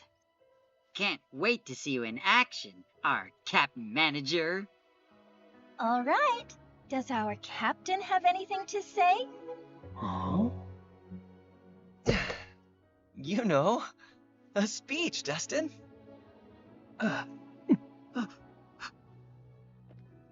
He looks so nervous. He's done this before.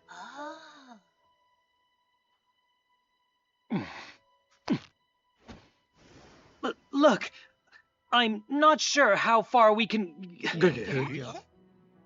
I'm not sure. I mean, I'm not sure how far we can go.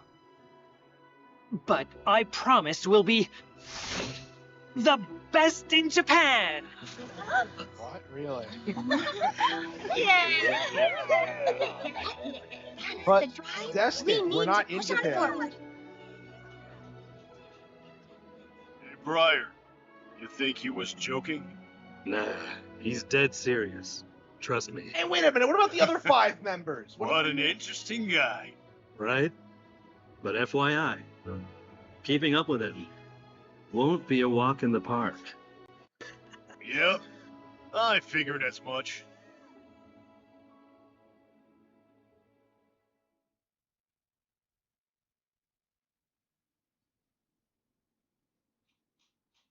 This foot... But I promise... Why'd I go and say something like that? No, you meant it. Huh? Who? You can call me Harper. Though, either way... Harper? Why are you here, right before me? Did you forget? I told you. You know full well. To beat Harper Evans, you have... With Briar's speed, Cedric's technique, and Alex's reflexes. But winning's Anyway, so, want a plan for West... Fine, Yeah!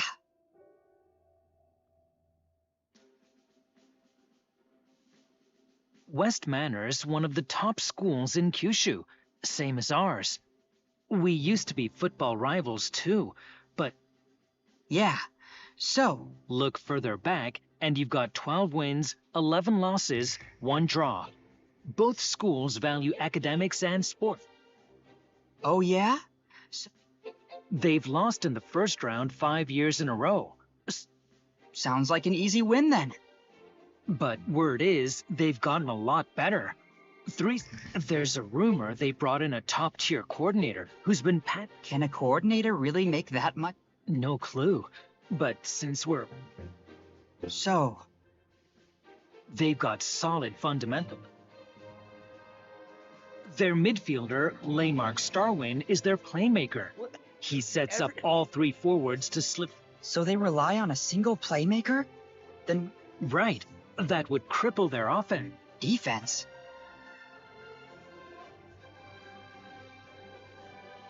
Normal shots won't get through their keeper's stillness strip. We need special shots of our own. Special move? You want us to learn special... Exactly. We'll have our forwards, that's you, Briar and Rika, learn power... What? Guess there's nothing for... We've got this! You serious? He's so short.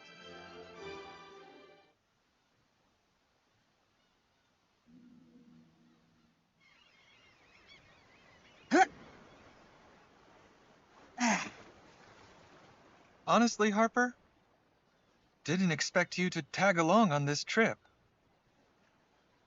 To tell you the truth, I'm pretty scared of my mom.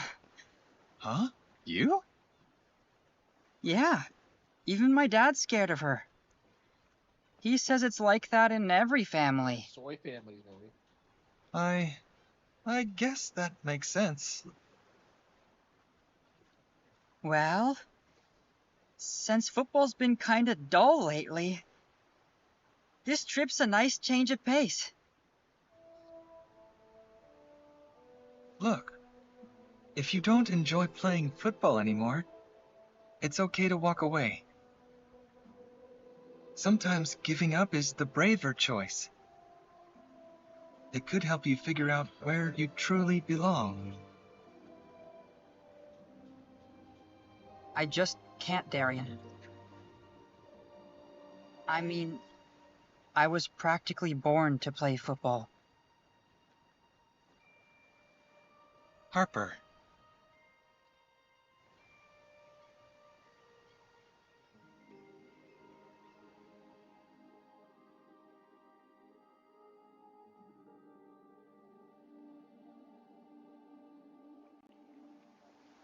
Harper, new places bring new encounters. Darian, like I said, I'm not exact.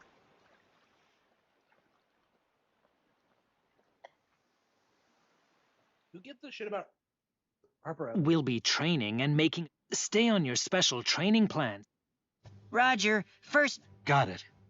Wonder what kind of instruction. Might be best just to go with the flow. I'm getting pumped. Our first battle, huh? While the first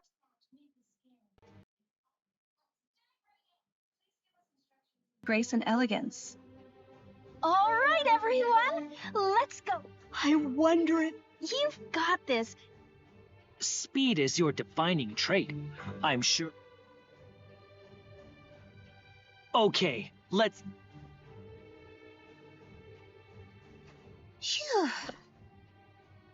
Miss Cerno. Ah, perfect timing.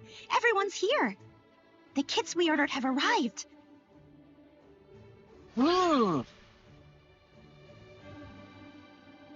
We got kits even though we're not official yet? Official or not, we're in the foot. Towsending. Probably just to keep up a... This is sick. Ooh! Wow. Oh, and Dustin, I've set up a friendly match with Twinford Junior High over. Their schedule's pretty open. Thank you. Nice. Let's make some friendly. Right. Next up, it's a fresh start for the club. That's 'cause you opened your big mouth and said, I never said that. You did too. You heard it too, right? Did I now? Say.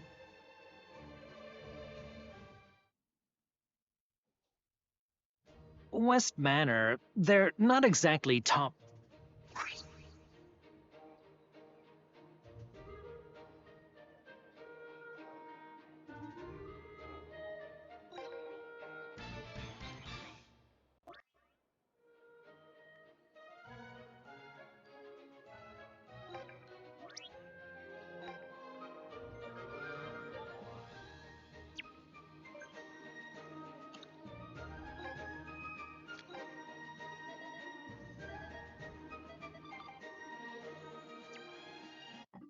Yeah, I think I'm just burned out on RPGs. Like, I'm really enjoying this and Rise Up, but it's just like I just can't bring myself to play them right now.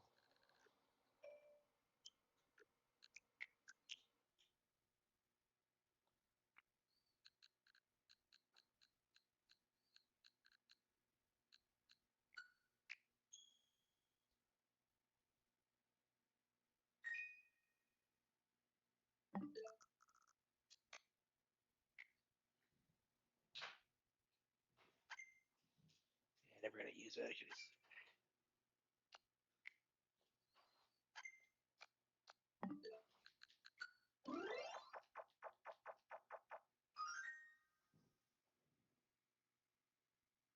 Why do I keep playing Soul Calibur 2 of all things?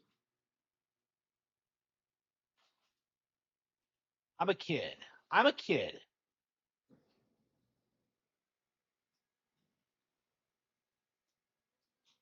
I'm a kid.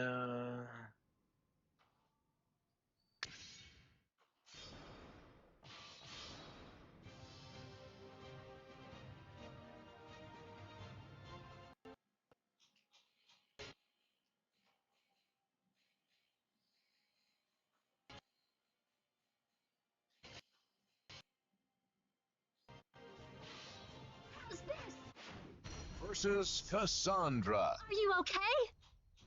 He chooses. Don't worry, Talum. Battle 1. Fight.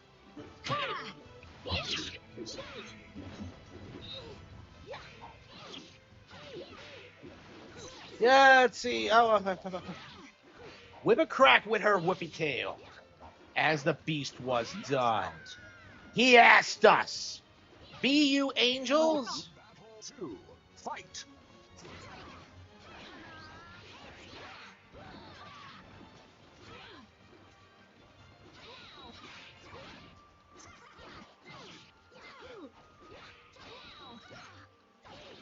Yo, kiddo.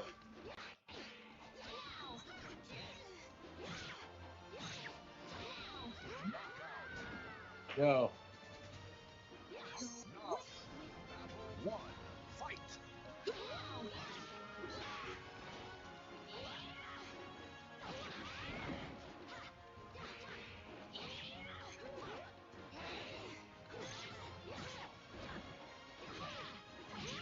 Eric. Battle 2. Fight.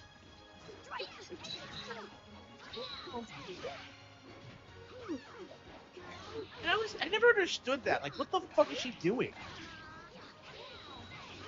Something you would see on a WWE, not a fight.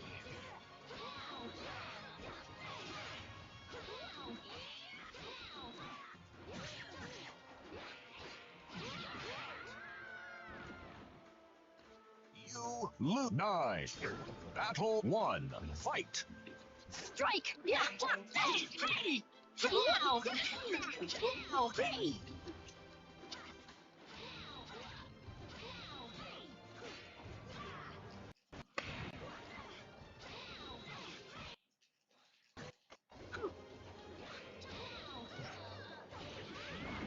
Shit.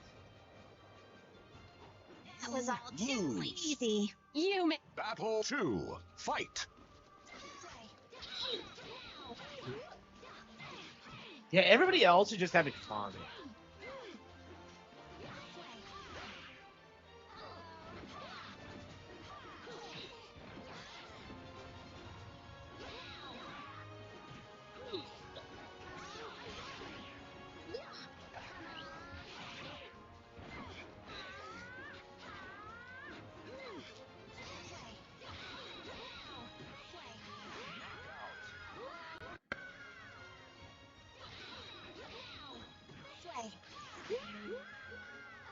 See? Lose. Nothing. 9. 8. 7. 6. Battle 1. Fight. Blue. Battle 2.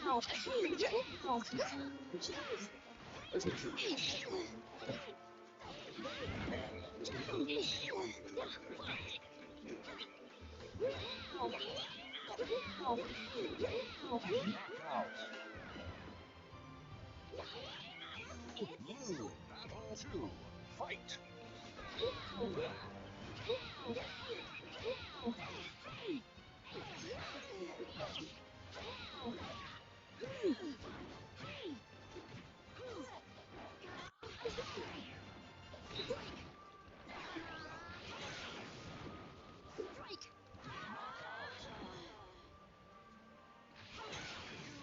Win. My heart is still pounding. Final battle. Fight. Strike!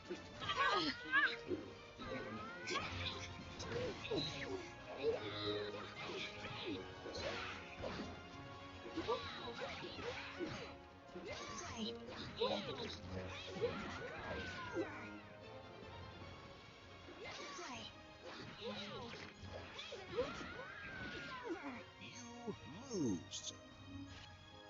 9. 8. 7. 6. 5. 4. Battle 1. Fight.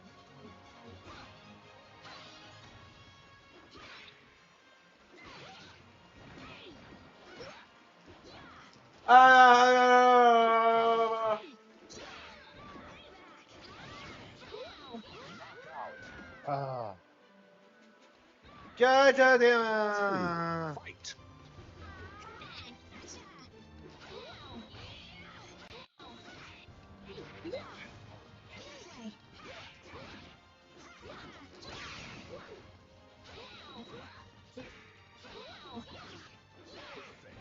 Can't do it. Can't do it. Battle 1. Fight.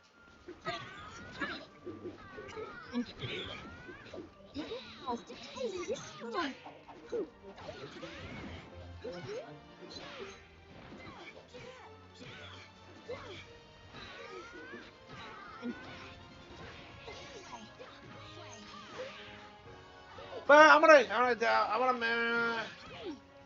I kicked.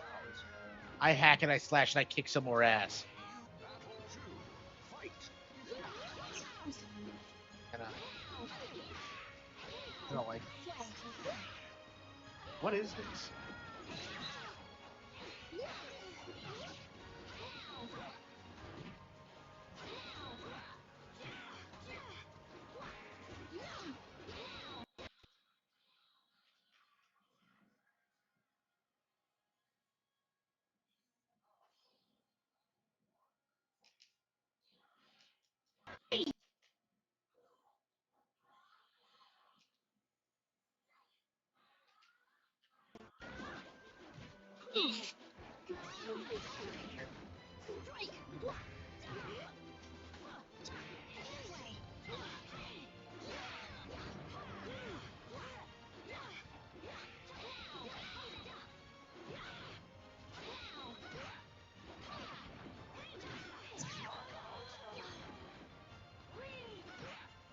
You battle 2. Fight. Play. Here I come. Here I come.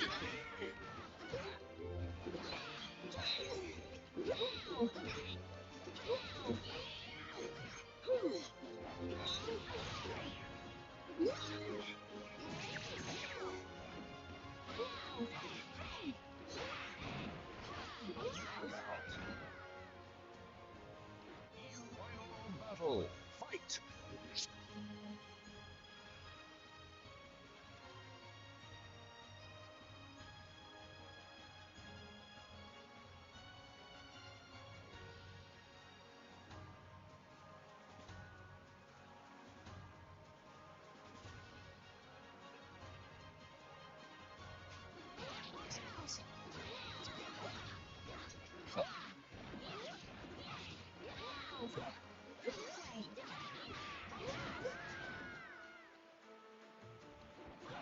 You didn't even talk about it. I mean, there's nothing to talk about. It's fucking Battlefield.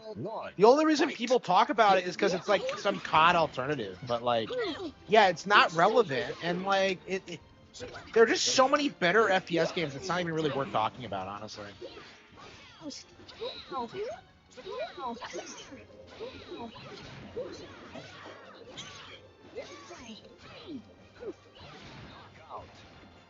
Okay, shit. Battle 2. Fight.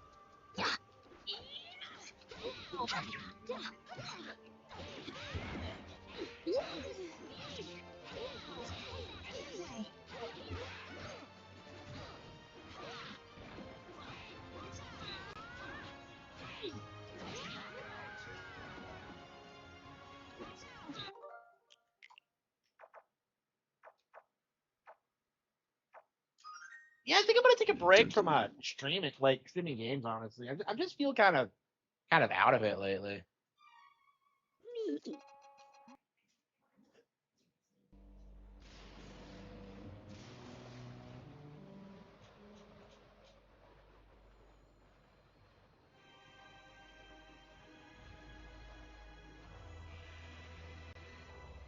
Battlefield and COD are only hyped by casual gamers. Yeah, they are. Yeah.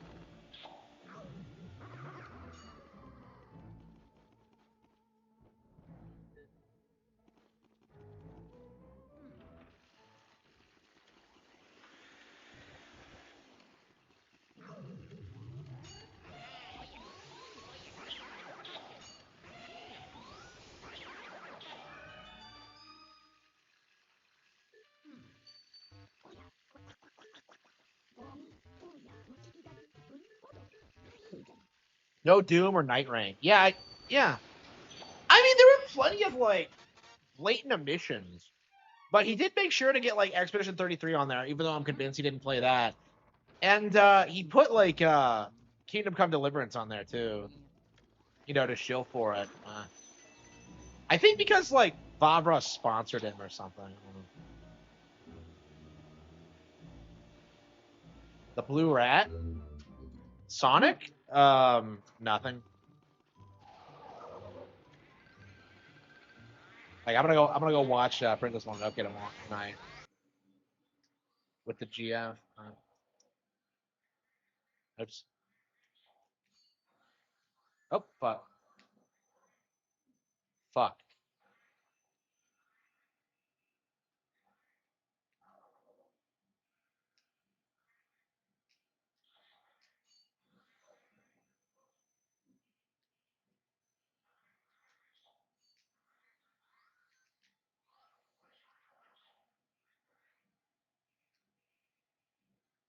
Yeah, that's dumb. I don't even believe he talked about the original Kingdom Come Deliverance too. The original Kingdom Come Deliverance actually.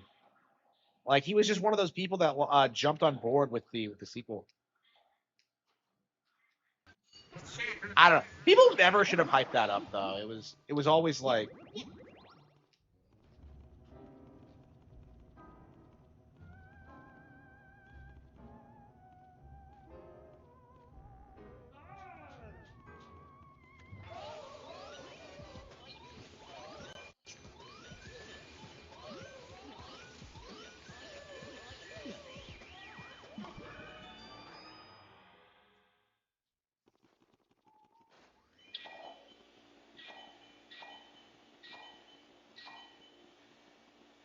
Yeah.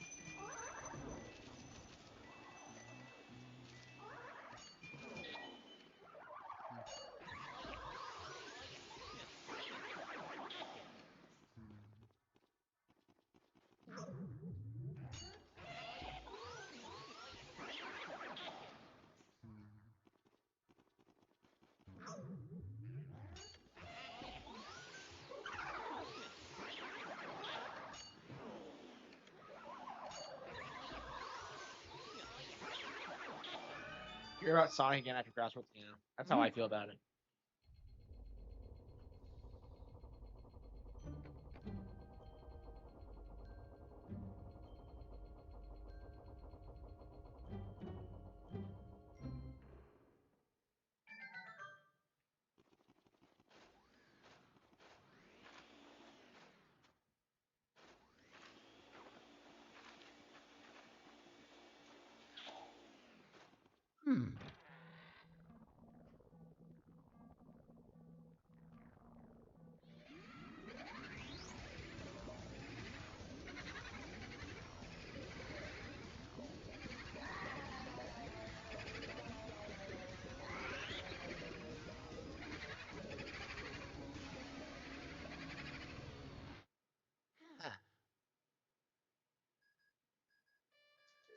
Okay.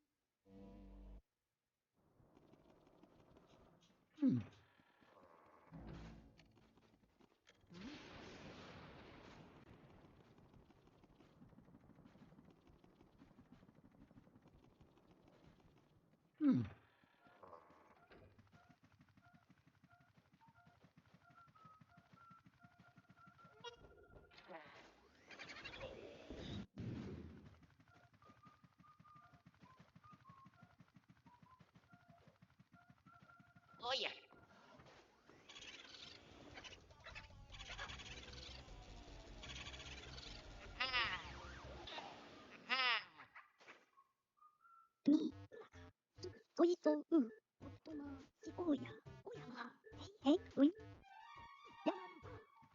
Mario.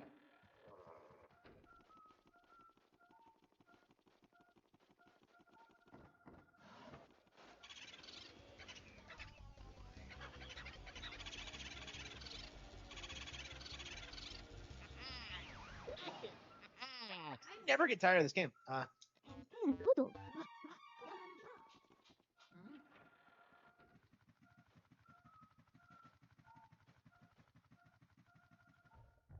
Oh yeah.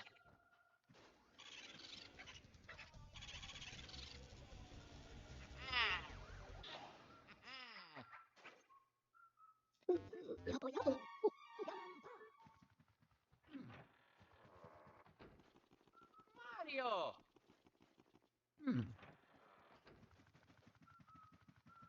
Mario. Mario. Roger Craig Smith. I don't know. Which one was he in?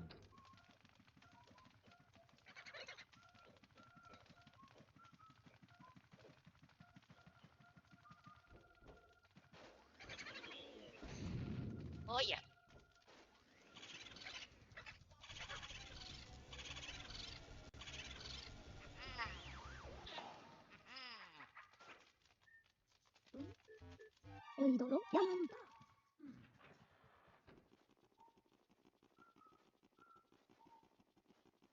Mario! Mario.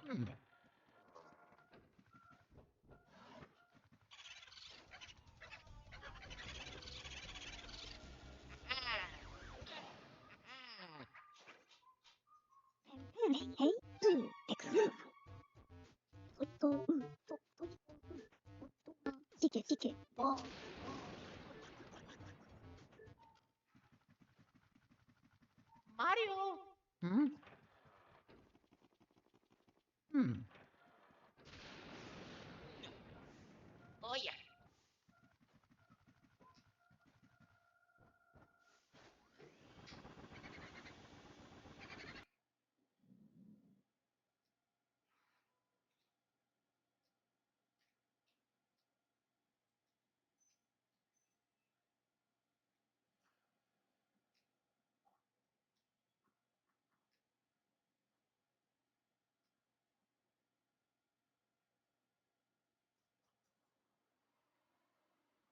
Mario.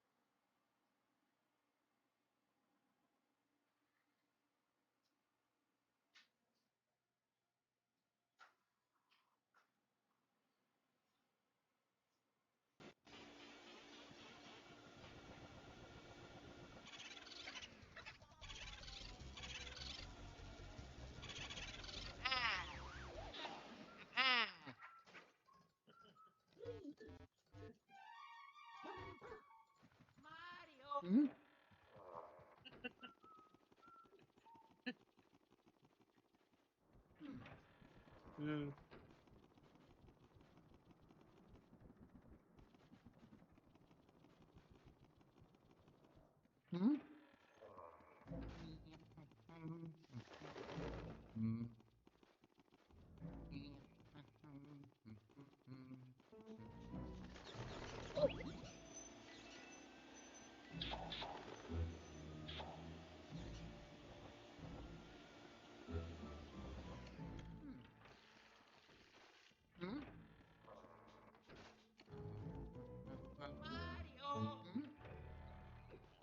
Oh yeah.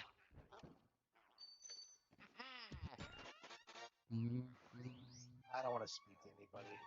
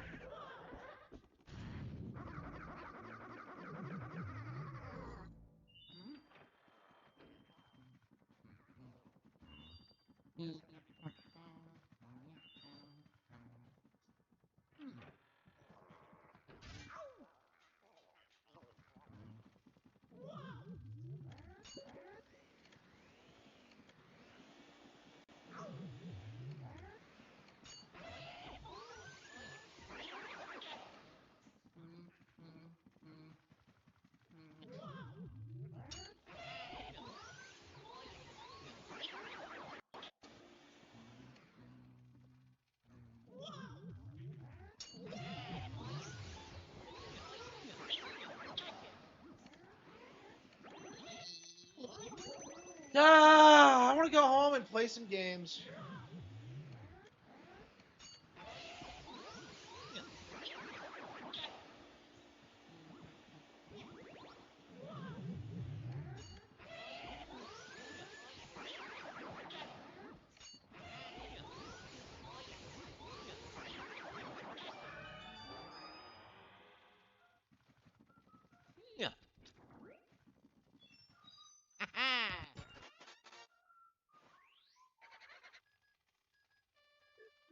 Yeah, I agree.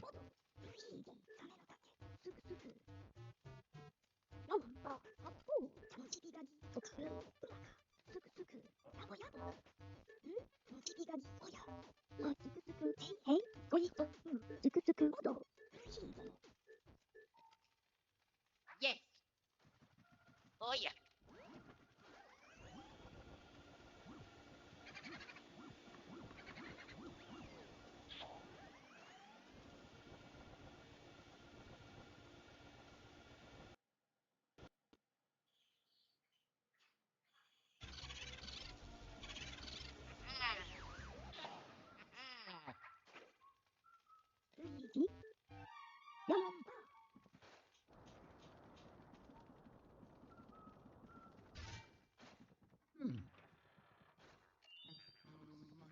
Some loser who 3D prints waifus made a video on me. I mean, what else is new? So, like, does the 3D print community hate me? Like, I don't know why they would come after me. Like, what did I do? I just bought one. You know, like I'm not an expert or anything. Like, I'm just I'm producing my Electivire right now. It's almost done actually. It should be done tonight.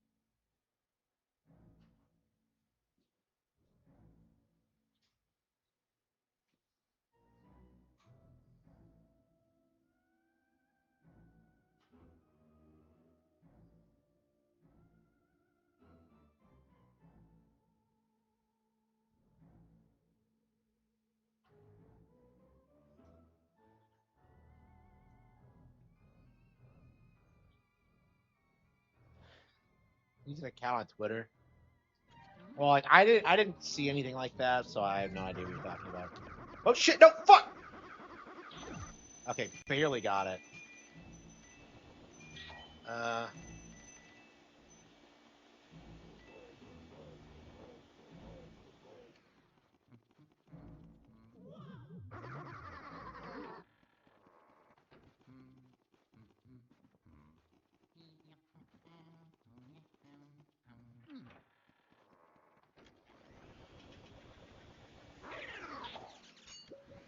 damn it. Fucked it up. Shit. I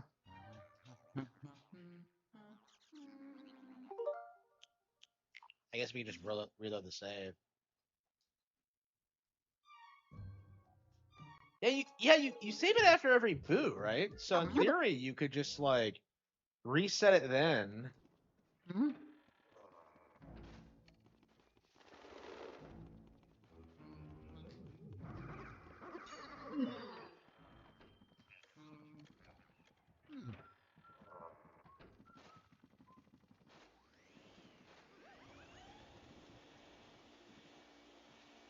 $3D print a Killer 7 one. Yeah, I haven't seen any Killer 7 prints.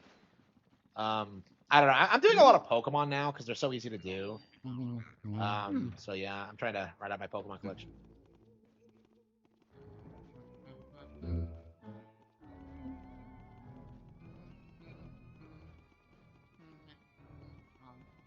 the hell was I doing?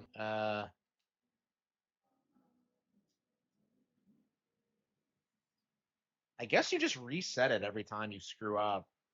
It's not that big of a deal, honestly. Like, one of the reasons I never went for this in the past is because like how hard it is, but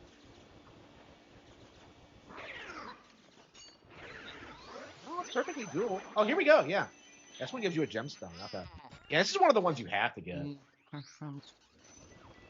Yeah, the mouse upstairs also gets you a gem, so there's probably a couple more like that. I don't know how many there are in the game.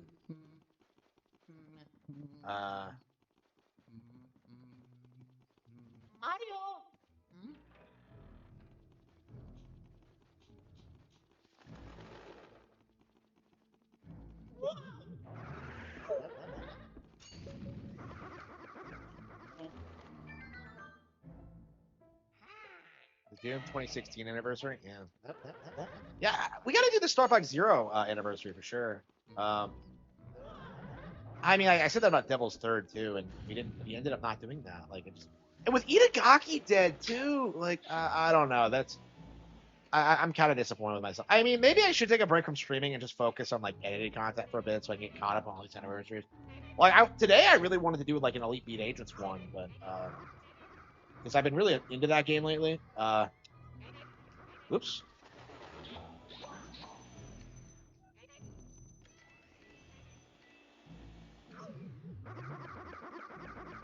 I must have got the key. Okay.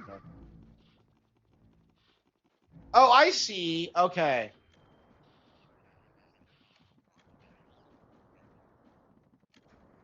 Yeah, I think we got it the first time, but not the second.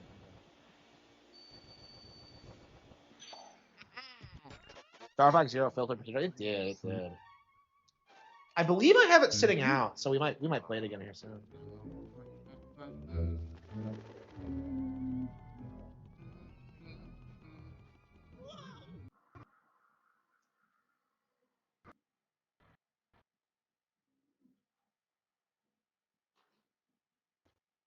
Yeah, he's not here for long, is he?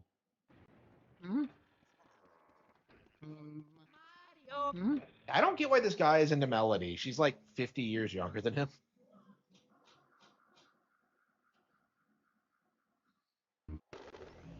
I don't know. I've been to Melody too, so he has good taste, but yeah, is Melody the best girl in the game? Like, I don't think she has much competition, but bro, she likes video games. How can you like? She is kind of a bitch, though.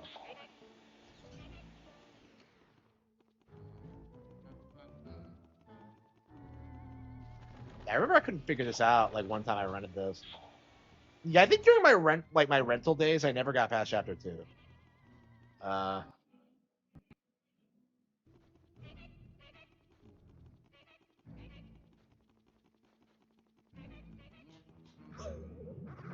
Yeah, renting was expensive. Yeah, for some reason, like we would rent a GameCube and like buy this game. Well, rent. Okay, no, I'm sorry. Rent a GameCube and this game, and I'm just like, why don't we just buy a GameCube? Because they're not that expensive.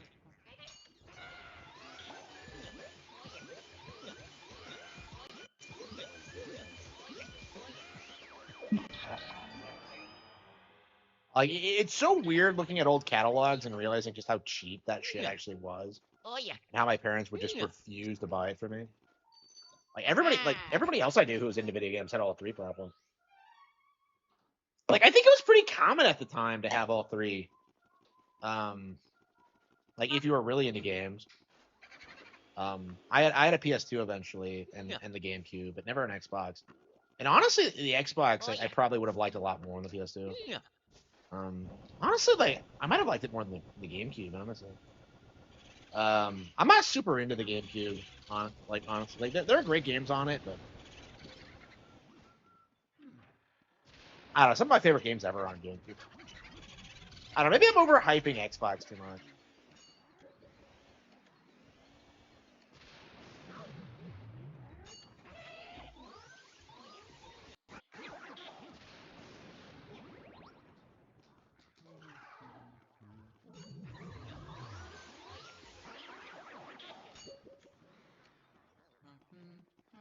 Fake Platinum fans, yeah. I mean, that was the last game like Platinum ever made that was relevant. By the time Bayo 3 came along, they'd already gone through their decline arc.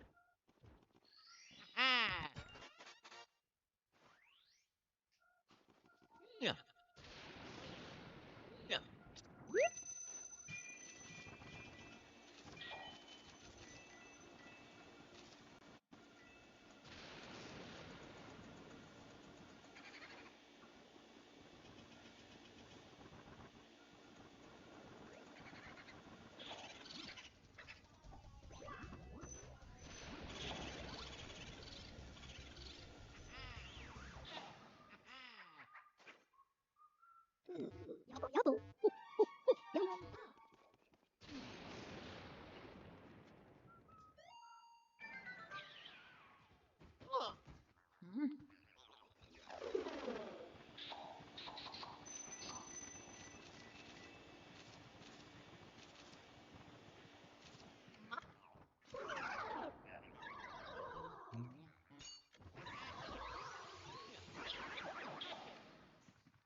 Yeah.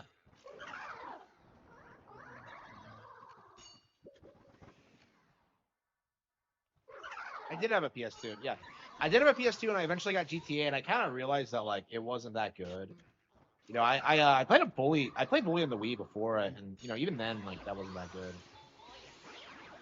I'm really attached to that game, in spite of like how much I don't really like it now.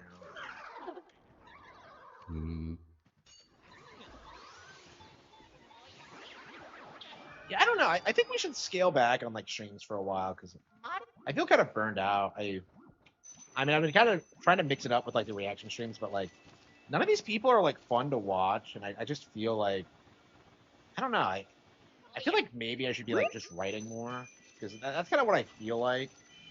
Is that I really want to spend like time just like grinding through like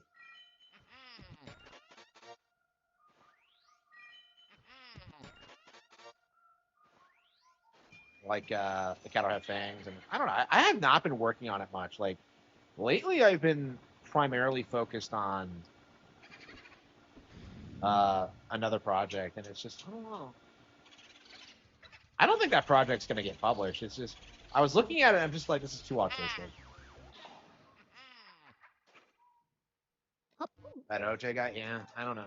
I mean, I don't think to say it like interesting to say about them. It's just like, oh yeah, remember this guy and how he's like a poser. Like it's just like I don't know. Like I don't want to do that. I don't like the idea of like bullying other people for like playing less Nintendo games than me.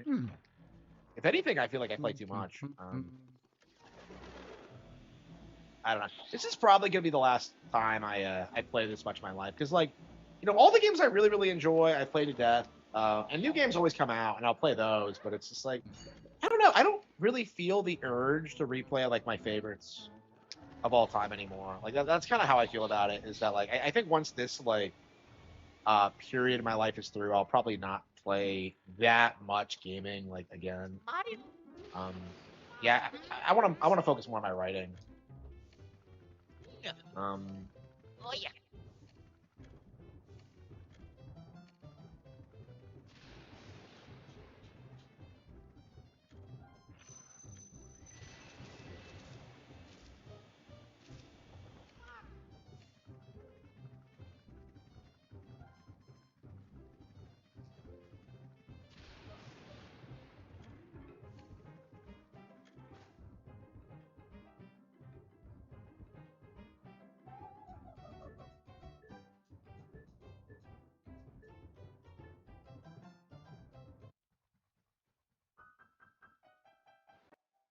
Yeah, that's true.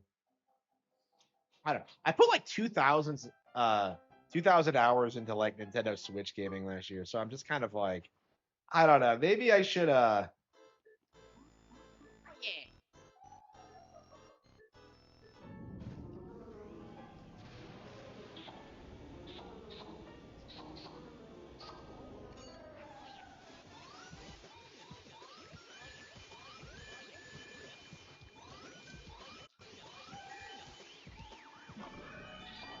Melody is best girl for sure.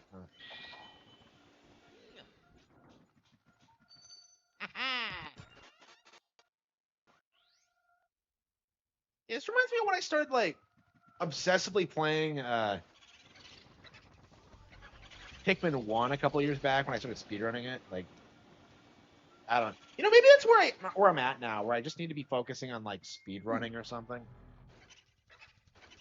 Like speedrunning, like the most technical games. Like, I feel like with my skill level, it's just not fun playing like normal games anymore.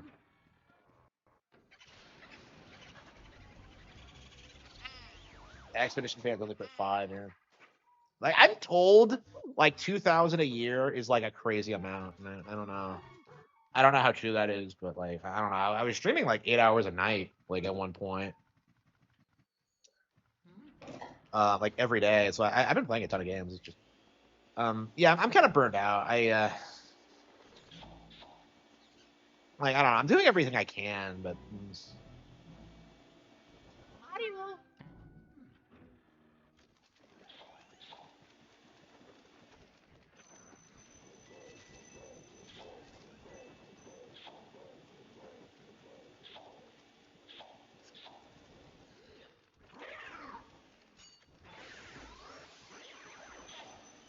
yeah. So like the thing about these blue ghosts is that they're hidden everywhere, and you'll never fucking find them unless you like just hit everything. It's really annoying. Okay. Yeah, I'm curious if we're gonna make it this time because we actually come to think, we never did get this mouse down here.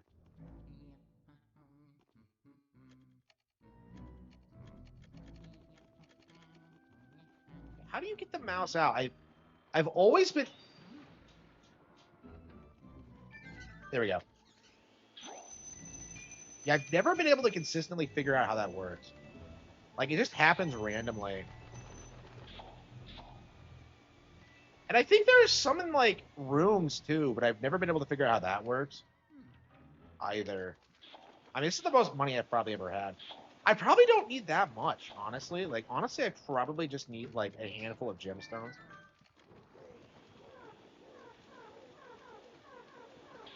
Hey, these are blue ghosts. Are these gonna do anything?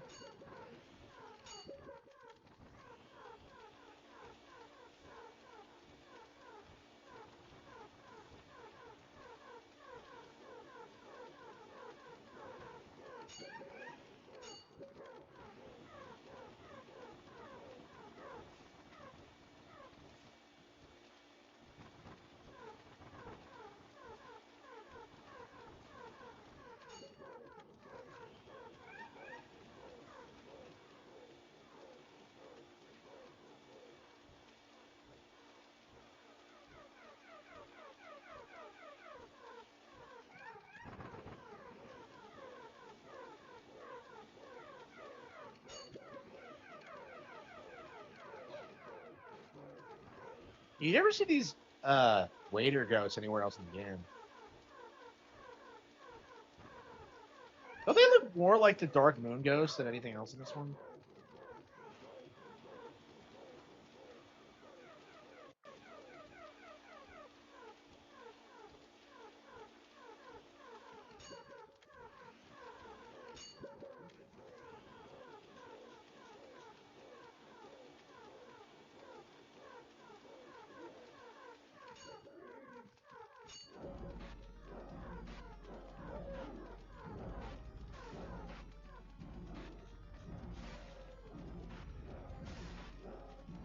This guy is like Boogie. He just keeps endlessly eating. One for me and one for my hooker.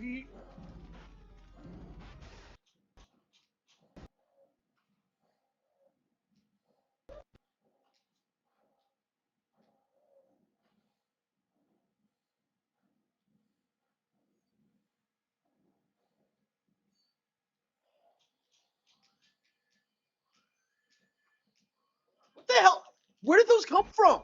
Where did those bananas come from? Yeah, I screwed that up.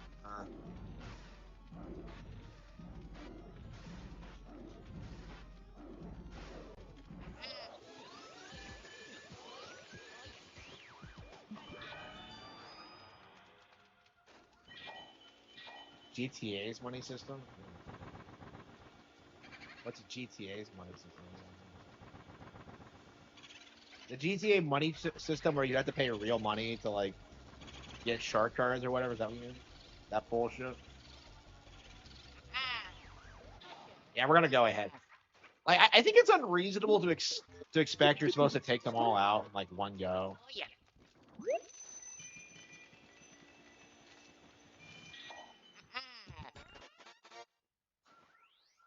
Yeah, we need money, but, like, I think gems are the most important thing.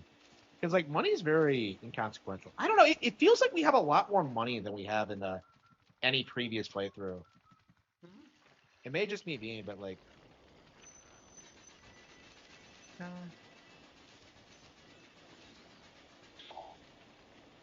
I don't understand how this thing has unlimited space for, like, bullshit.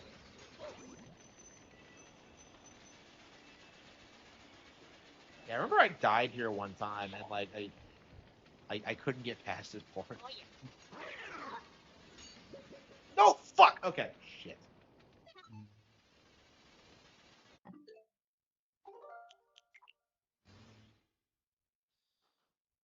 Okay. Yeah, I don't know. The booze really...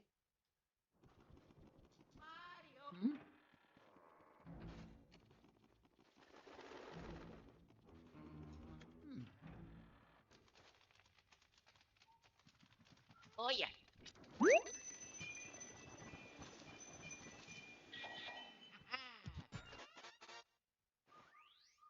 Are there blue ghosts in every room? Like, I've seen more in this playthrough than I think I ever have before.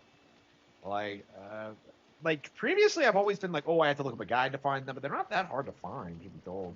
Just hit everything until you find something interesting.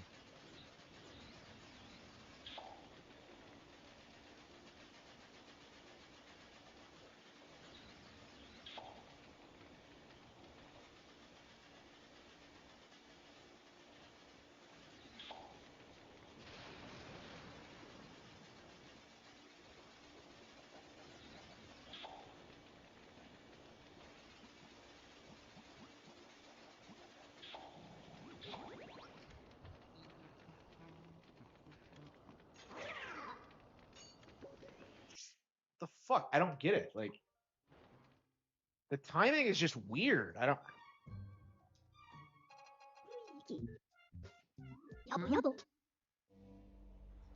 RGT shovelware video is abysmal. Yeah, he tried to say the Wii U invented shovelware, which is like, that's like the stupidest thing I think I've seen any YouTuber like ever try to say. Like, we saw a lot of people like making stupid claims tonight, and that was probably one of the dumbest. Like, I don't know, it's really shit. Like, what did like Gara of the Rage say? Like, what did he say that I thought was really dumb? I mean, he said a lot of things, but there was like something in particular that like stuck out to me as just being unbelievably retarded. I don't remember what it was. I don't know. Watching that was like really frustrating because like,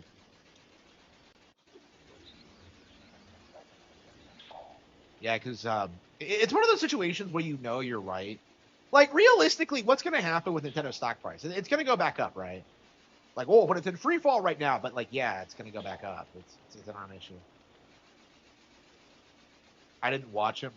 I mean, nobody fucking watches him unless he's talking about Harman Smith. Like, that's the reality of it. Is that like so many of these guys, like, are just like Harman Smith hate channels.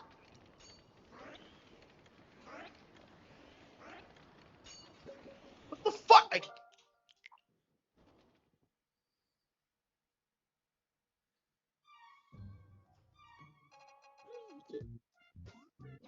I don't know, man. I'm gonna like, if the like, I might try to make a note of my note to myself that like, if they ever surpass like their all-time high point, I'll probably make a video talking about it and like mentioning this entire situation because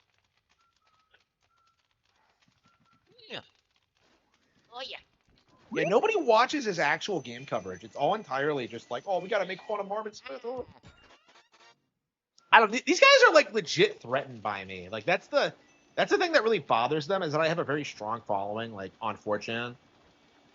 It's like I have people who really respect my takes and opinions, and like really see me as like this huge influential figure in the industry. It's yeah, it's getting to that point, man, that I'm gonna be the biggest name in the Nintendo space, and hopefully beyond that, but especially the Nintendo space, where like yeah, the biggest Nintendo YouTuber.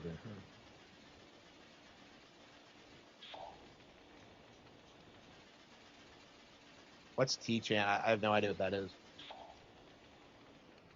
Oh yeah.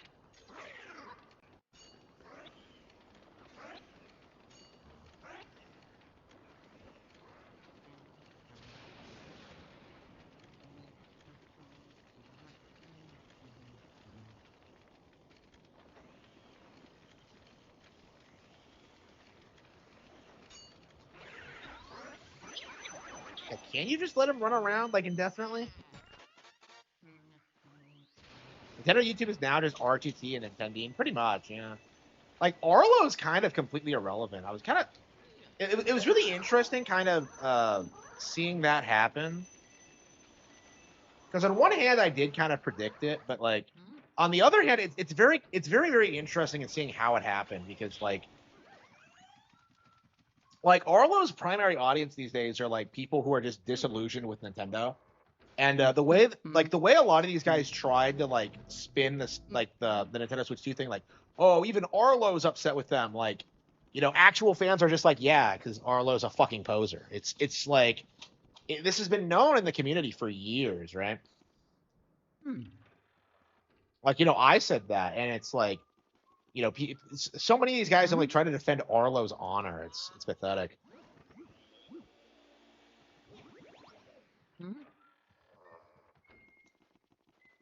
Yeah, shoot school. Shoot school. Oh yeah, like what? What do they do?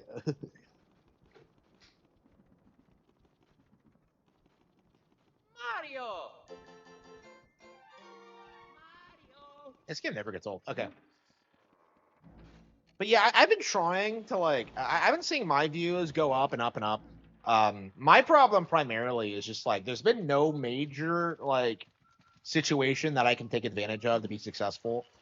And the whole losing the job thing, that's been the main thing that's kind of like, that kind of fucked me over, was just like losing the job before I was ready.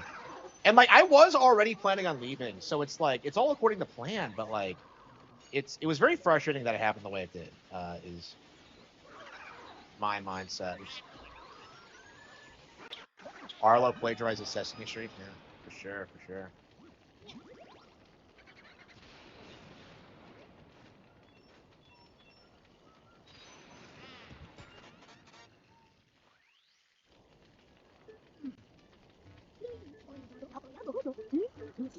Yeah, I wonder if we'll have like...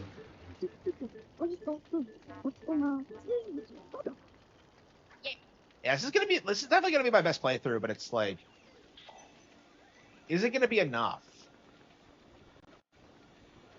Like, is this gonna be enough to like...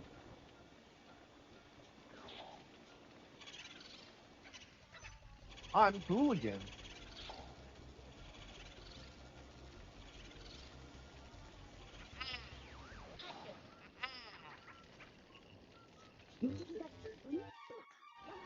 Honestly, the way things are going now, I'm probably gonna beat this again, like tomorrow night.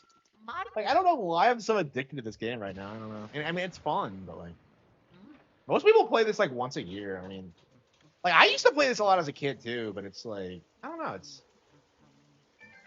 I don't know. Like 2001 feels like the last classic year for Nintendo, is the way I see it. Like, this feels very much like a Super Nintendo game in a lot of ways, with like its structure and its pacing and all that.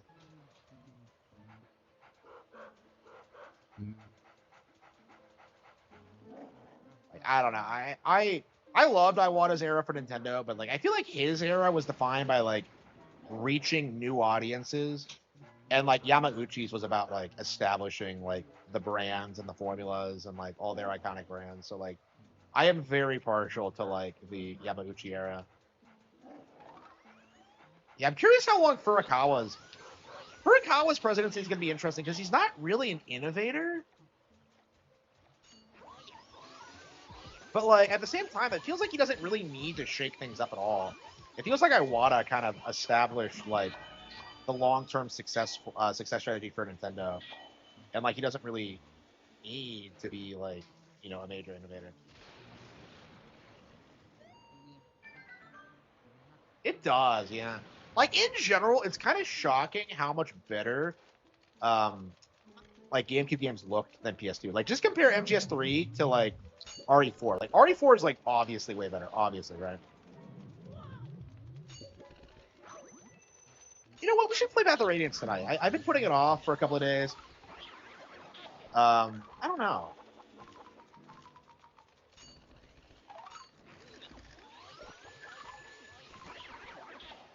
Yeah, I keep saying I'm burned out and straining, but it's like I don't know.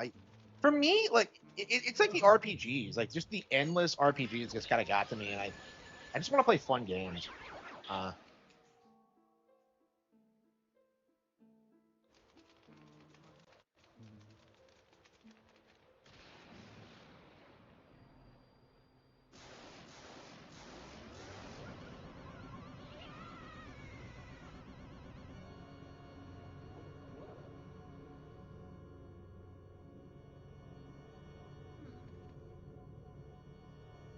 Yeah, I remember when people would brag about like the ice cubes realistically melting in MGS2. It's like shit like that is dumb. Like it's just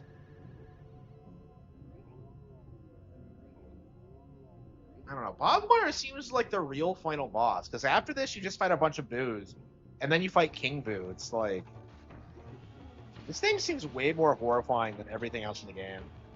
Like that's just my opinion, but like its powers seem more interesting.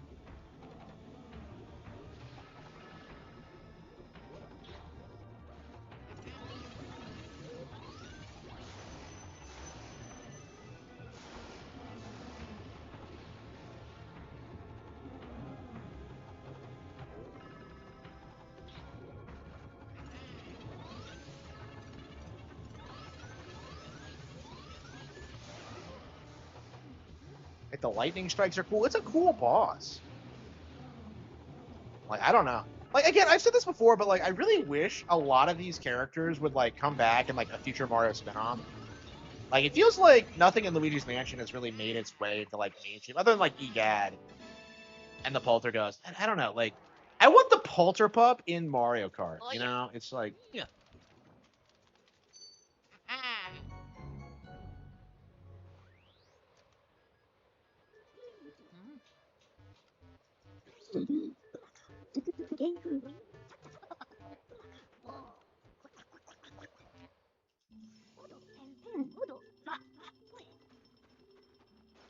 Yeah.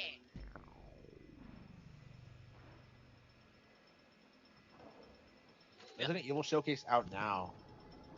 Yeah, I think they're showing off Resident Evil 9.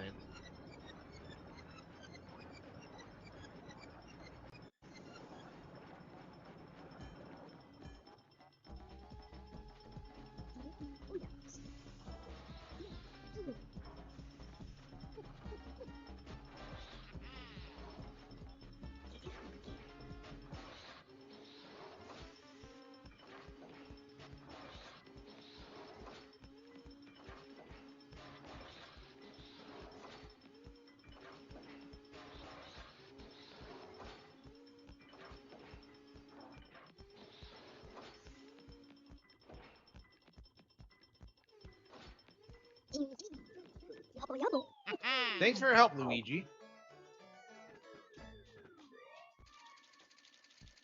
Okay, how old do we do? Okay, so we got some more ghosts. Way more than we usually do at this point in the game. Yeah, 2 gems.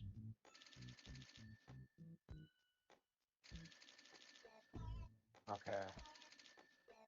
23,000. Okay. That might be enough, like, by itself, honestly. Because we only need, like, 20,000 more. I can't remember how much we usually get around this point, but, RE9, yeah. Well, like I think a big thing that's holding back like RE9 and Pragmata is that they've been confirmed to Switch 2 games now. That they're coming to Switch 2, so like people aren't gonna like get fired up about that. So that's why.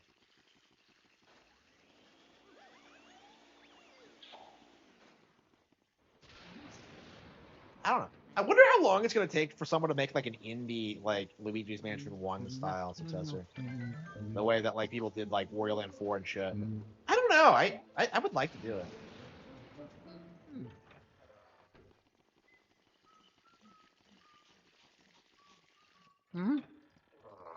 I keep talking about video games I'd like to make, and it's just like I just don't have the time or the resources or the skill. Like I need to focus on what I'm good at, honestly. Which is of course writing books. Yeah, maybe I should take some time off to finish the Cattle Have Fangs, because it's like it's halfway through January now, and I barely worked on it at all. So.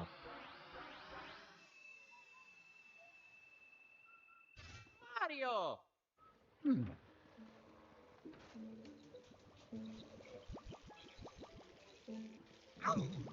Pragmata was only hyped because like, yep, absolutely.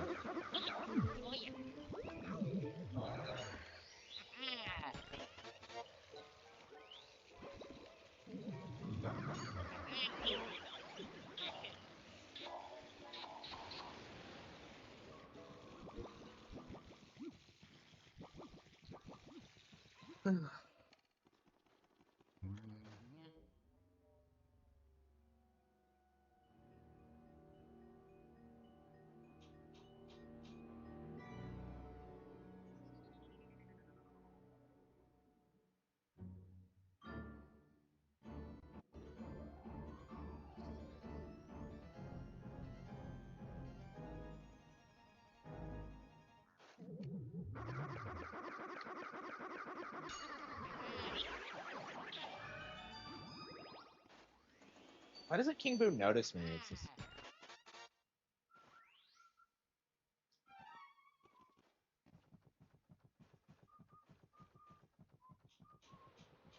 This game still looks gorgeous. Like it's so stylized that it really feels like it hasn't aged a day. Like a lot of people argue it actually looks quite a bit better than 2, and I don't. I honestly don't agree with that because I feel like the 2 has way better environments for sure.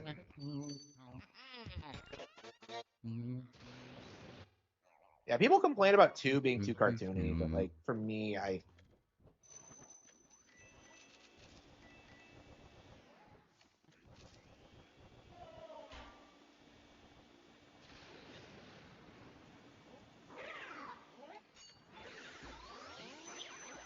Is there one per room? Because it feels like there's a bunch I've never seen before.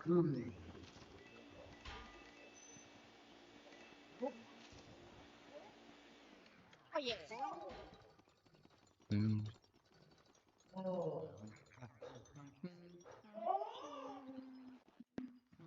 Yeah.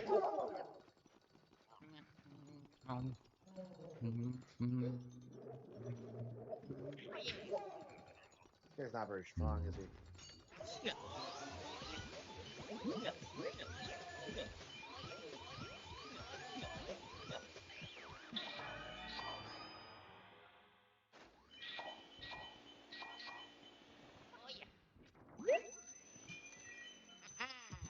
Yeah, I think we might be hitting A rank for the first time ever. I think we have it. I think we've got it.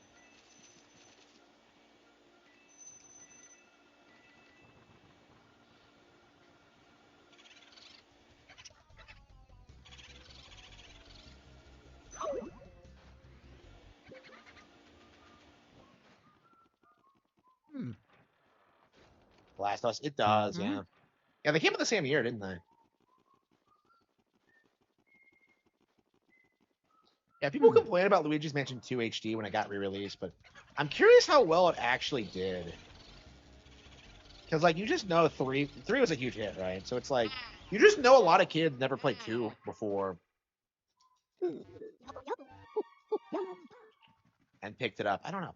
Like, this is what these games are, like, I don't know.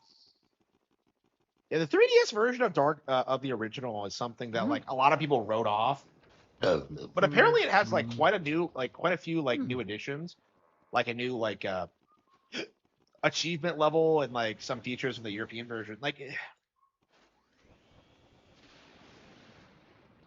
it's very interesting how people wrote off 3DS for it. But...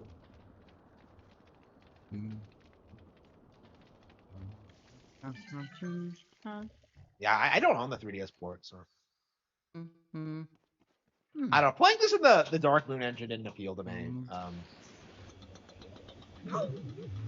I mean, I said the same thing about like Ocarina of Time 3D when that came out, and I ended up loving that. So. I don't know. We need some more like full-on like remakes of like classic Nintendo games, kind of like the Super Mario Advance series, right? Like we need some more stuff like that.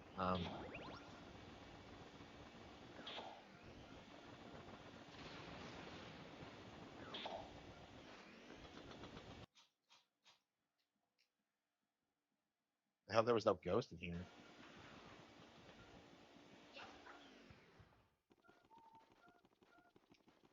Oh yeah. Yeah, yeah. When was the last time we got a remake like that? Like, I want to say it was like, I don't know. Yeah. Kirby Return of Dreamland Deluxe. Yeah. I mean, HAL's been putting out like remakes left and right, but like Nintendo themselves, I don't know.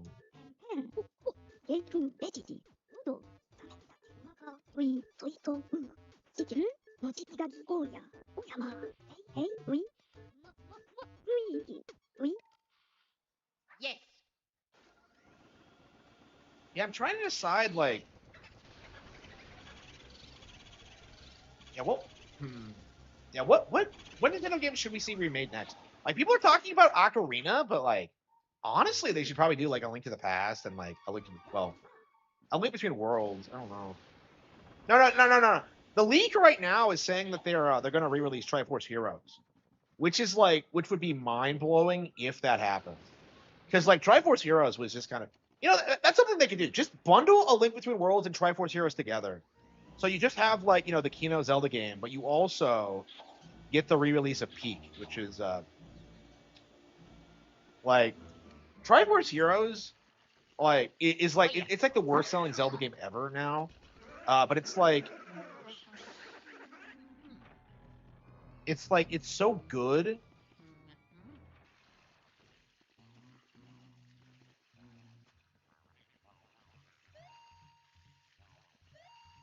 He doesn't say anything, bitch. So like RTU will play it. Yeah, DS again. Yeah, like we need a remake of Sunshine. Like I've been saying this for years.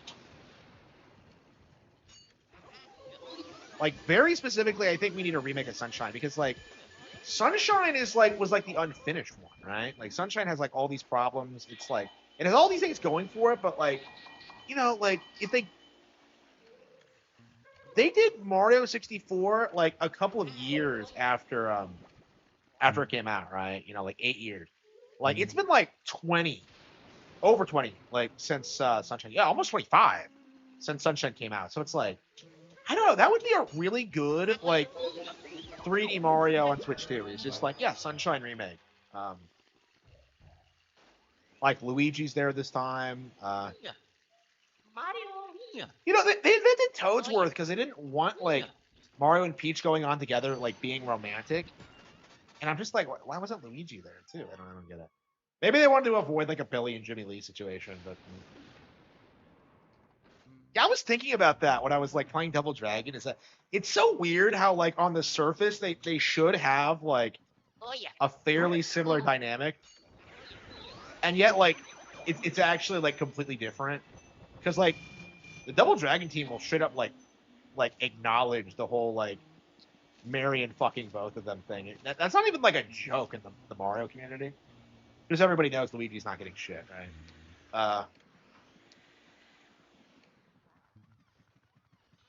Sunshine was. Oh yeah, I remember that. Yeah, like I am still seething about that. Yeah. So like, PlayStation developers really thought that like Sunshine was like a sign that like the Nintendo formula was like falling off, and that they were like they were like the evolution of video games. Like they were pretty brazen about that around the point.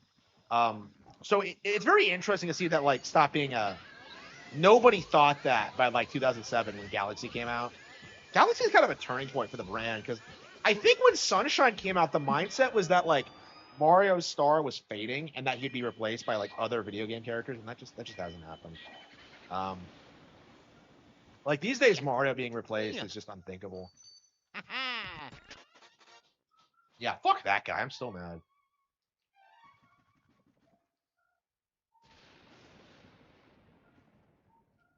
I agree. Yeah. Yeah, people harassed. Like, I remember people like getting upset with me about like, owning a GameCube or a PS2, and like nobody was ever able to explain why. You know, they always like try to say that like PS2 had better games, and yet when you go there, they have shit like Tom and Jerry, and like I don't know, like a FIFA game or something. It's like it's just retarded. What was it like? Tom and Jerry World War of the Whiskers. It was like that one where like it's like a Power Stone game. Like, I don't know. It's weird how like Tom and Jerry is still a relevant brand, but not that I don't love Tom and Jerry, but it's a.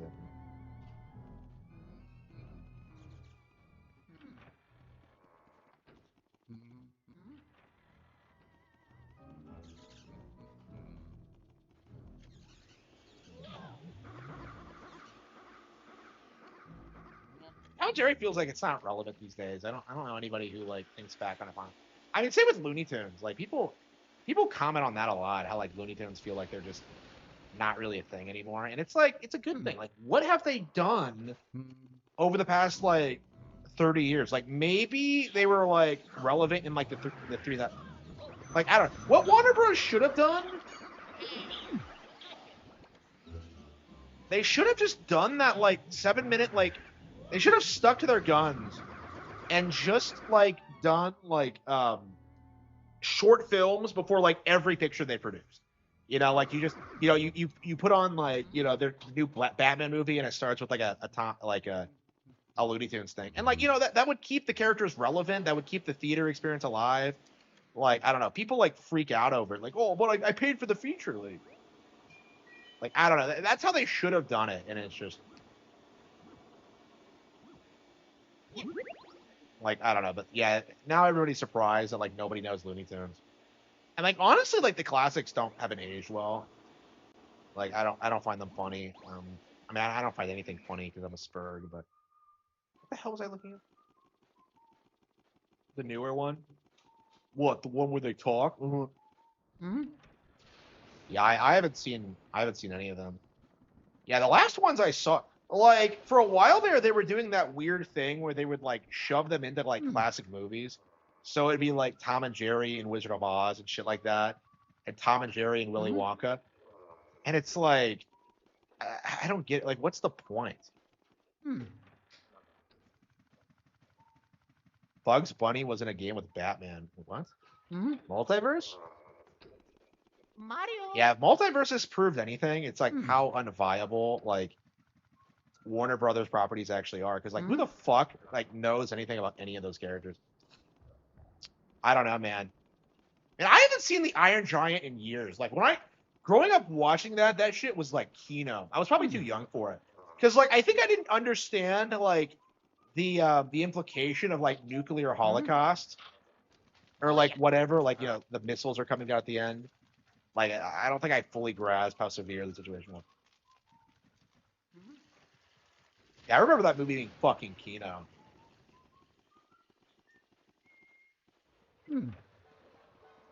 Mario. Mario.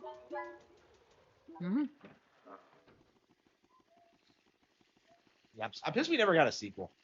Like, I'm surprised they're not pushing for a sequel, because like I don't know, man. They gave a setup for one, and like it just never happened. What the hell am I doing? Oh yeah, water. Better Vin Diesel movie.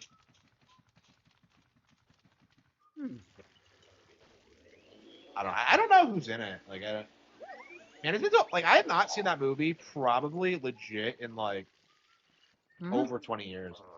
I I don't own it. I've never seen it. It's I don't know. I've seen like grandma run over by a reindeer more recently than Iron Giant. I don't know what the fuck. Like, I watched that movie so much as a kid, and it's just like, it made perfect sense to me growing up, but like, apparently a lot of people have like a hate boner for it. Because like Cartoon Network, do they still air it every Christmas? It's like a Christmas tradition for them at this point. But yeah, I would watch it every Christmas because I had a miserable Christmas every year. But like, yeah, I'd watch it.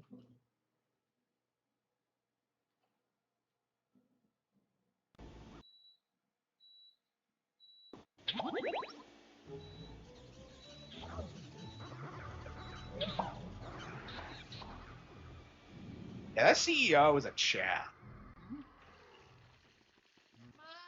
He's like weirdly supportive about like what the kid wants to do.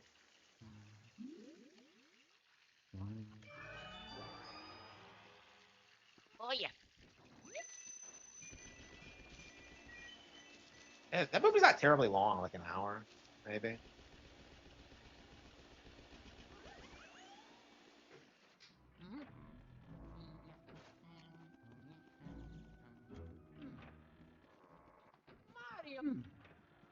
I don't know, man. Yeah, I wanted to watch like Miracle on 34th Street this year for Christmas, but it was just like I couldn't bring myself to do it. It's just like I don't know, man. When I watched that movie when I was younger, it like kind of blew me away, and it kind of established itself as like my all-time favorite. But I've never watched it again. I don't know. There's probably a ton of Christmas movies I'd love if I actually like watched them. Like A Christmas Carol. Like when I saw like the Muppets Christmas Carol as a kid, I thought it was cheesy. Because I don't know, like why have the Muppets in it? Is just my thing. Like it just.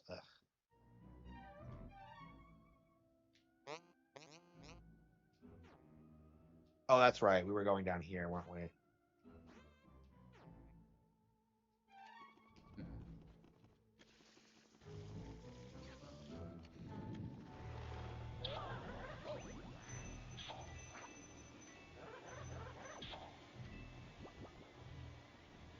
Die Hard a Christmas movie? No, I feel very strongly about that. Like it doesn't have any Christmas themes. Like it taking place around Christmas has nothing to do with it. Like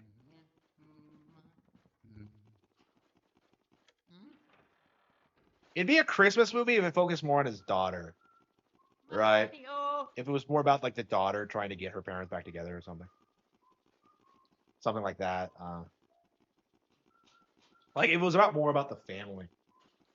Honestly, that movie is woke as fuck. Like, oh, she left New York so she could pursue her career. Like,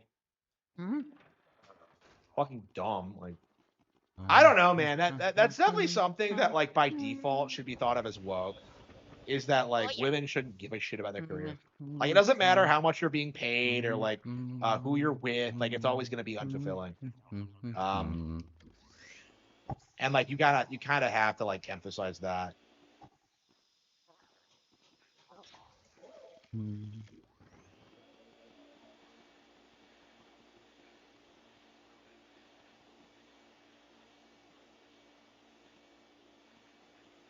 Yeah, I watched that this Christmas actually.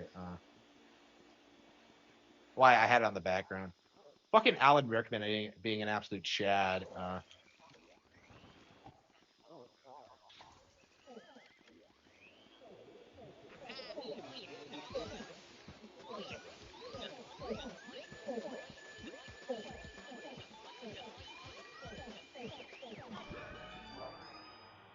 Yeah, Bruce Willis. Yeah, he's like he has like some severe dementia now and can't like remember who he is or that he was famous at one point. I don't know. It's really sad. I don't know, man. That shit really bothers me. Like when you're at the age where you start like having to interact with like family members who are dying or like like struggling, it's really tough. I don't know. It's like I'll be honest, like this is like probably the worst thing that's ever happened to me. Honestly, is just like seeing that happen. I'm just like I don't know. I feel so bad and like there's nothing I can do and I do what I can, but damn it. Yeah, that's tough. I don't expect I'll live that long, so I'll probably not have to go through that myself. But honestly, like I feel like I wouldn't be too bothered by it because it's like, I had a good life, and I'll be like, I'll spend my like final years like writing out my books and finishing like my business and stuff like that. I don't know. It's just like I don't know, man. It sucks when you're like when your grandparent like outlives all of their friends. It's just they don't. I don't know, man. It's really depressing.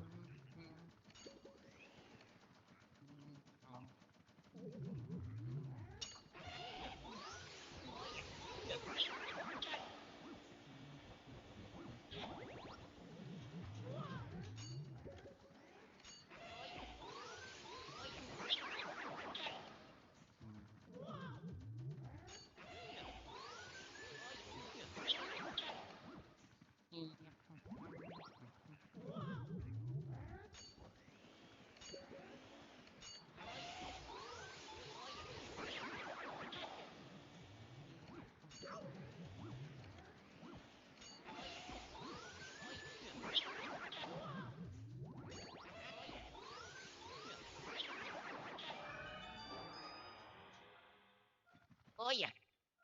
Yeah.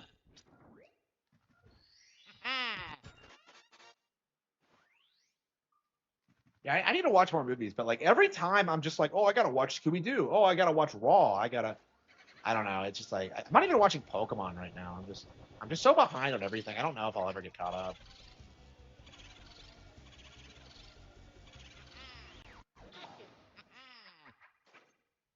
The Thing, PS2. Kojima ripped off the movie for what? Like the movie he ripped off was Escape from New York. Like that's the one with the mana machines and like fucking Snake Plissken and all that.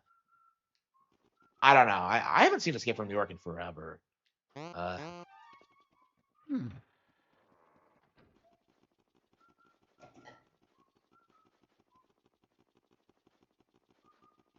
Yeah, I'd probably be a huge John Carpenter fan if I actually grew up watching his movies, but I just didn't watch shit growing up. Like never seen Halloween. I've seen Big Trouble several times now, but that didn't happen until I moved here. Mario.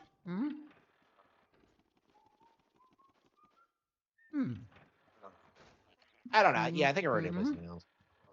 Like I don't know. We have a lot of gold bars and coins. Mario. Just... Mario. Do you want to play some Fire Emblem? What time is it? It's been Mario. 6 hours stream. I don't know. I just feel as if like I'm playing a lot of the same games over and over again. I'm loving what I'm doing, but it's like I don't know. I just feel like I really should be focusing more on writing right now, and it just like I'm getting a lot done, but it's like I don't know. Like I think I should be focused. Like it feels like I'm not working enough. Honestly, it just feels like I'm so used to working here constantly that it's really weird spending like a chunk of my day and not really doing a whole lot at all. Like this is more active than like I usually get. Honestly, just like oh, here we go. Mario Galaxy was it bigger than GTA 4? I mean, I wouldn't be surprised by that. Like Mario Galaxy is gonna sell forever, and like GTA 4 is just kind of irrelevant. I don't know. It's just like people don't believe you when you like tell them how like Pokemon is bigger than GTA. Like they always like want to scream at you about like, but like GTA sold 200 million copies. Like, yeah, on sale. Like it's like while Pokemon was putting out dozens of like better games on like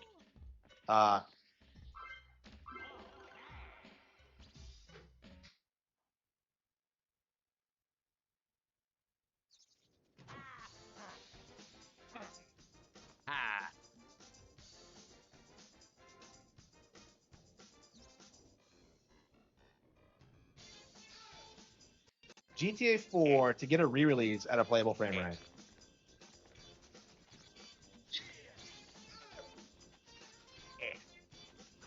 Yeah, there's only 4 worlds. That's crazy.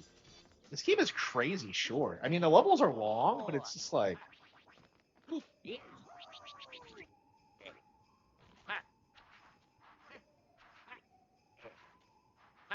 Yeah, I know. Yeah. Yes. Yeah, like PS2 did not sell as much as they say it did for sure.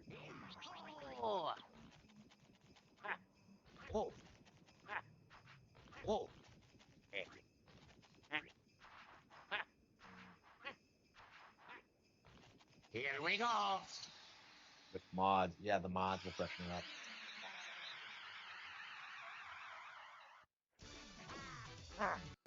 Thrillsville, Beanstalk Way.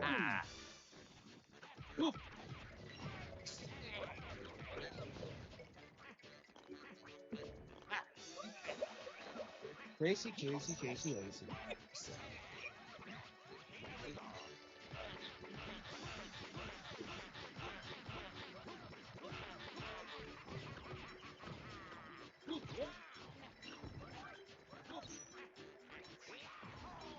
Yeah, we gotta play some Game Boy Color. This layout looks awfully similar to the first stages.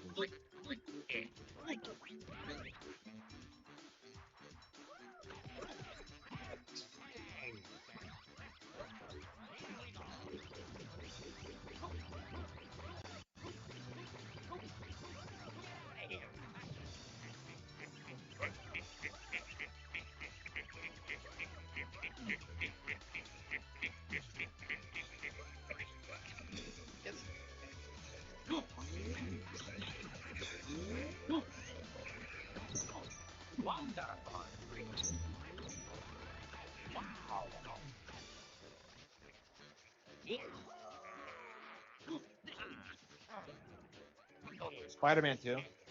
Yeah, it is. Like, I remember when that came out. That's actually a big reason why I like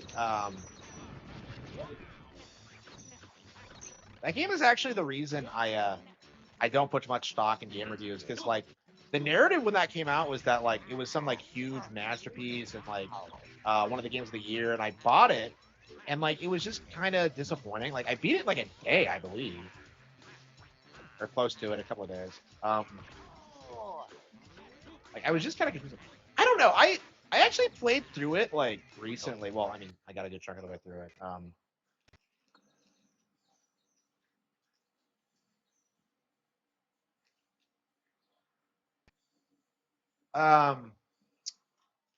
Like I think it's fun to play. Like I definitely don't think it's bad or anything. I never have, but like calling it some innovative thing, I think is like super disingenuous. Like remember when like the narrative?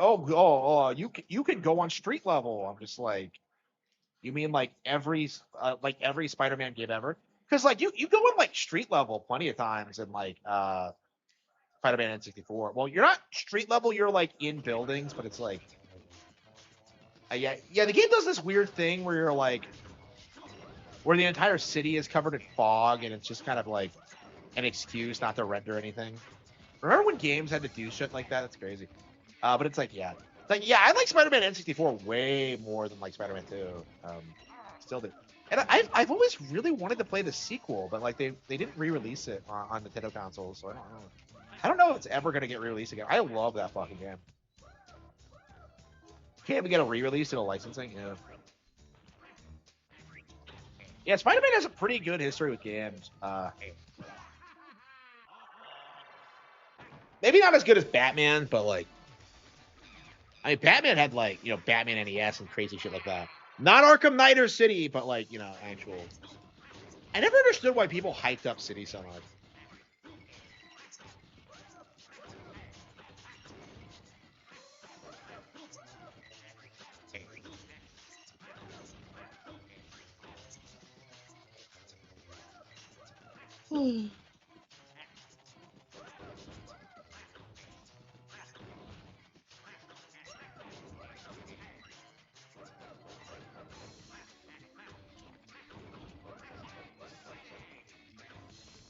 Yeah, I've never actually played Batman NES, or never played it thoroughly.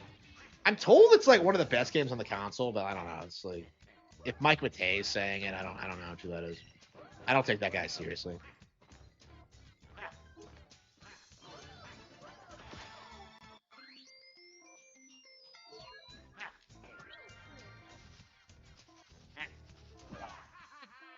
Yeah, can Mike Matei actually beat Double Dragon? Because I might be better than him now. I kind of wonder if there's gonna be a point where like Harman Smith is just better at NES games than Mike Matei. I guess. I don't know. I mean, I'm sure he can beat Zelda too. I mean, I can't.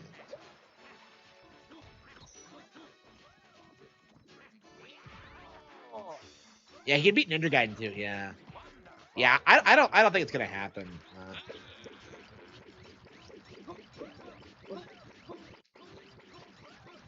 I don't know. He seems like he's living a miserable life, honestly. Like, it just like I can't imagine being his age and just kind of like acting the way he does. Like, he's like.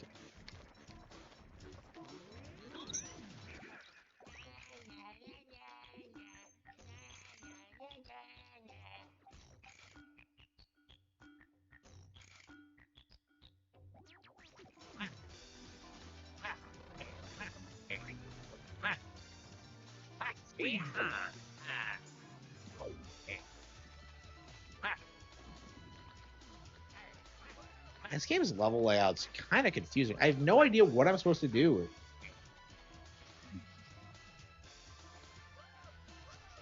Him and James both suck. I'm not sure I'd say Mike sucks. James, I definitely better than him. I don't know. Mike has probably played a bunch of obscure NES games I've never even heard of. I don't know. It's just an age thing, I think. Like, I might be better than him at games, but like he's grown up playing this shit, so like I don't know. Like, I think I definitely could have beaten Zelda 2 when I was younger, but like for me today, it's like the reason I don't want to try is that like I just don't have any interest in it. Like, you know, I tried playing it tonight and I'm just kind of like I respect the game, I respect what it accomplished, I respect it for doing something different, but like that doesn't mean I have to play it if I genuinely don't want to, you know?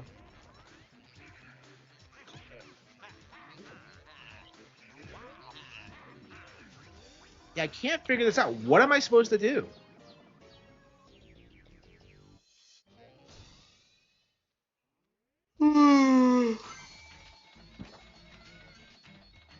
What?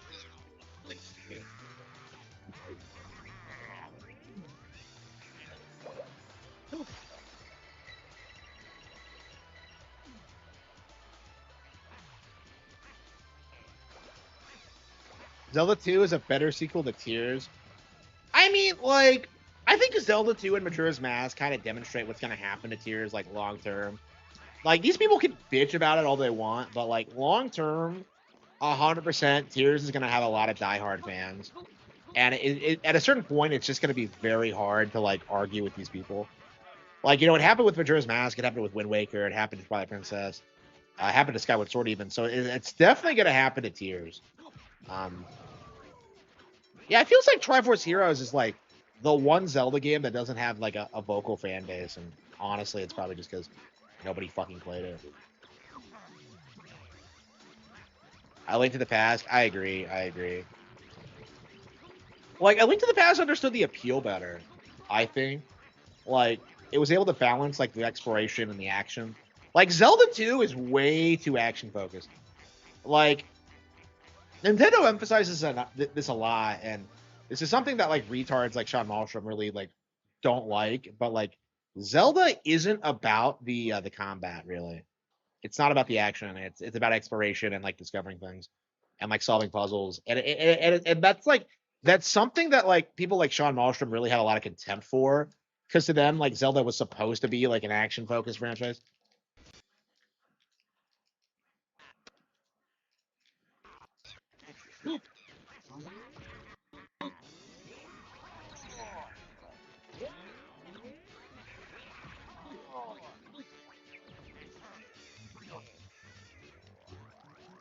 Here.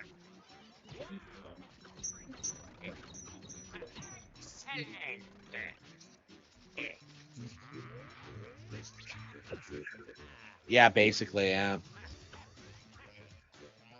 Yeah, it'll be very interesting. Like, Dark Souls is a really interesting example of what would have happened if like Zelda went in that direction, where like it would have been like very samey, it would have been very repetitive. They wouldn't have innovated, right?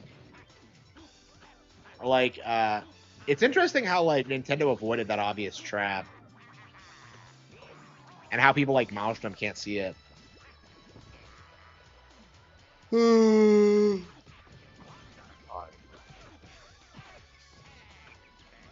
Chibi Robo. I don't know. I think I like Chibi Robo a lot more than this, honestly. Like, I had a lot of problems with Chibi Robo, but like figuring out how to do things like was pretty interesting. It's a fun, unique little game. This, it feels like it has no purpose. Like, what the fuck am I like trying to accomplish here? Is like my question. Zelda didn't need to be a side scroller. Yeah. Yeah, that alone kind of discredits Zelda 2. Like, why the fuck is it a side scroller? You know, that's no different than like fucking ActRaiser. ActRaiser fans have no problem saying that like ActRaiser 2 is garbage. So like I don't understand why we can't say the same thing to, like about Zelda 2. Like I don't know. Like I think it's fine to say Zelda 2 isn't as good as the first. Or the third or Link's Awakening. Like I don't know. Like, do we know anybody other than Sean Malmstrom who tries to say that like Zelda 2 is the peak of the series? Like I don't know anybody like that. Does Craig actually play side scrollers? No, he doesn't. Craig is a poser, yes. Bro. He admitted that he stopped playing Prime 4 when he got to the jungle. Like, which is like really? Fucking really? I'm like, I was just kind of baffled by that. Because it's just like, oh, this isn't Metroid. I'm just like, yeah, it is. It's just like it's kind of interesting how people like Craig try and do this thing where like, oh man, I'm a real Metroid fan. I name my company after Metroid, and like he gets like basic shit like that wrong.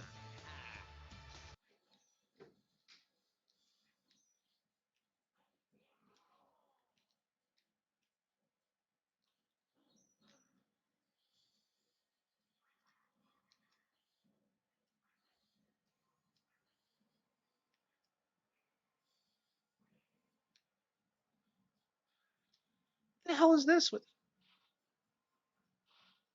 Yeah, it's bad.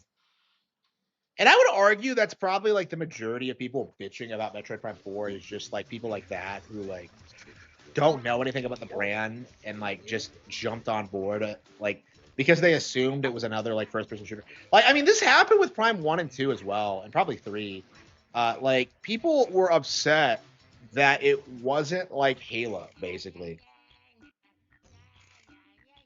Like this isn't a new thing, and like the fact of the matter is like I don't find this reception to be up to Prime 4 like all that surprising.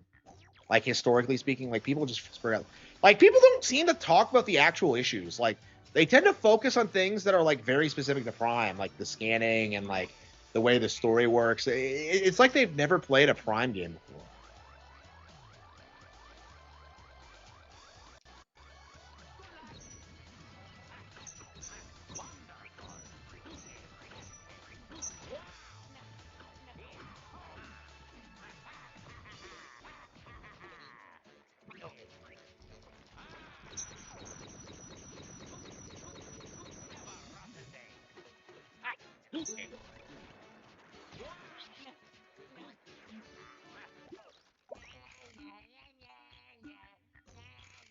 To look for weapons upgrades, yeah. It wasn't a joke. No. Like, if you watch any of, like, these YouTubers who, like, hate Prime 4, like, you see a very specific, like, complaint come up again. Like, it's not enough like Halo. Like, that's the primary, like, reason people hate Metroid Prime is that, like, it's not like Halo at all. And that's what, like, puts people off about it. Like, they get filtered by, like, how different it is.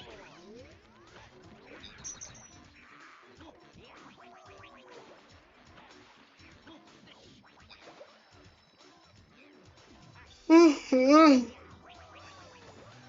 not terribly excited about this. I don't know. I think we should quit playing this. I'm not really enjoying this either. I'd really rather play Wario Land 3, honestly. Or 4, even. You know what? Like, 4 grows on you as you play it. You know, it's kind of one of those games where you think it's kind of short and easy your first time, but, like, the more you play it, you kind of, like, develop an appreciation for it.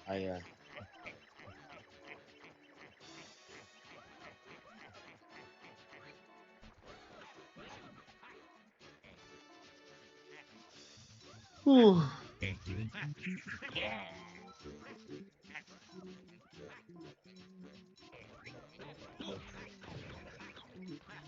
Wario Land 1, yeah.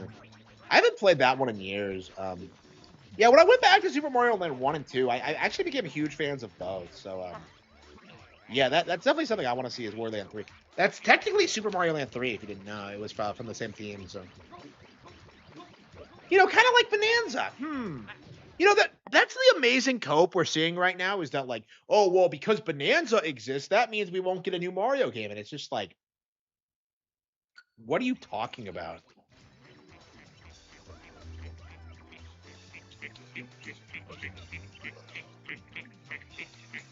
Yeah, I don't know. I didn't like Wario Land 1 when I played it. It was my least favorite of the four, for sure. Like, I found it, like, really strangely paced, and, like, what do you mean his power-up is, like, a Viking helmet? And I don't get it. Like, I don't remember anything about that game at all. It's just kind of a blur to me. I remember the ending screen, but that's it. Bonanza will get a sequel? Yeah. I mean, I wouldn't be surprised if we started getting, like, more frequent Donkey Kong games after Bonanza. Like, if we get Donkey Kong at 3 or something. That'd be sick.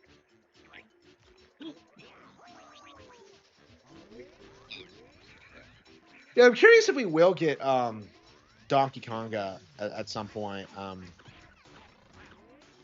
Because, like, it was Reggie who didn't want those games coming out here, for the record. He's like, he admitted that in his book. So, like, so much of that narrative that, like, Reggie wasn't, like, stopping games.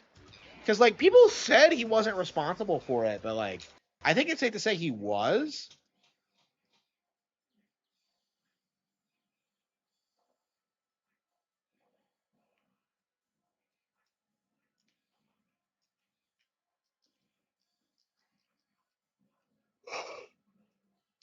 So Reggie, so I don't know. I'm curious if he, like, fucked over Devil's Third in any way. If he was behind that. I don't know. I'm very curious about, like, what the development cycle was for that, because, like, it feels like a very unusual situation. Like, Itagaki himself chalked it up to, like, Iwata dying when he did, but, like, I don't know. It just felt like more than that. Because they already weren't talking about it before, like, before he died.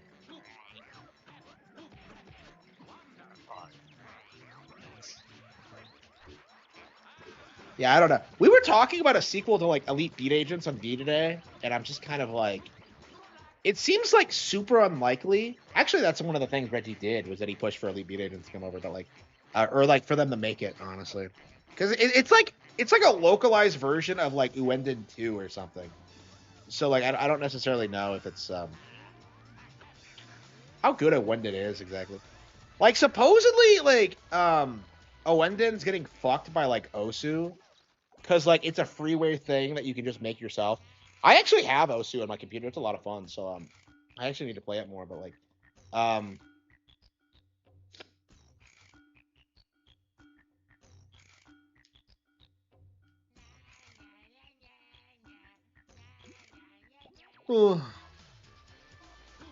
yeah, I've been playing, like, you know, the original Elite Beat Agents, and then, like, it kind of dawned on me just how good this game actually is. Because, like, when it came out, I was just like, yeah, whatever. Like, I would not have bought it if, like, people hadn't insisted it was, like, a great game. So I'm just like, oh yeah, I'll get it.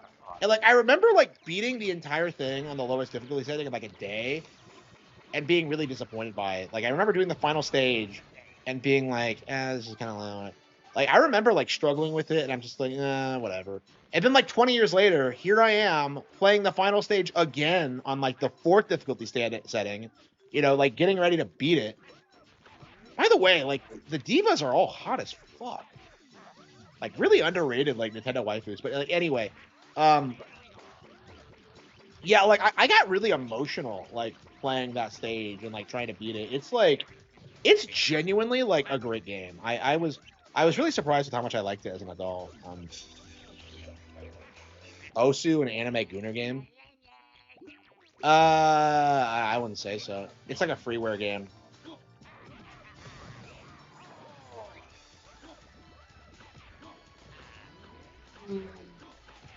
Ooh.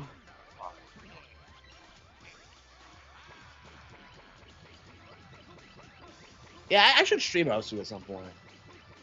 Yeah, I might do it tomorrow, honestly. I don't believe I've ever done it, but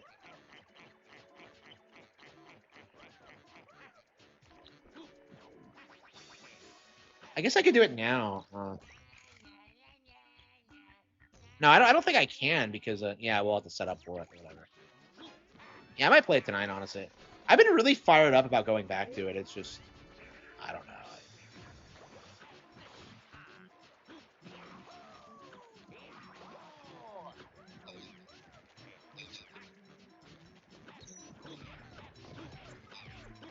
Ooh.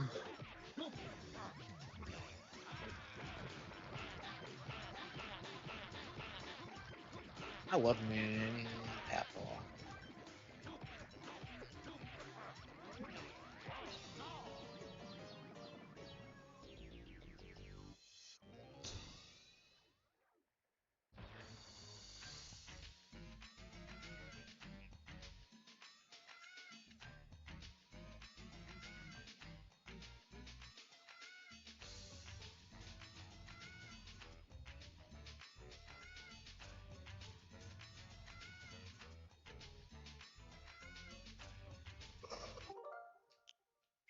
Yeah, I can't figure out how to progress. I can't figure out how to progress.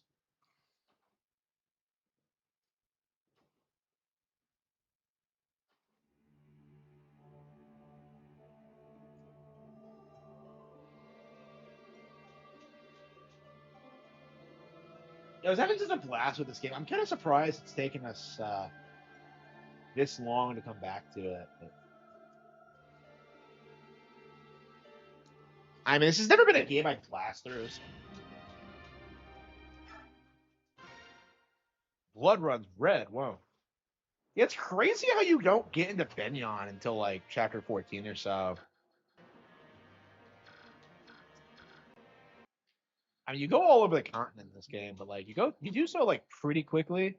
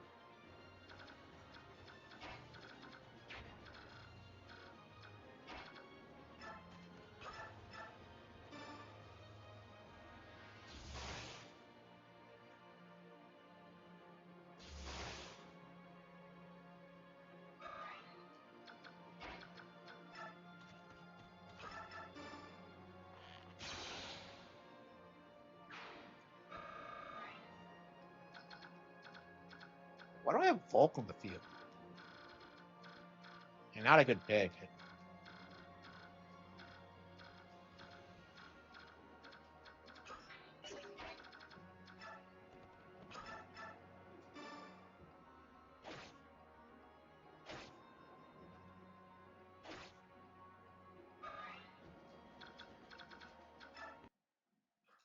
Yeah, I'm kind of surprised they have you use so many like units in this chapter because it's not that hard, especially because you're like you typically will avoid the upper right. Like typically the way I get Zihar is I just send Leith up there and she does it. Hang on, maybe that wasn't a good idea.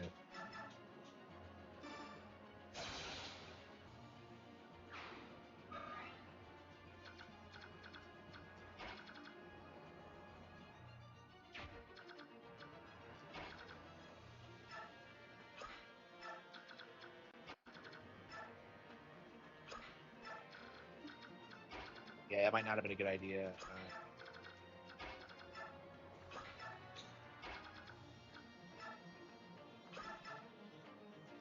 Yeah, Lena's a beast.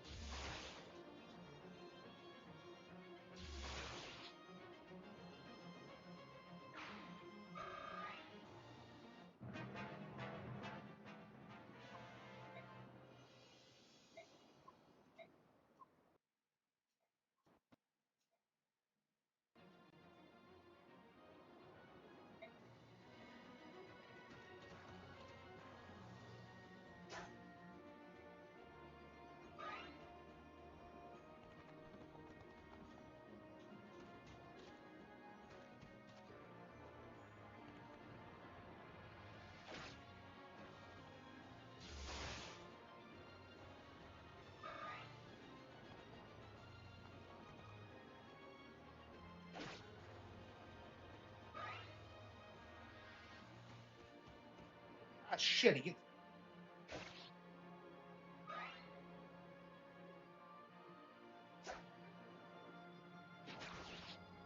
Yeah, they tell you not to kill the vigilantes, but like, I don't know exactly how you're supposed to come up here and recruit Zehark without doing it. So I don't think anything really happens. I think they give you a sword later or something if you don't. But...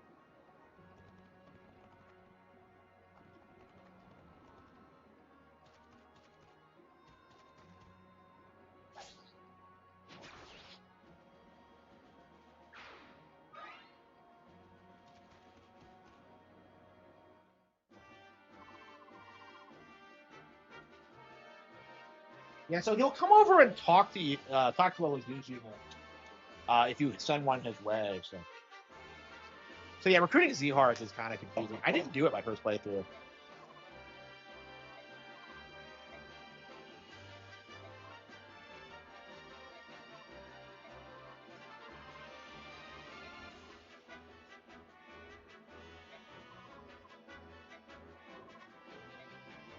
He wants that cat girl pussy.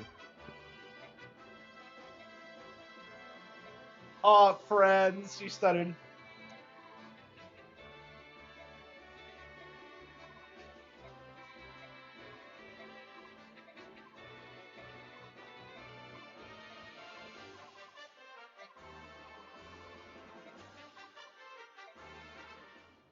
So like I said, like Zehark's thing is that he's a fucking furry.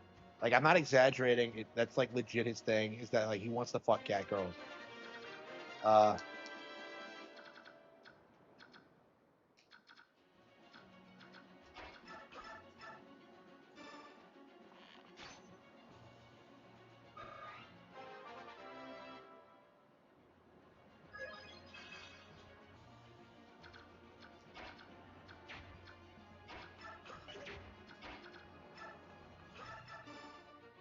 Oh, that was dumb. What was I thinking? Well, is Mia actually becoming competent now?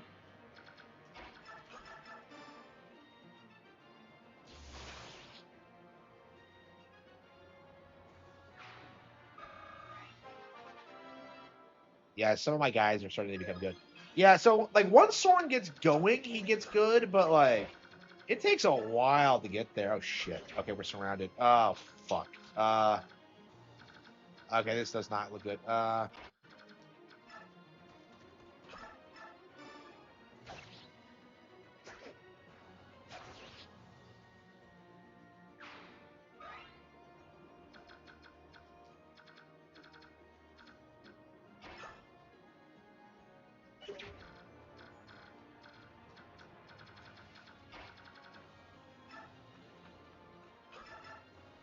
wow. I don't remember Nephenese starting out this good. Yeah, I remember when I used her, I really struggled. I've heard she's good, but like...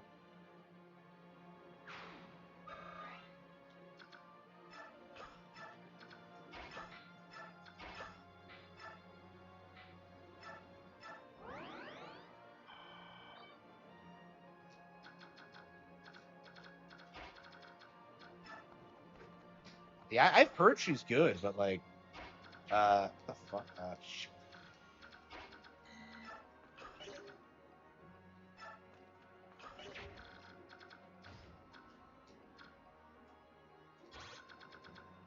I kind of have to keep her. Shit.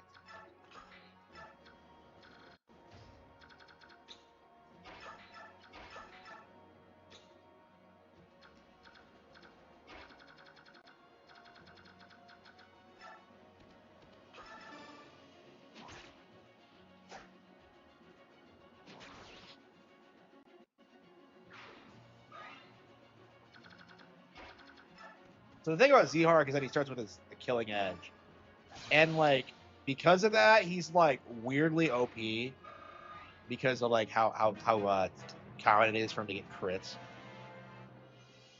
Like killing edges on like Swordmasters is based, but like yeah, they're pretty difficult to come across at this point in the game. So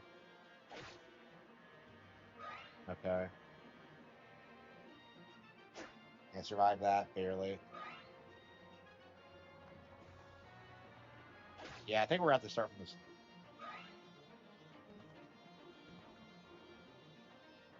That'd be crazy if the Titania died here.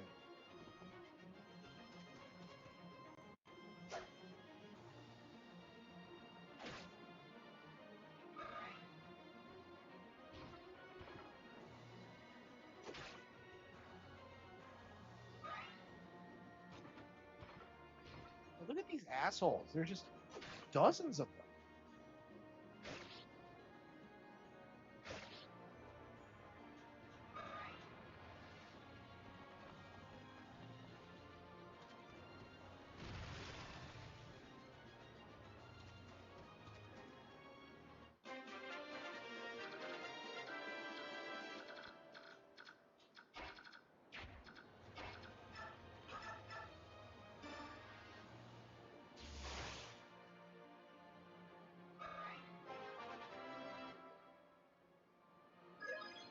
She's so cute. I can't get over that. Okay. Okay, got her.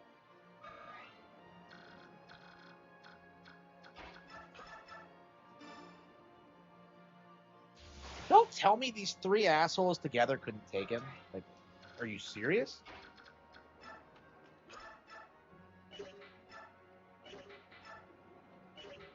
Gotta be kidding me. So I had to have Ike do it. Shit.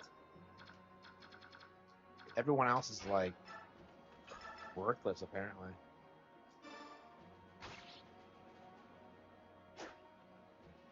Yeah, so Mia like becomes a beast like once her evasion gets up, and you can start like giving her like swords masters and shit like that. But like, um,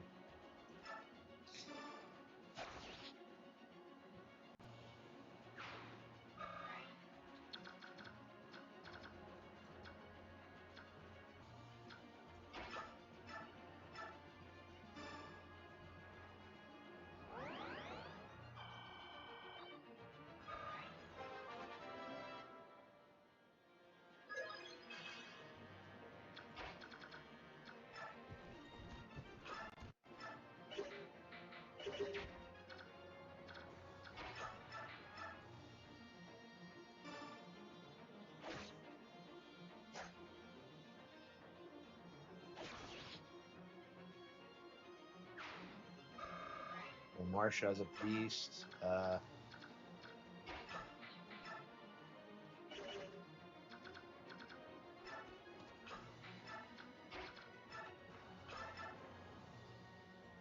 she's not good enough for that yet.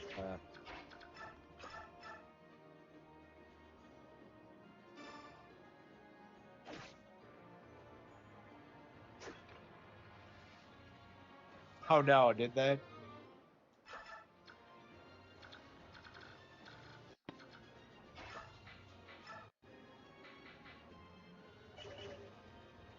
Elixir. Oh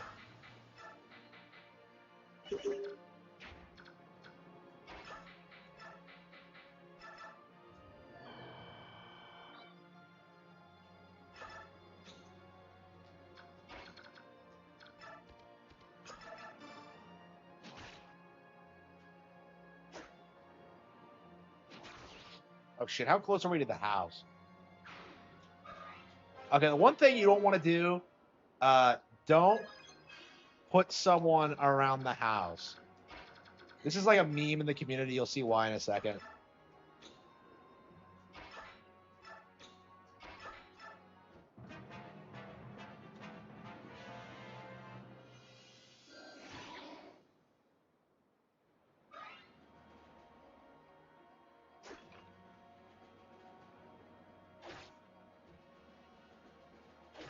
I'm making the video here.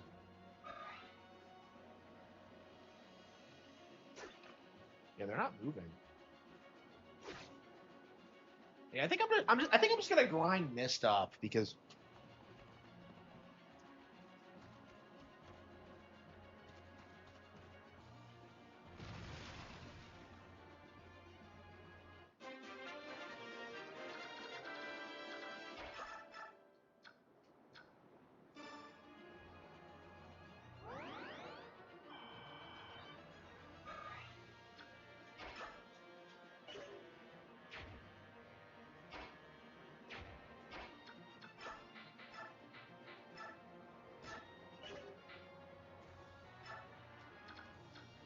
Let's see, Marsha. Yeah, but she could just throw it, I think.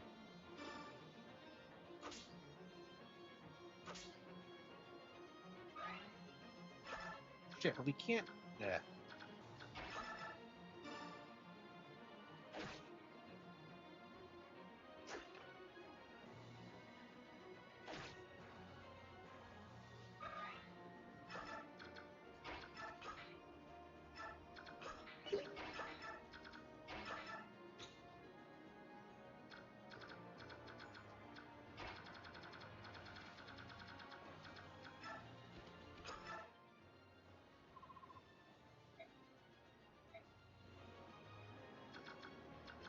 Yeah, I don't think you ever see anybody this racist ever again.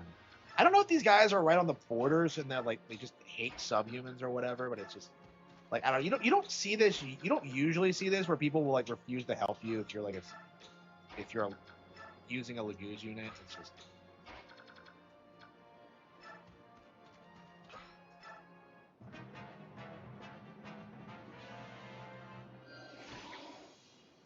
yeah, I don't know why everybody in this town is such a piece of shit.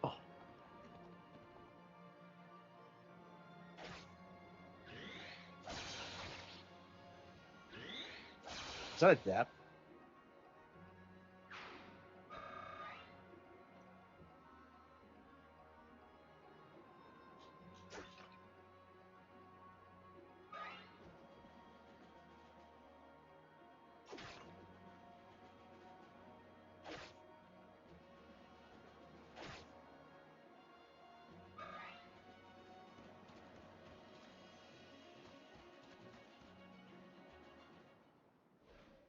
Oh, here comes Jill. Best girl.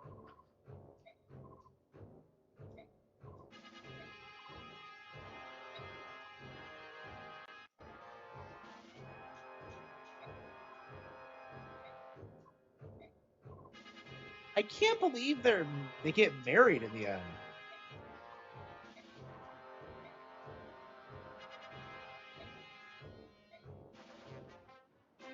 You don't move. Yeah, I don't know why she's in this chapter. It's such a weird thing. I guess they wanted to set her up, but like, I don't know. It's not often you see a unit before it's recruitable. But yeah, Jill's one of my favorite characters. So yeah, I adore her. Yeah, let's move Titania and just have Void move up there. Like shit, that was not the good idea.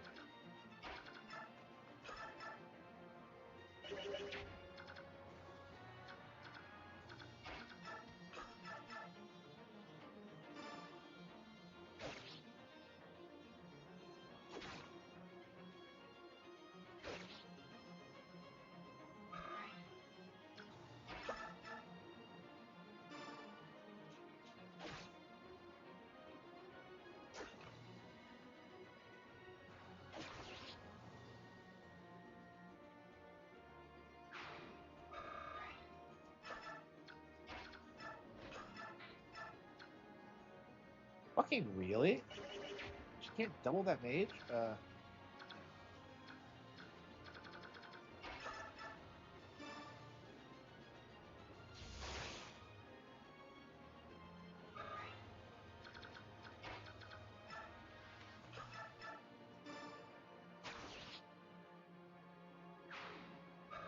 Yeah, it's really common for me to like lose Void in this chapter because I tend to like use him kind of recklessly. Uh,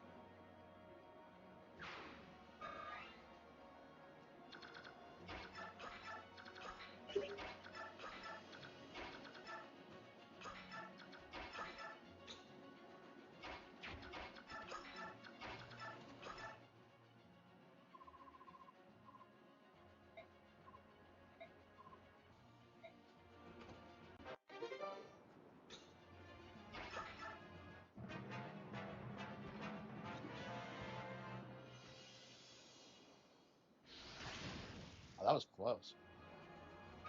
Yeah, I was worried about that, but thankfully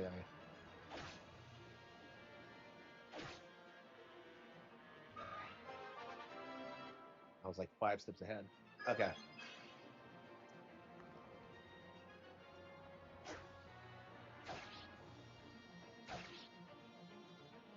Yeah, this is a really good chapter. I would argue it's an iconic one. One of the best in the games. Oh shit. Man, usually I don't like I hit level 20 until the shit. Wow. Yeah, I've been abusing Ike this playthrough. I mean, to be fair, like it's unavoidable. Like you want to use Ike like a lot. Oh shit. What happened to not moving unless you were attacked? What is this bullshit? I've never been attacked by these guys ever. That's crazy. I hope I don't kill Jill by mistake.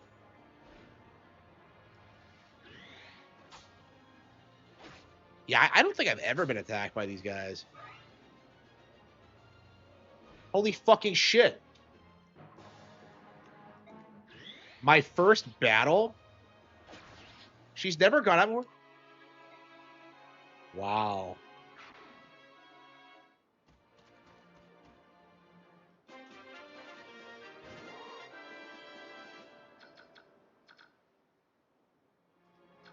It's her first battle, and she's like a level 8 weapon rider. Shit, I screwed that up. Yeah, I screwed the pooch on that one.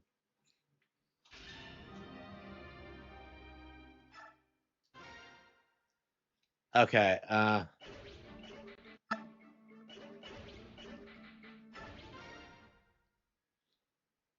we don't need Volk. I don't know what I was thinking with having Volk in there.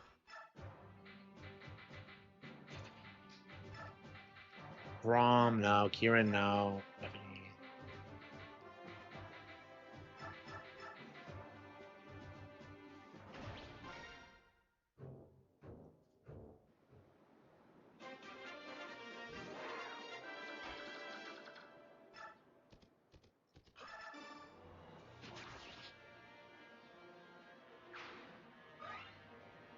Okay,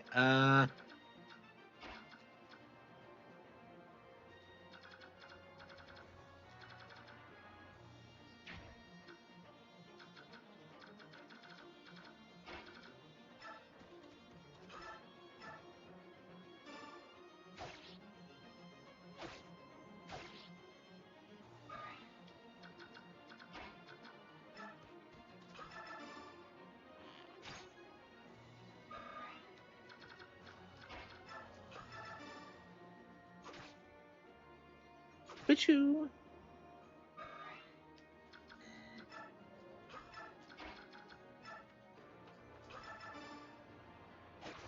And Neffany. Yeah, I think I've seen people say Neffany's actually one of the best characters in the game, so, I don't remember her being that good. I don't know. Maybe I tried giving her, like, a Steel Lance or something. Like, I don't know. What is her... Yeah, I don't know. Because the way I remember it is that, like, I tried to use her and she wasn't doubling anything.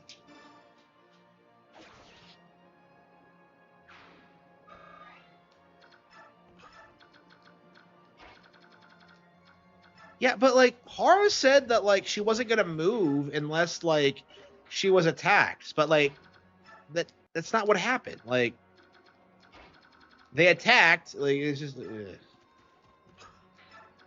Yeah, I'm very confused by that.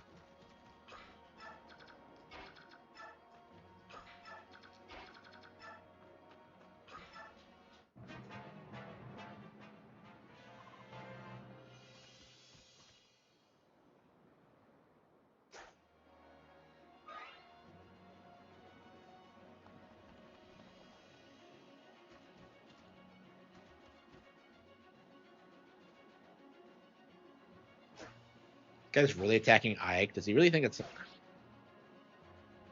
Power World? Yeah, I hate Power World.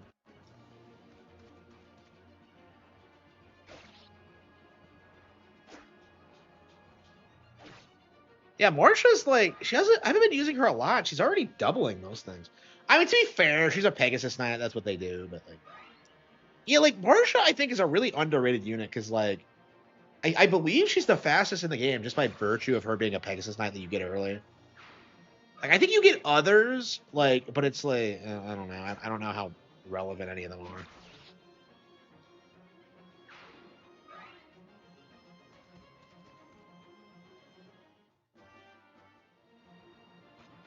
Yeah, I don't tend to use Har much because by the time you get them, you already have like I tend to already have like Marsha and Jill, so like a third flyer just doesn't suit me.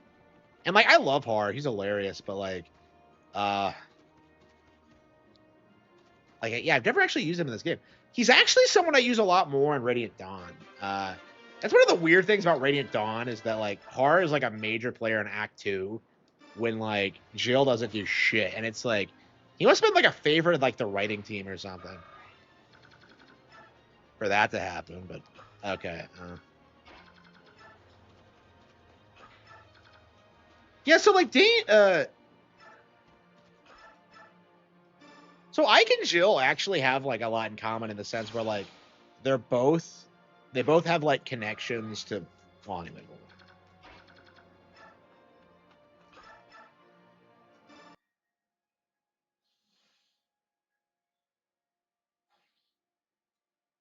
Oh wait, there was an asshole there?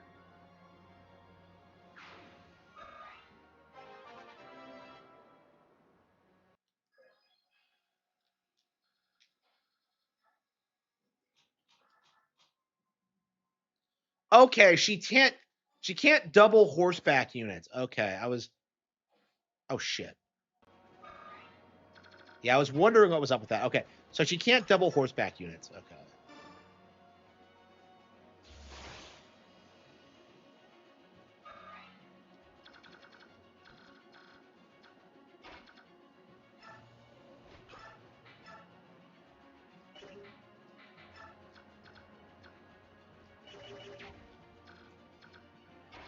I have an armor slayer, but no.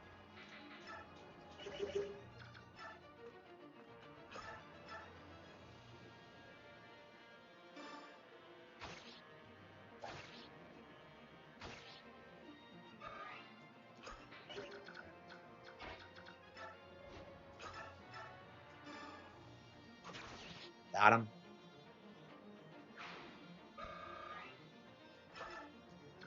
$14, $11.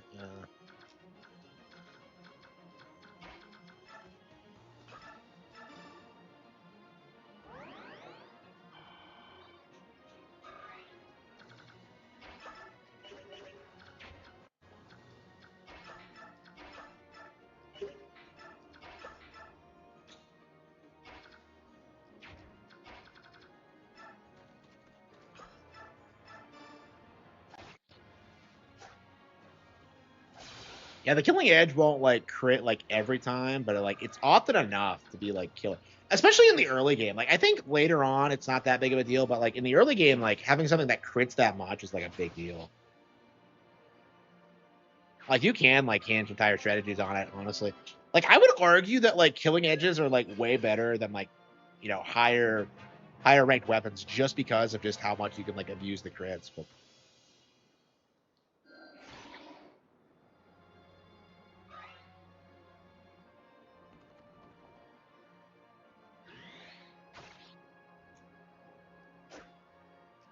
miss. Oh, what the fuck?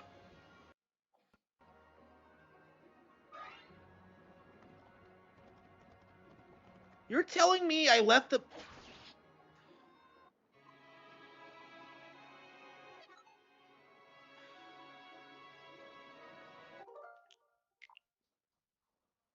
I don't know. I'm playing like an idiot.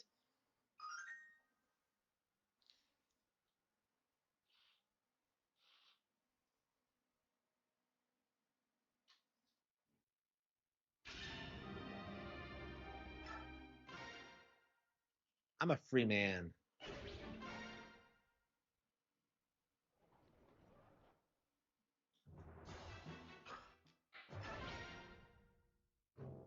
Oh, oops. Oh, did I not switch Falk out? I get shit.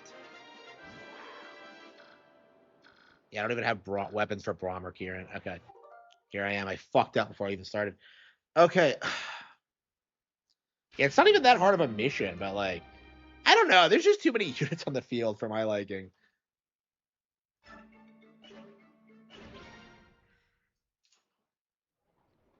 It's like what? Like how many? Like 11?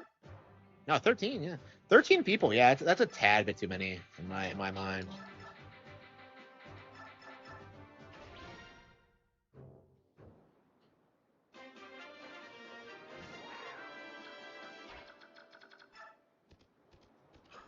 Yeah, 14 if you include Zihar. 15 if you include. Well, you can't recruit Jill in this chapter.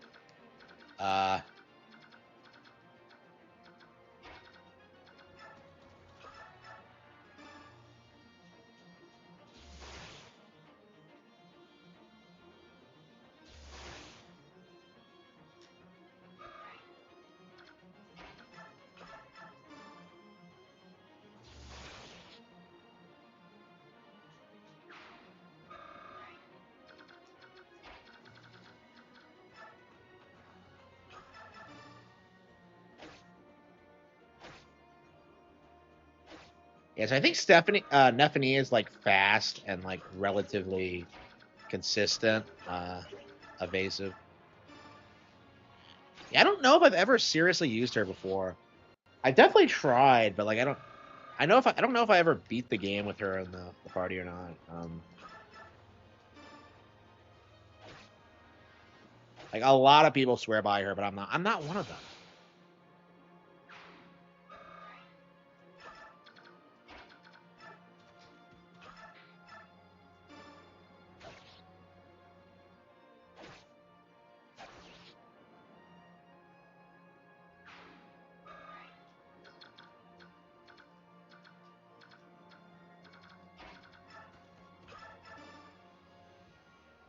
Like I said, this is why I don't use Riss. It's like when you have two healers, it's really difficult to keep track of them, and you kind of have to like, especially it's weird that Riss canonically trained Mist because like she doesn't really talk about it much at all. But like Riss is like you want to use Mist because you need her later on for that mission when she takes on the Black Knight with Ike.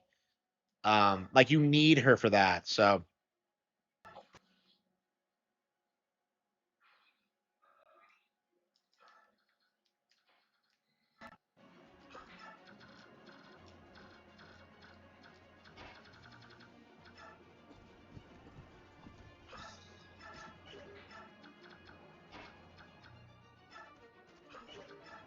there we go. Okay.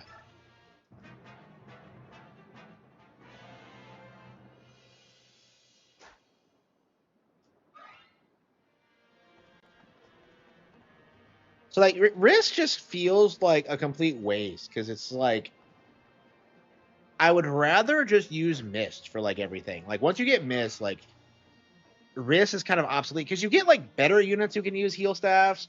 Like Soren levels up and you'll want him to use a staff. It's like Risk just seems kind of pointless outside of being your like starter priest. And I believe he's the only priest in the game actually, which is like especially bizarre. But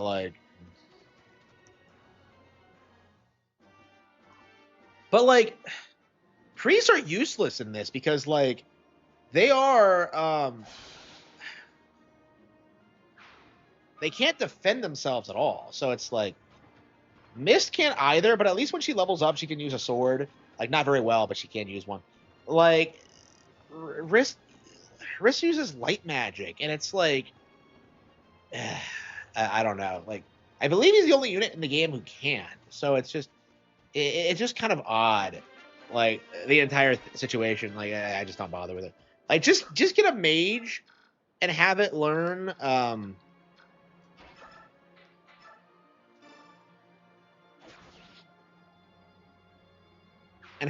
like to use staffs. That's kind of my advice.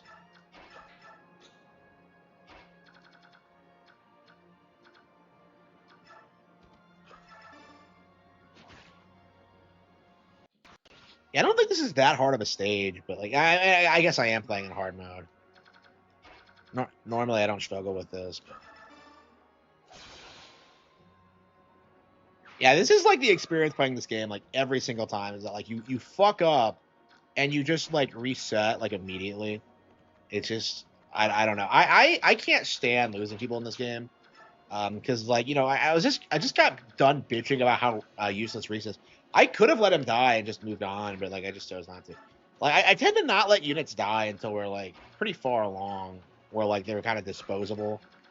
But even then, I just feel as if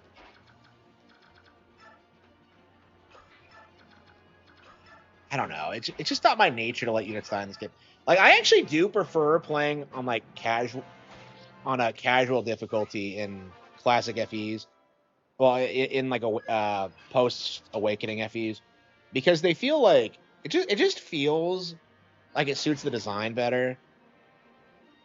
I don't know. I don't know how much permadeath like adds to this game in particular, because it's like back in the day they could like give you like an excess of units that you can just kind of like use, but like in this one it's like I don't know. They all have too much character, and like if you let them die, you miss out on like critical story elements. And like that's especially true for like Three Houses and games like that, but like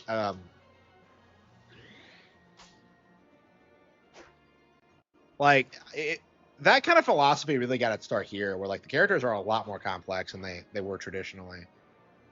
Like this is kind of the beginning of like what they would do with Awakening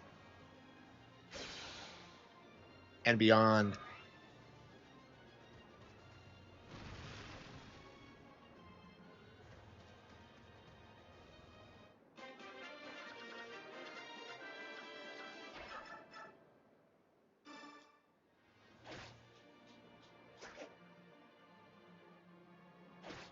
Yeah, I'm getting a lot of mileage out of Marsha, surprisingly.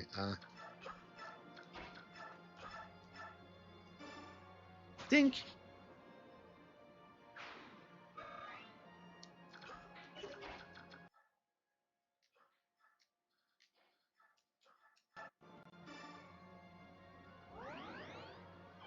Yeah, I felt like I wasn't using Marsha a lot since I got her, but like now that I am, like yeah, she's pretty good right off the bat. I don't know. Maybe it has something to do with like the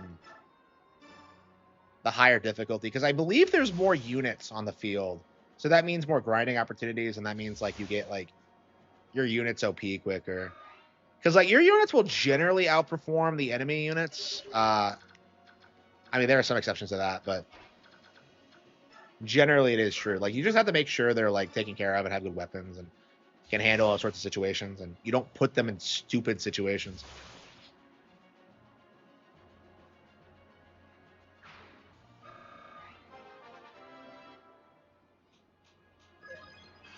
Lena's so cute. Okay.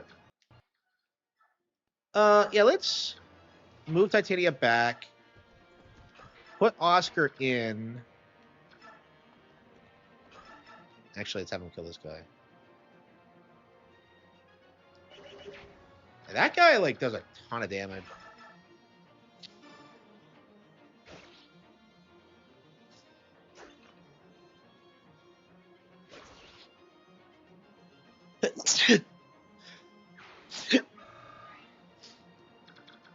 Yeah, I don't want to put Oscar on the front lines out of fear he's gonna get wrecked by that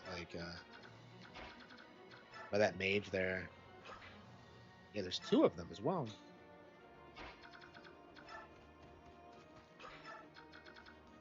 Yeah, there's so many guys here, we can't seem to weasel our way past them. I mean, like, I keep looking at it as a grinding opportunity, but like, it's really not.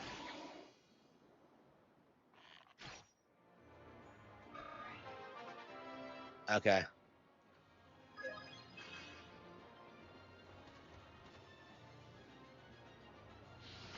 Yeah, these mages are way better than my mages right now. Well, I mean, I think they're using Elfire, though.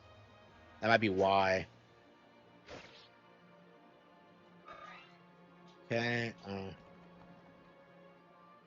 Yeah, the strategy in this is so much better than Three Houses. Like, Three Houses, I tend to just, like, grind until I can just, like, cheese everything. And that's kind of how the game is structured, but, like... And I do enjoy it, but it's, like, it's not the same as this at all. And honestly, for Three Houses, I feel like they probably There probably should have been less battles, but like more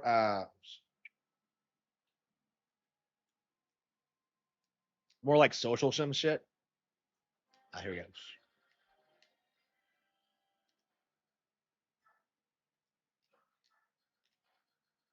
Now I'll just hold the line here. I can't even do damage against him. Wow.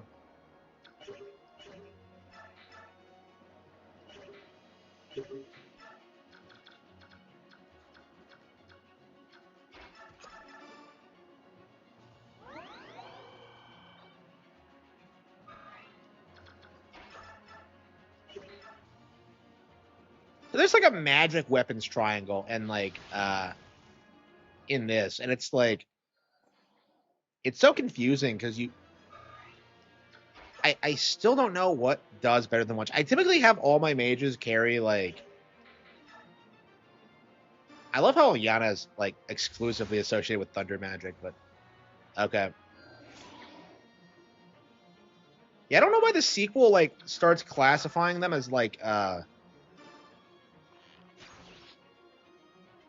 thunder mages. It's just like or like wind mages. It's like fucking really. Okay, move back.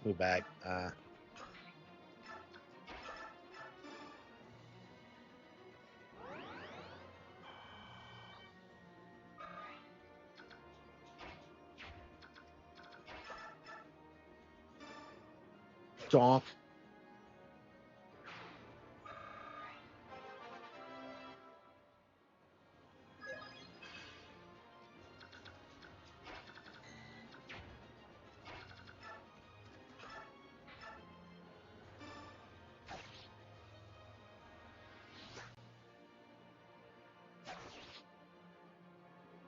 Yeah, so we have to like.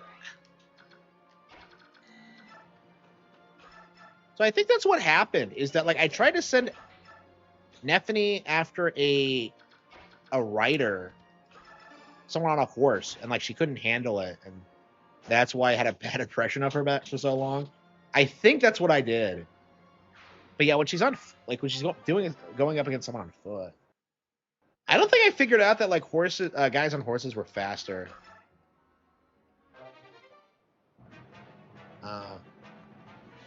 I thought it was by a unit by unit basis. I guess when you're first playing this, you tend to judge like a unit's usefulness based on like, oh, what the fuck? Really? Is that gonna die?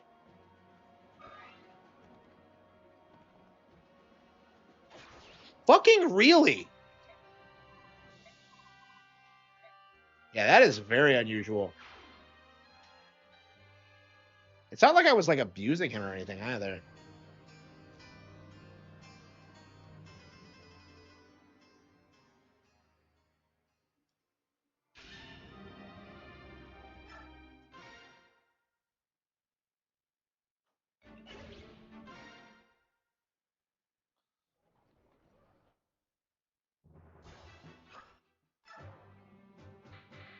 Ike, Soren, Oscar Boyd, Mia, Elena.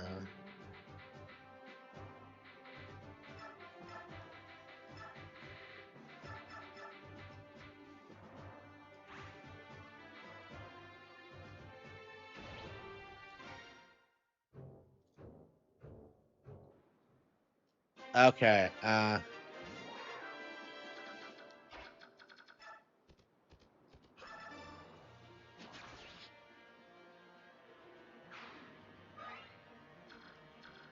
Okay.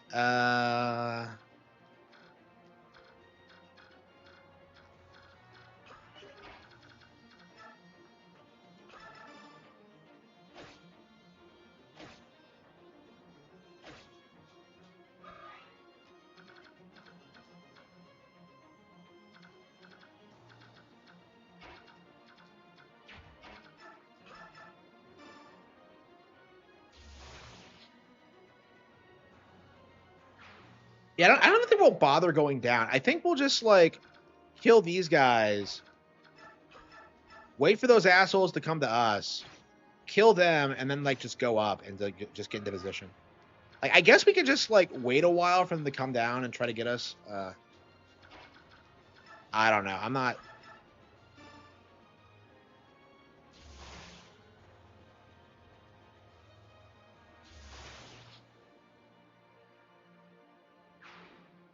Like I said, this isn't a hard stage.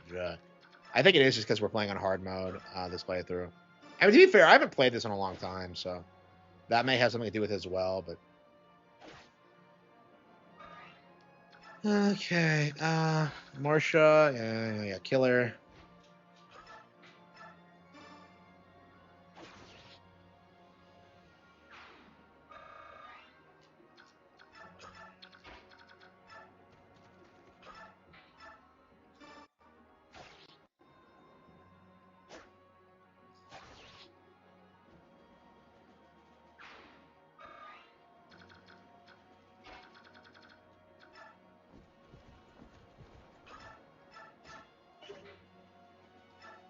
I love. Okay.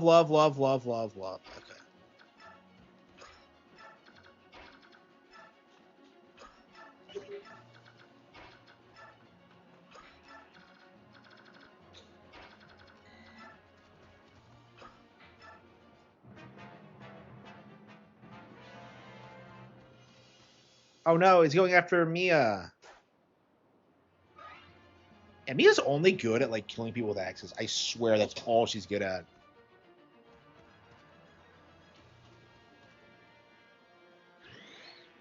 Yeah, see, like she's reasonably good against those, and she like can dodge them. Yeah. So just send her after like guys with axes, and she's good. Actually, axes are like the most common weapon type in this game. Well, for enemies. So like you actually want to focus like pretty heavily on swords for that reason. Like something like 70% of enemies use axes in this. So.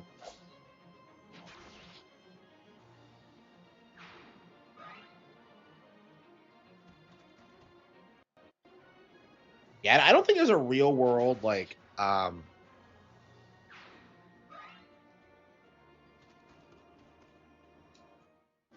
don't think the weapon triangle is based on anything in the real world. I think it's just a gameplay mechanic. I think I've seen YouTube videos about that.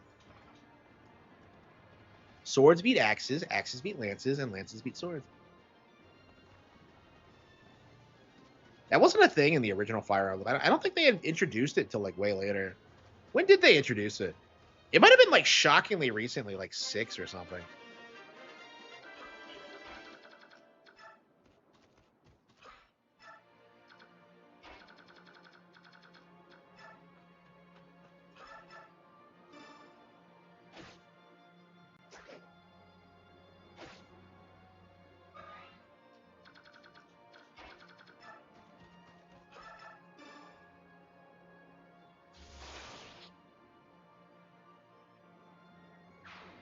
I think that's the way to do it. It's just like kill the guys down here, make a beeline up to this corner, and then like stand your ground while you like kick ass.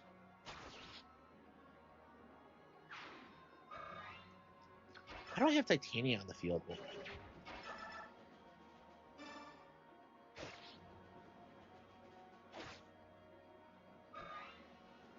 I don't think there's any reason to like not have Titania have a weapon. Like we're at the point now where we don't have to worry about that.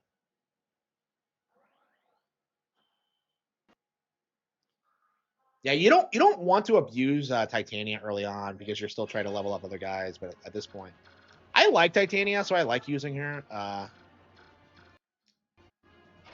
She's your best early game unit by far. So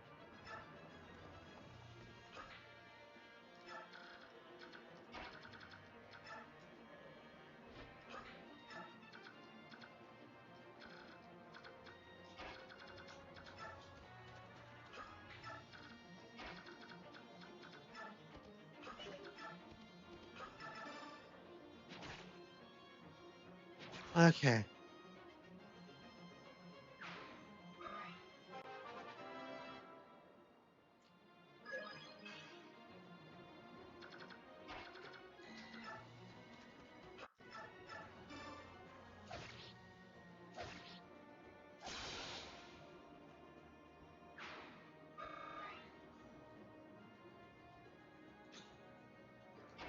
I didn't even know Elena could still go. Okay. Yeah, we should keep her back.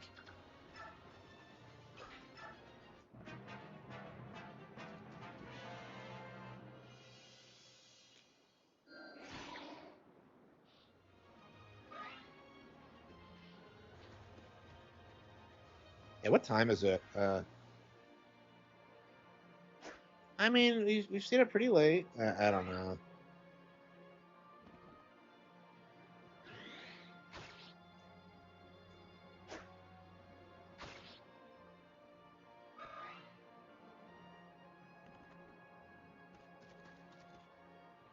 Of course, he goes after Mist.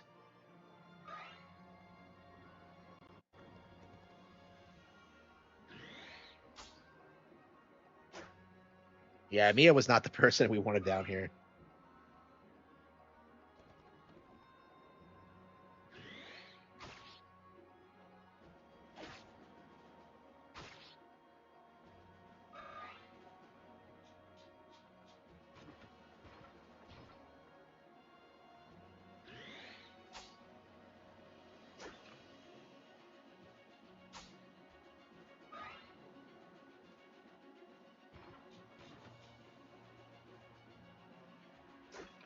I want to play something.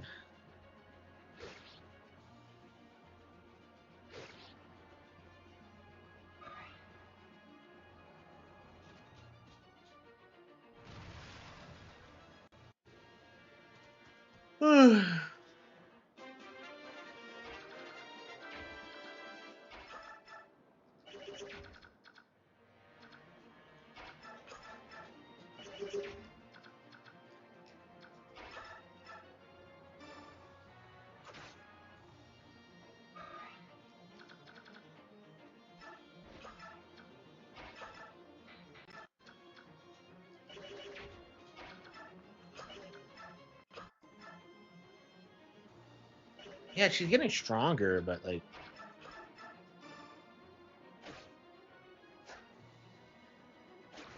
Base Stephanie. Okay.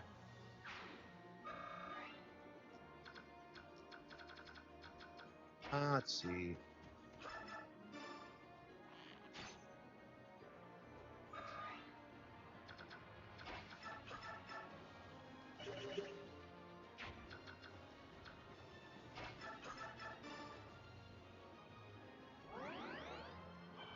Yeah, Mia, I don't think is the person for this. But again, there's so many times I can't say that with Mia. It's like, oh man, she's not the one for this. Like, why? Like, it's just why have I gone through like this far in the game and haven't been able to use Mia, one of my favorite characters? It just pisses me off. Okay.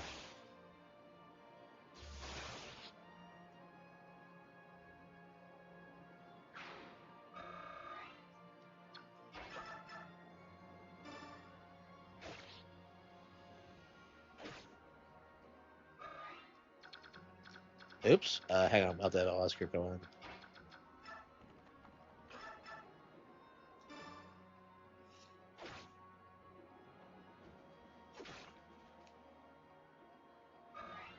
Yeah, look at this. We have like dozens of guys like kicking ass, and yet for some reason I. Hang on. What?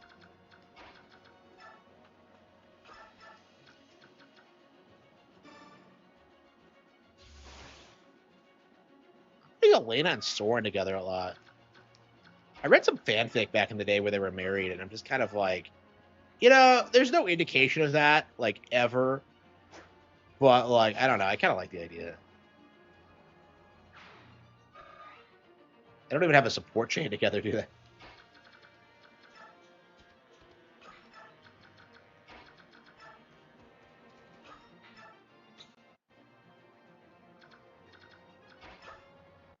Yeah, Soren needs to get over his Ike autism.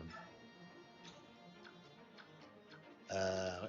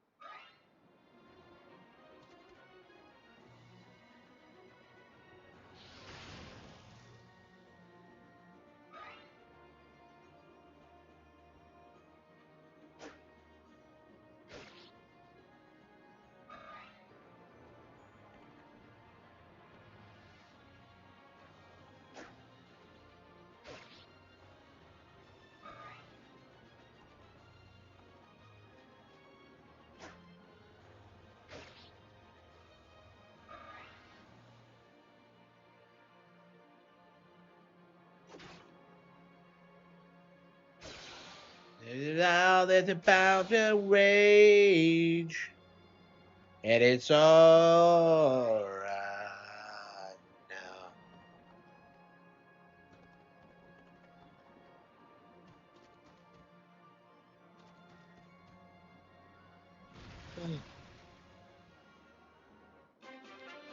I think I'll Mia just kill this guy.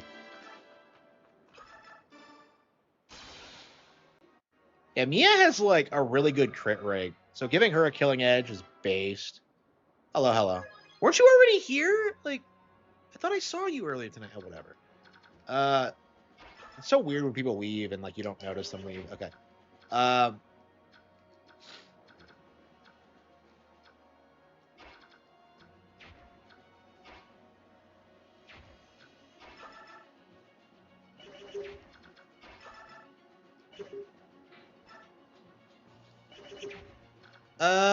Shit. What am I gonna do?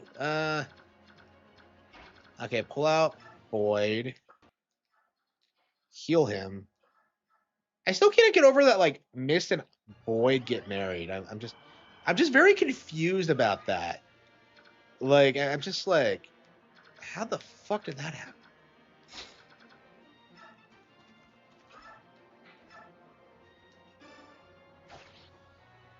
Like, I guess Rolf is like a little bit younger than her, but like, they're the ones like spending time together a lot in this. It's just, is Rolf too much of a crybaby for her? I don't get it.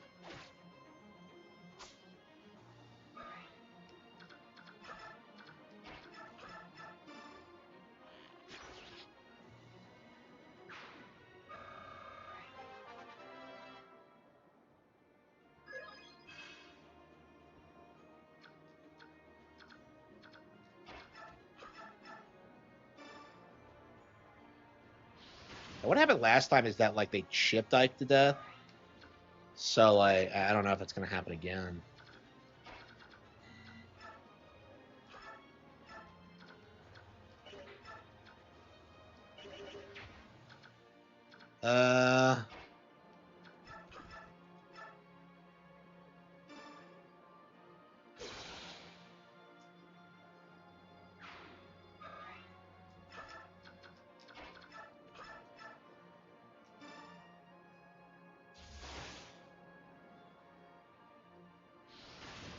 Angry Vigilante. I haven't like thought about that guy in forever. I haven't like seen anything he's done. He's just so dumb. I just can't take anything he says seriously.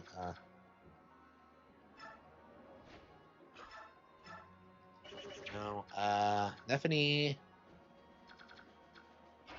Shit. Okay. Yeah, I think we'll just end the turn.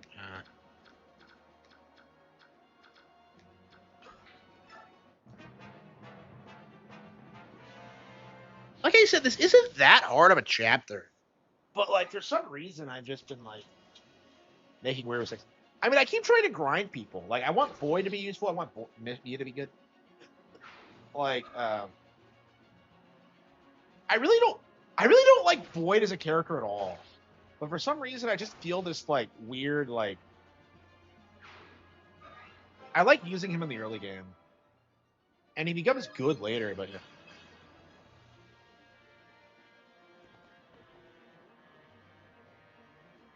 Oh, oops! Did I not? Oops! Did I not move them? I didn't see that. Shit! I might lose Z-Hard. I completely forgot about them. Fuck!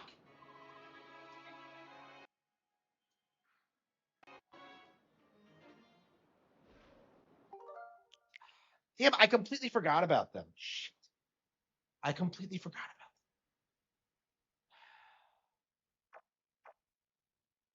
Yeah, I don't know. I'm just. Yeah, I'm not feeling it tonight. Yeah, I think it's about time to go to bed.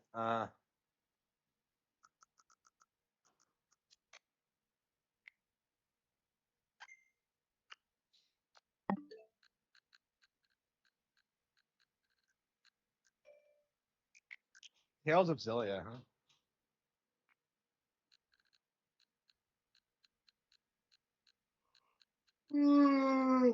Maybe we do under 9 and both too. I don't know. I really should just go to bed. I don't know what I'm doing. Man, like I just keep making a bunch of obvious mistakes. It's not that hard of a map. It's just like I don't like how I have to send Leaf like out on her own to get Z-Hark and like I mean that's the first time I completely forgot about them, but yeah, this is why you always check every unit before you hit your turn. Like the only reason that happened was because I didn't move either of them. 放送のサビとなれ。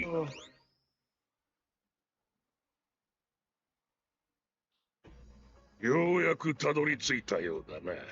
我が死に場所へと。そしてここは貴様の死に場所でもある。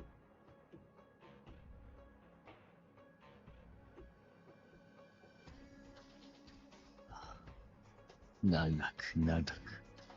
永遠に長く待ち焦がれる。今さら始まりが来ようと。よしてくれ。相変わらず生意気を言いよって。ああ、頼んだよ。ああ、達者でな。あやつも死に。本当に滅ぼしてでも向こうへ渡る気である。まあ、それも面白かろう。我がさ。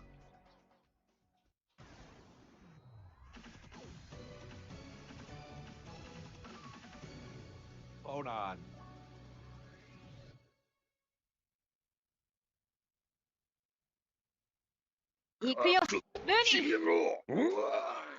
First close. Divide. まあ、近づく。やるじゃん。近づく。効かないね。やるじゃん。やる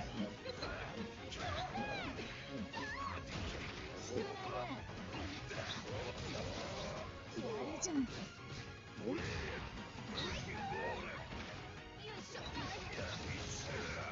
るじゃん。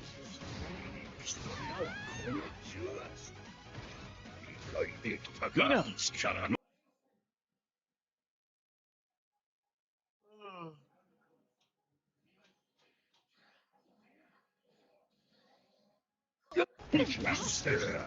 かないね。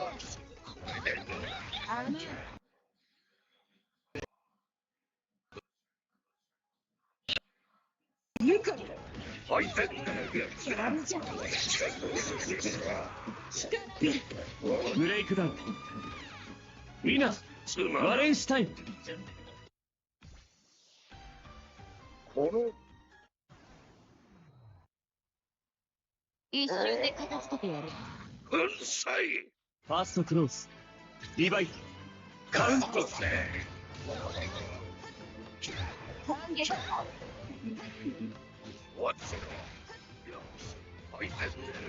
撃開始だ。さ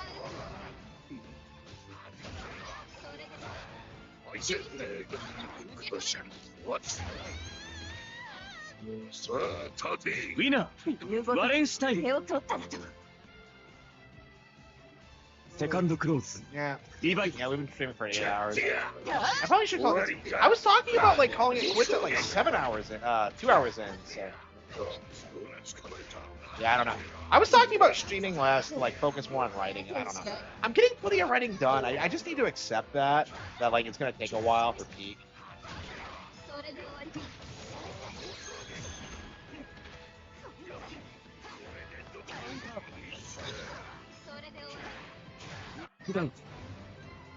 Winner, ワレンシュタイン。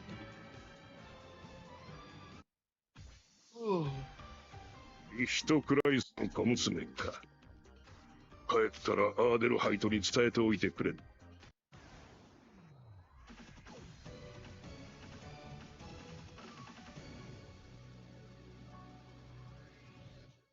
Kaguya.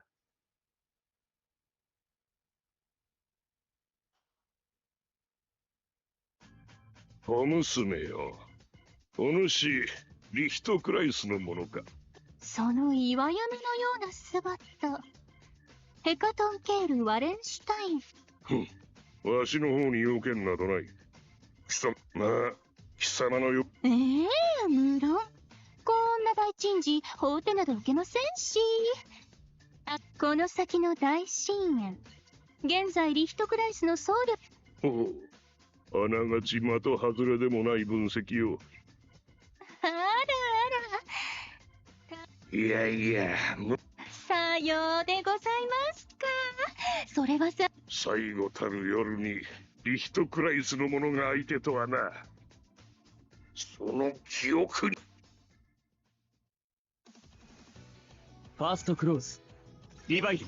おぼろ月は。ほら、捕まえた。落ちろ。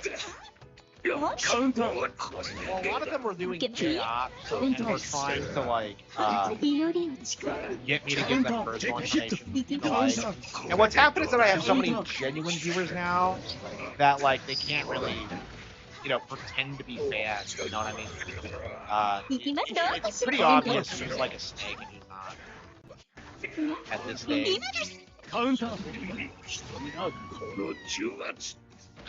理解できたか。ウィナー、ワレンシュタイン。セカンドクローズ。リヴァイス。祈り。こしゃこしゃ。カレンター。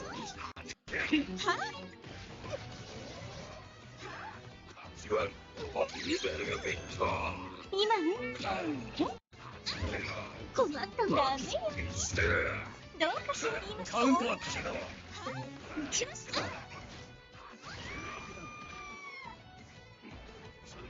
ウィナー、ワレンシュタイン。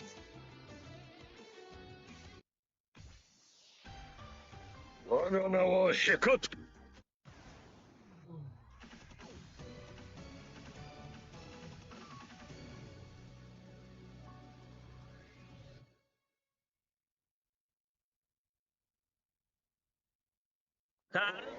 フ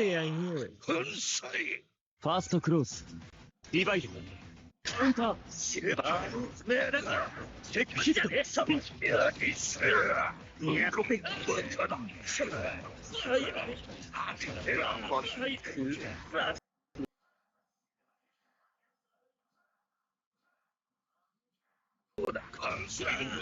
やってくれたね。カウンター。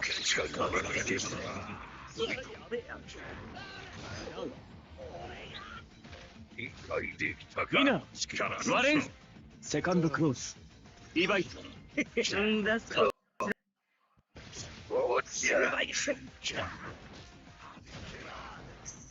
カウンター。やってる。カウンタ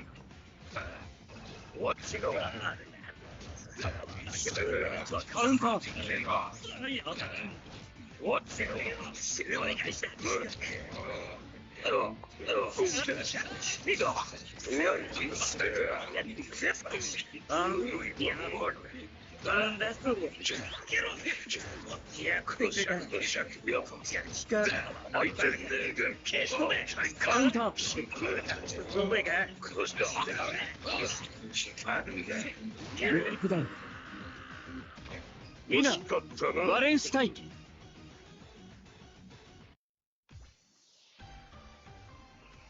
素晴らしい。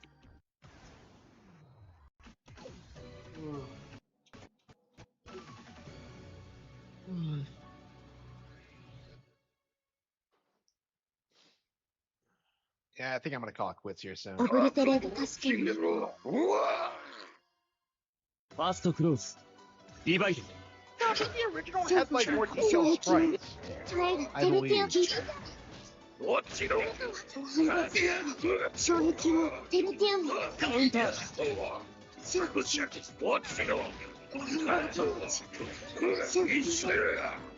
ダメだ。シャフシャフ。緊急。シャフファレス。カウンター。危ない。ウ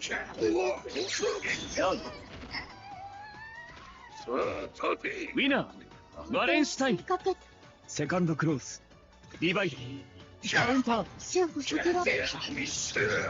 リカバリー抵抗開始表示する。危ない。カウンター危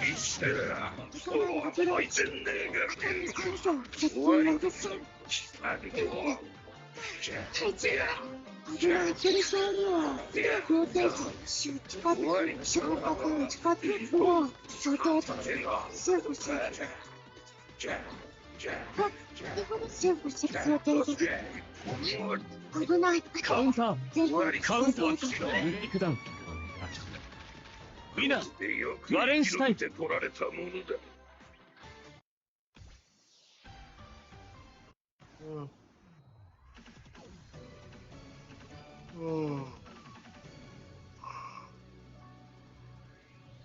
Yeah, I actually get to call it quits. I'm tired. I don't know what I was doing playing this.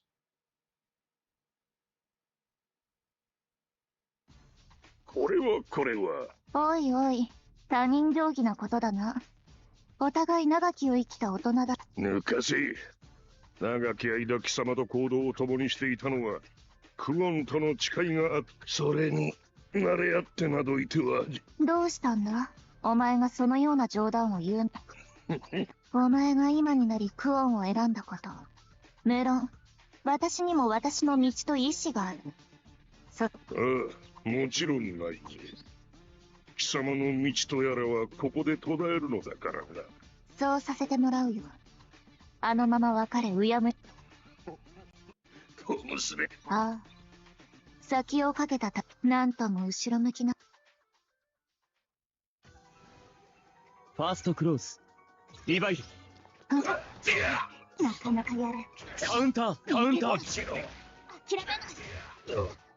っしゃがみ。来るか今叩きつけそうだ。よっしゃがみ。すねが甘い暴れる。すねよっよっ。なかなかやる話になった。ダウンさあ立て。ワレンシュタイン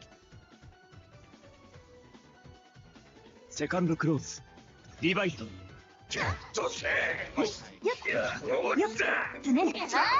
I'm a kid, Cannon. If I'm a kid, Cannon. If I'm a kid, Cannon. すねが甘い話にならないの。まだよっカウンター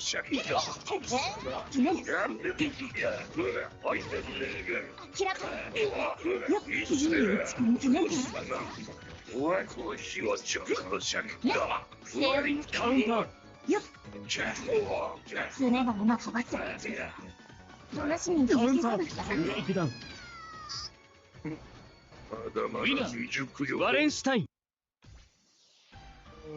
すまん。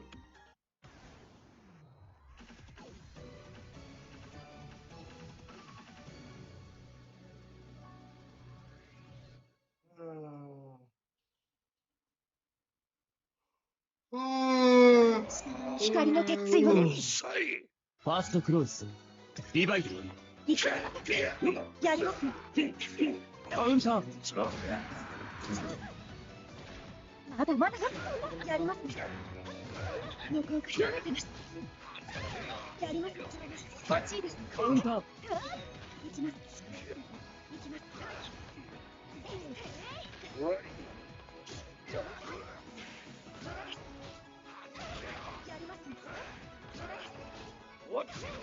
まだですよ。やりますね。バッチリですね。祈りダウス理解できたか。ワレンシュタインセカンドクローズリバイルカウンターYeah, I love this game, but like, man, I don't think I'll get much mileage out of it just by the nature of it. カウンター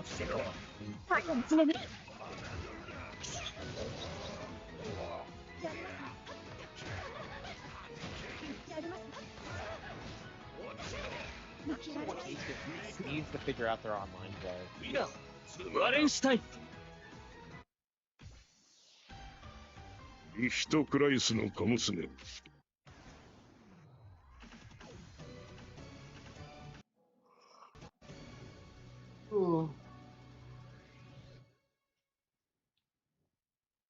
Yeah, Guilty Gear arcades are like what, like 5 stages long? I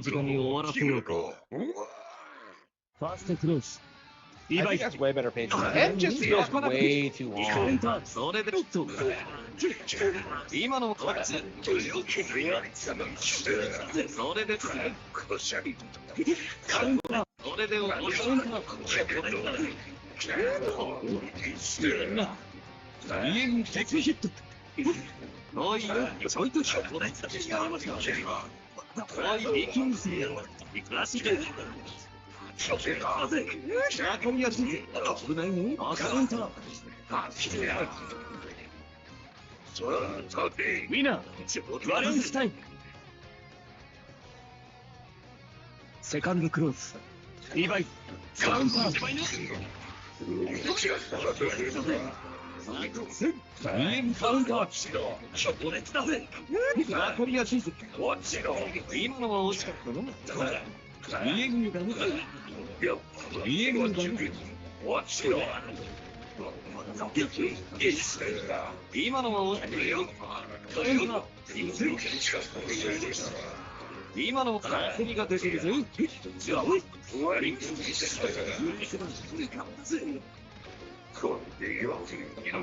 みんなワレンスタイン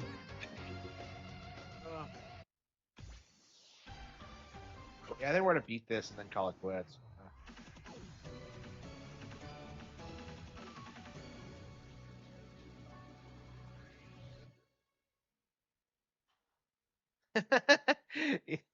That's an oddly specific reference. 願いましょうか。ファーストクローズリヴァイキリそれで終わり。そうね。それで終わり。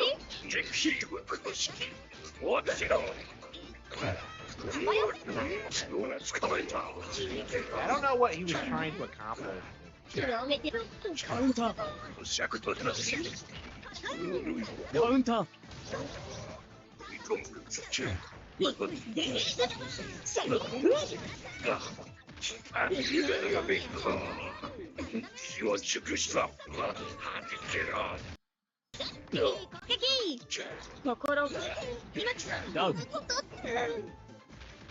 ウィナーワレンスタイン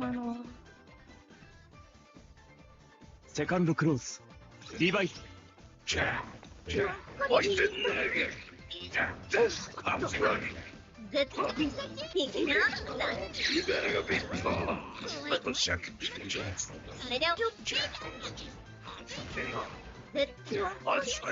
カウンター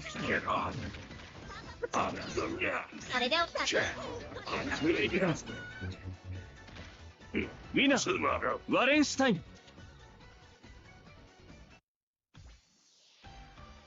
我が名はヘカト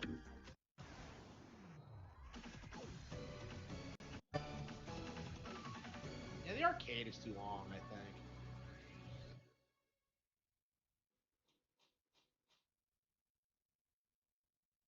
Yeah, I like the way Guilty Gear does it. Again, Strive, I think it's better than this, but. 来てくれたのかいいや。ああ。僕とそうだな。野党花火親族たるかつて交えた刃。貴様の血を苦痛に言う。それを。その機会を。どうだわかった。君の強きを見る。その申し出をあの時から互いに姿は大きくありがたい我がさああファーストクローズリヴァイカウンター終わりだこれをどうだカウンターカウンターやしたよ無駄だ前にまさかまずい見事無駄だ追い込まれたカウンター終わりいいしたよ追い込まれたカウンター敵となんではないか。ないカウンター勝負のあるんだ。さあ、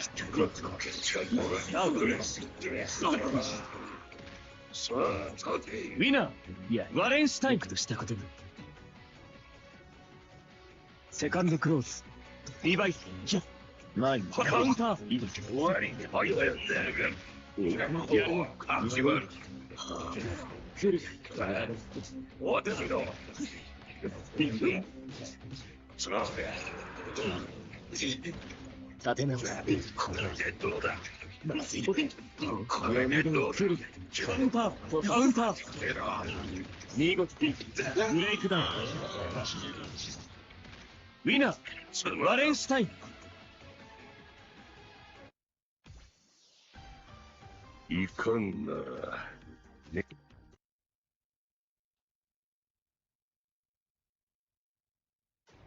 僕の負けだ。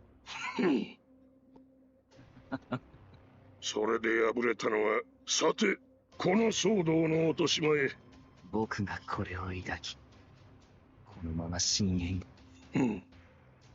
貴様をこのままあちらへ送るわけにはいかん。なに。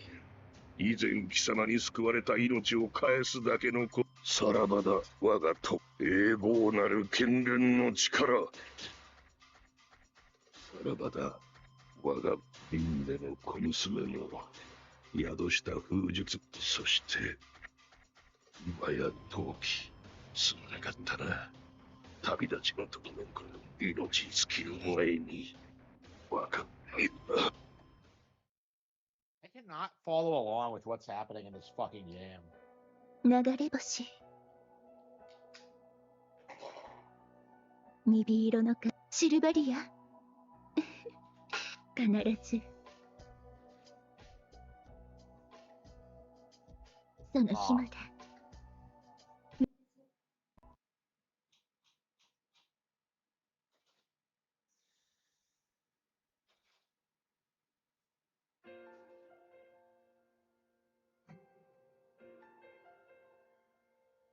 Yeah, we're just gonna call it quits. Yeah, I like this one a lot, actually. I mean, I like the original too. I recently like pretty much every Arc System Works game I play, but like I said, the main problem with these, no single player. アンダーナイトイシングルプレイ。